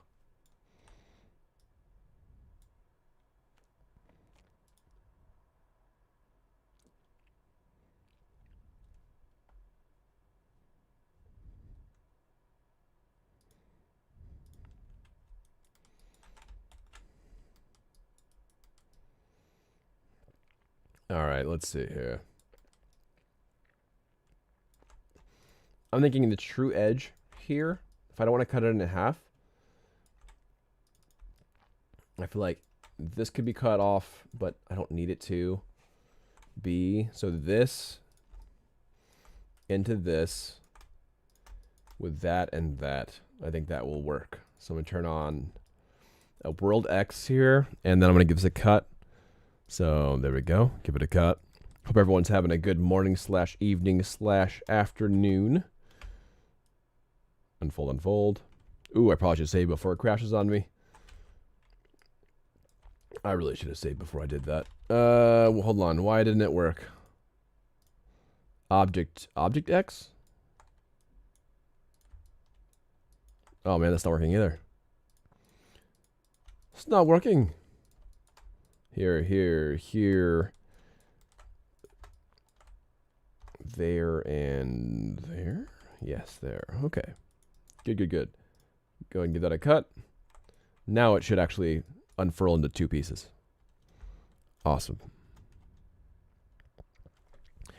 Darth Blackman, I think. Darth Blackman. Thanks for the follow. Appreciate that. On Twitch. Appreciate you following me. It pops up on both like Twitch and YouTube, and so sometimes I get a little bit lost on what's going on.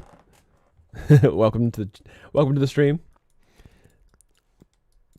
So for context, I am Daniel Peterson. I am a game developer working on this game Chaos Kart.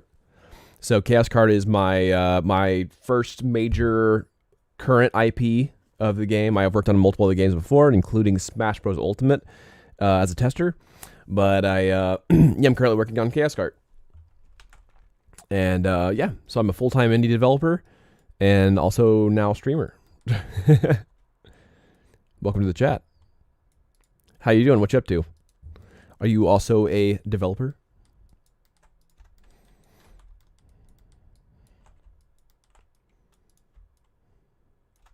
Do you develop?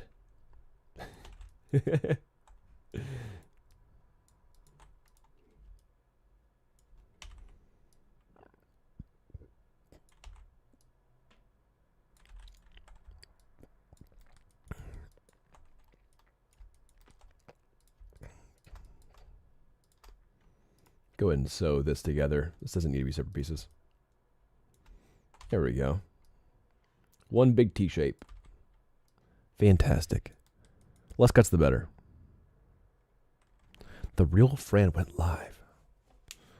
I don't know why it's asking me if I want to watch someone else's stream while I'm streaming currently.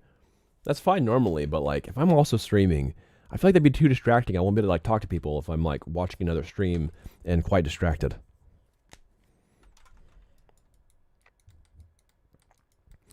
Wouldn't necessarily work.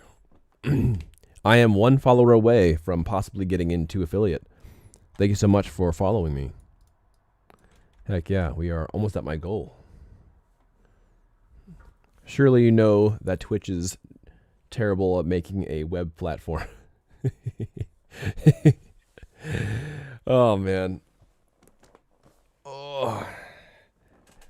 Yeah, I don't know why. It's like, if I'm currently streaming, wouldn't that just be something that it wouldn't do? It's like, watch this other streamer. But I'm streaming. I don't want to watch someone else's stream. Then I'd be too distracted. I just want to watch their stream.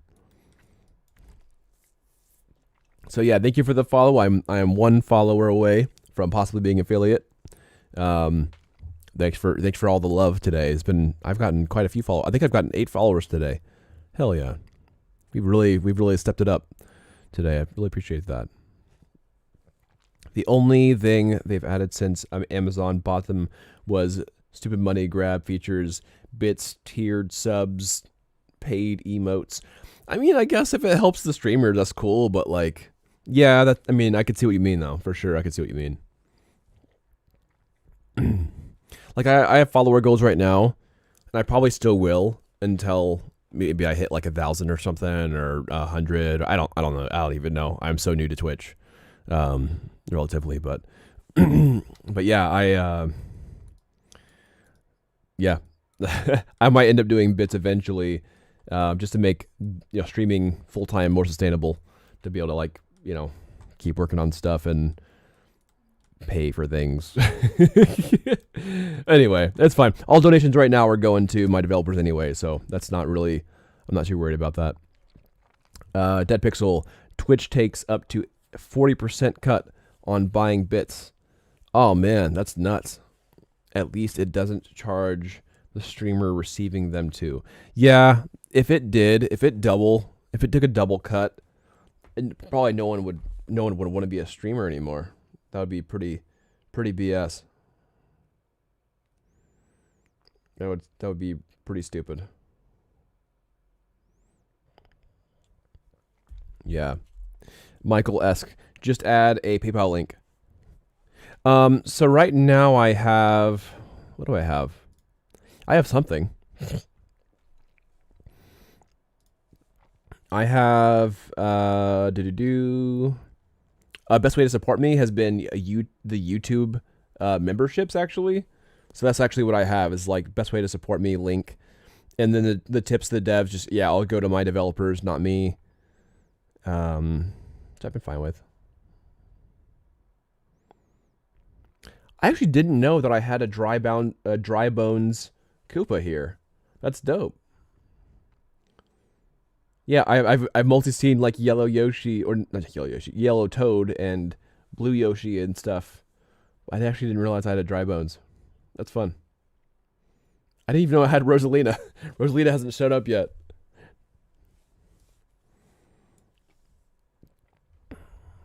I use the Stream Elements tip thing that wraps around my PayPal. That's a good idea. Yeah, I should do that. I'm still pretty new to Stream Elements. I haven't fully set mine up yet. I do have a few achievement things, but mostly on Pally for tipping and stuff like that. I still got to figure things out. If you have any links to good tutorials on how to set up Stream Elements, I would love to figure that out. So I do want to have like little like cool dings and stuff like that for people that are watching and following and subscribing and everything. So I want to do those cool streamer things. I want to be cool. For sure. All right, so this gun is unwrapped. Heck yeah.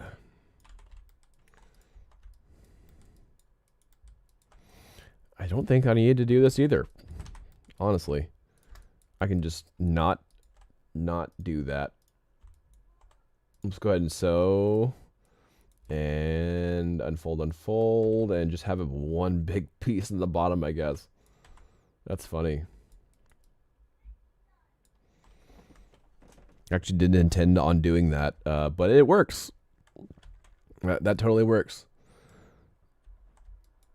It mostly works. Hold on, let me see how clean it was before I combined them. It wasn't that clean, actually, so screw it.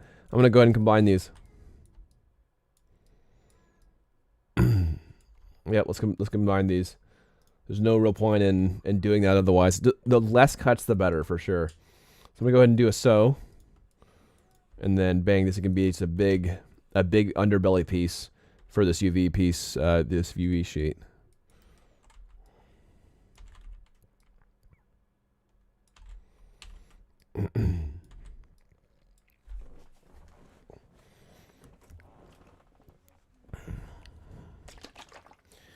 All right, we are almost at our full follower goal, and then I might be able to be affiliate soon.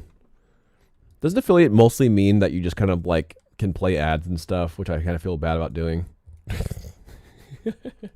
I'm pretty sure that's what the majority of affiliate means, is that you can start making money and playing ads. Diego FIFA, I'm in. I'm in. Are you in? Are you really in? Are you in, Diego FIFA? I'm assuming you like football if you're a FIFA fan. That's actually hard to say, FIFA fan. I like FIFA fan. Nothing wrong with ads, just don't annoy people with them. Yeah, I tend to, even on YouTube, I have conservative ads on. So, like, if you're a YouTube subscriber or member or whatever, then I don't think you get them as much. But yeah. Well, welcome, Diego. Who did they choose for you, Diego, for the stream? Diego, FIFA. Hey, Diego is Mario. Nice.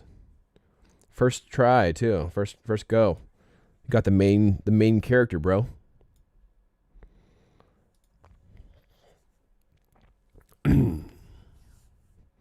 Running ads every 30 minutes is fine. Yeah. Like, I don't even know if I have control over that. Like, I know that you know when it's happening, but I don't know how to control ads. Like, I don't know how that works. I assume if you're a subscriber, that's what you don't get ads. I assume that's what, like, you kind of have that experience. You have a run ad button. Oh. Okay, so just like the top of every hour or every half an hour or whatever, you just run ad button.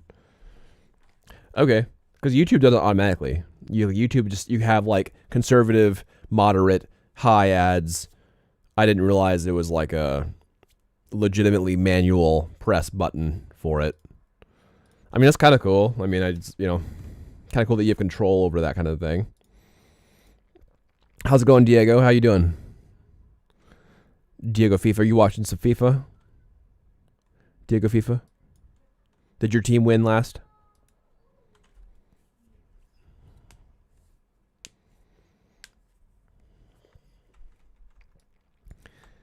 I assume you're EU, possibly.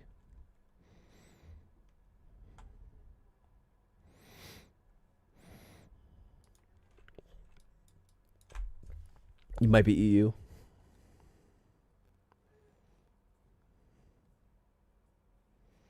Okay, my partner's telling me that I need to get off stream soon because their dinner is ready in 5 minutes. So I will need to oblige here soon. I need to actually finish these UVs. Dang it.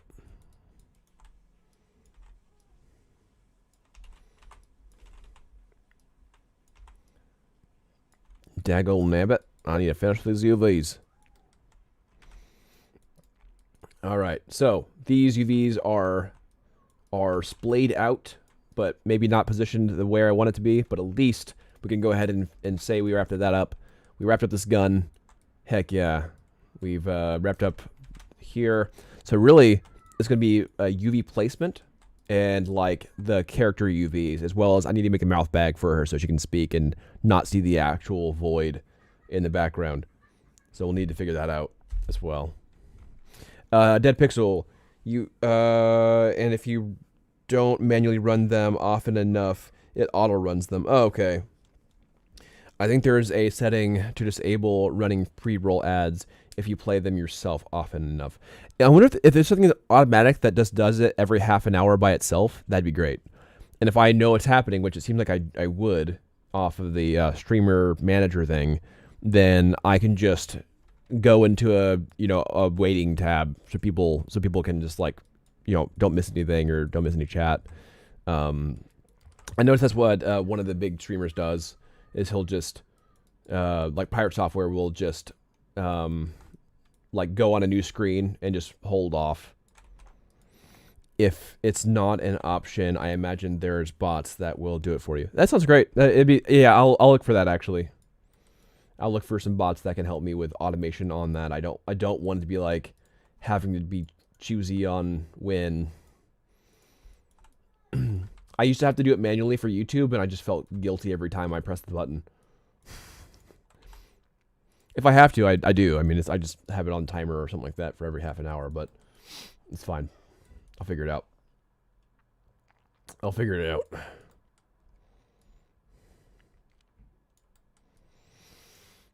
What is this edge?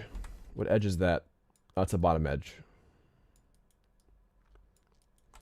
Oh, it's because I didn't cut that out. I see what's going on. Let's go ahead and save before it crashes on me. Also, what's this edge? F. It is that. Oh, whoopsies. I can cut that. Whoa. What's that edge? Probably the alternate edge. Oh, okay. There's a little bitty edge that I didn't see. Okay, let me go ahead and cut that. All right. All right, so we have this big straight beam thing, which is the underbelly of this, mixed with the seat right here. I'm thinking about combining the side here with it, so like this area. I think I might combine this.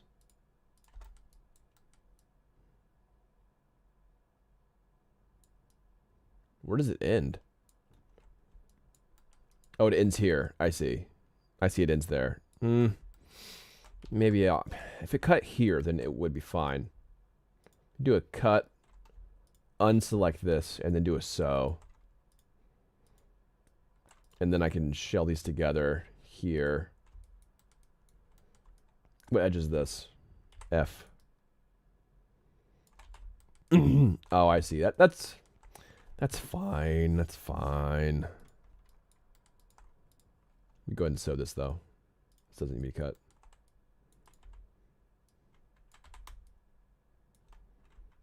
What is this edge? Oh, it's that again. Sew that edge. What are you doing?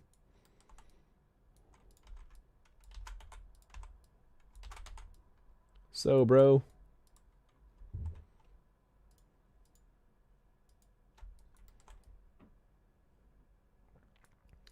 Vertice. Okay. All right, guys. I got dinner. I got din. It's been a great stream. We got a lot done today, and had a lot of fun. So, Thanks for all the follows. Thanks for all the love. Let me see. Dead Pixel says Stream Elements has a free bot that's pretty good part of the setup. Okay. Heck yeah. Let's see here. Here, I'm gonna do Jackie Codes. All right, I'm gonna send you guys Jackie Codes. I think she's a lot of fun. So thank you so much for hanging out. We'll go ahead and we'll probably stream it in tomorrow as well. I'm not sure fully. I know I'm doing a little bit of traveling, but yeah, Jackie Codes is pretty cool. Yeah, thanks for hanging out with me, guys, and we'll try to finish off the UVs this weekend if I have time to. And we'll get into some baking and texturing soon. Heck yeah, guys. All right, peace, yo.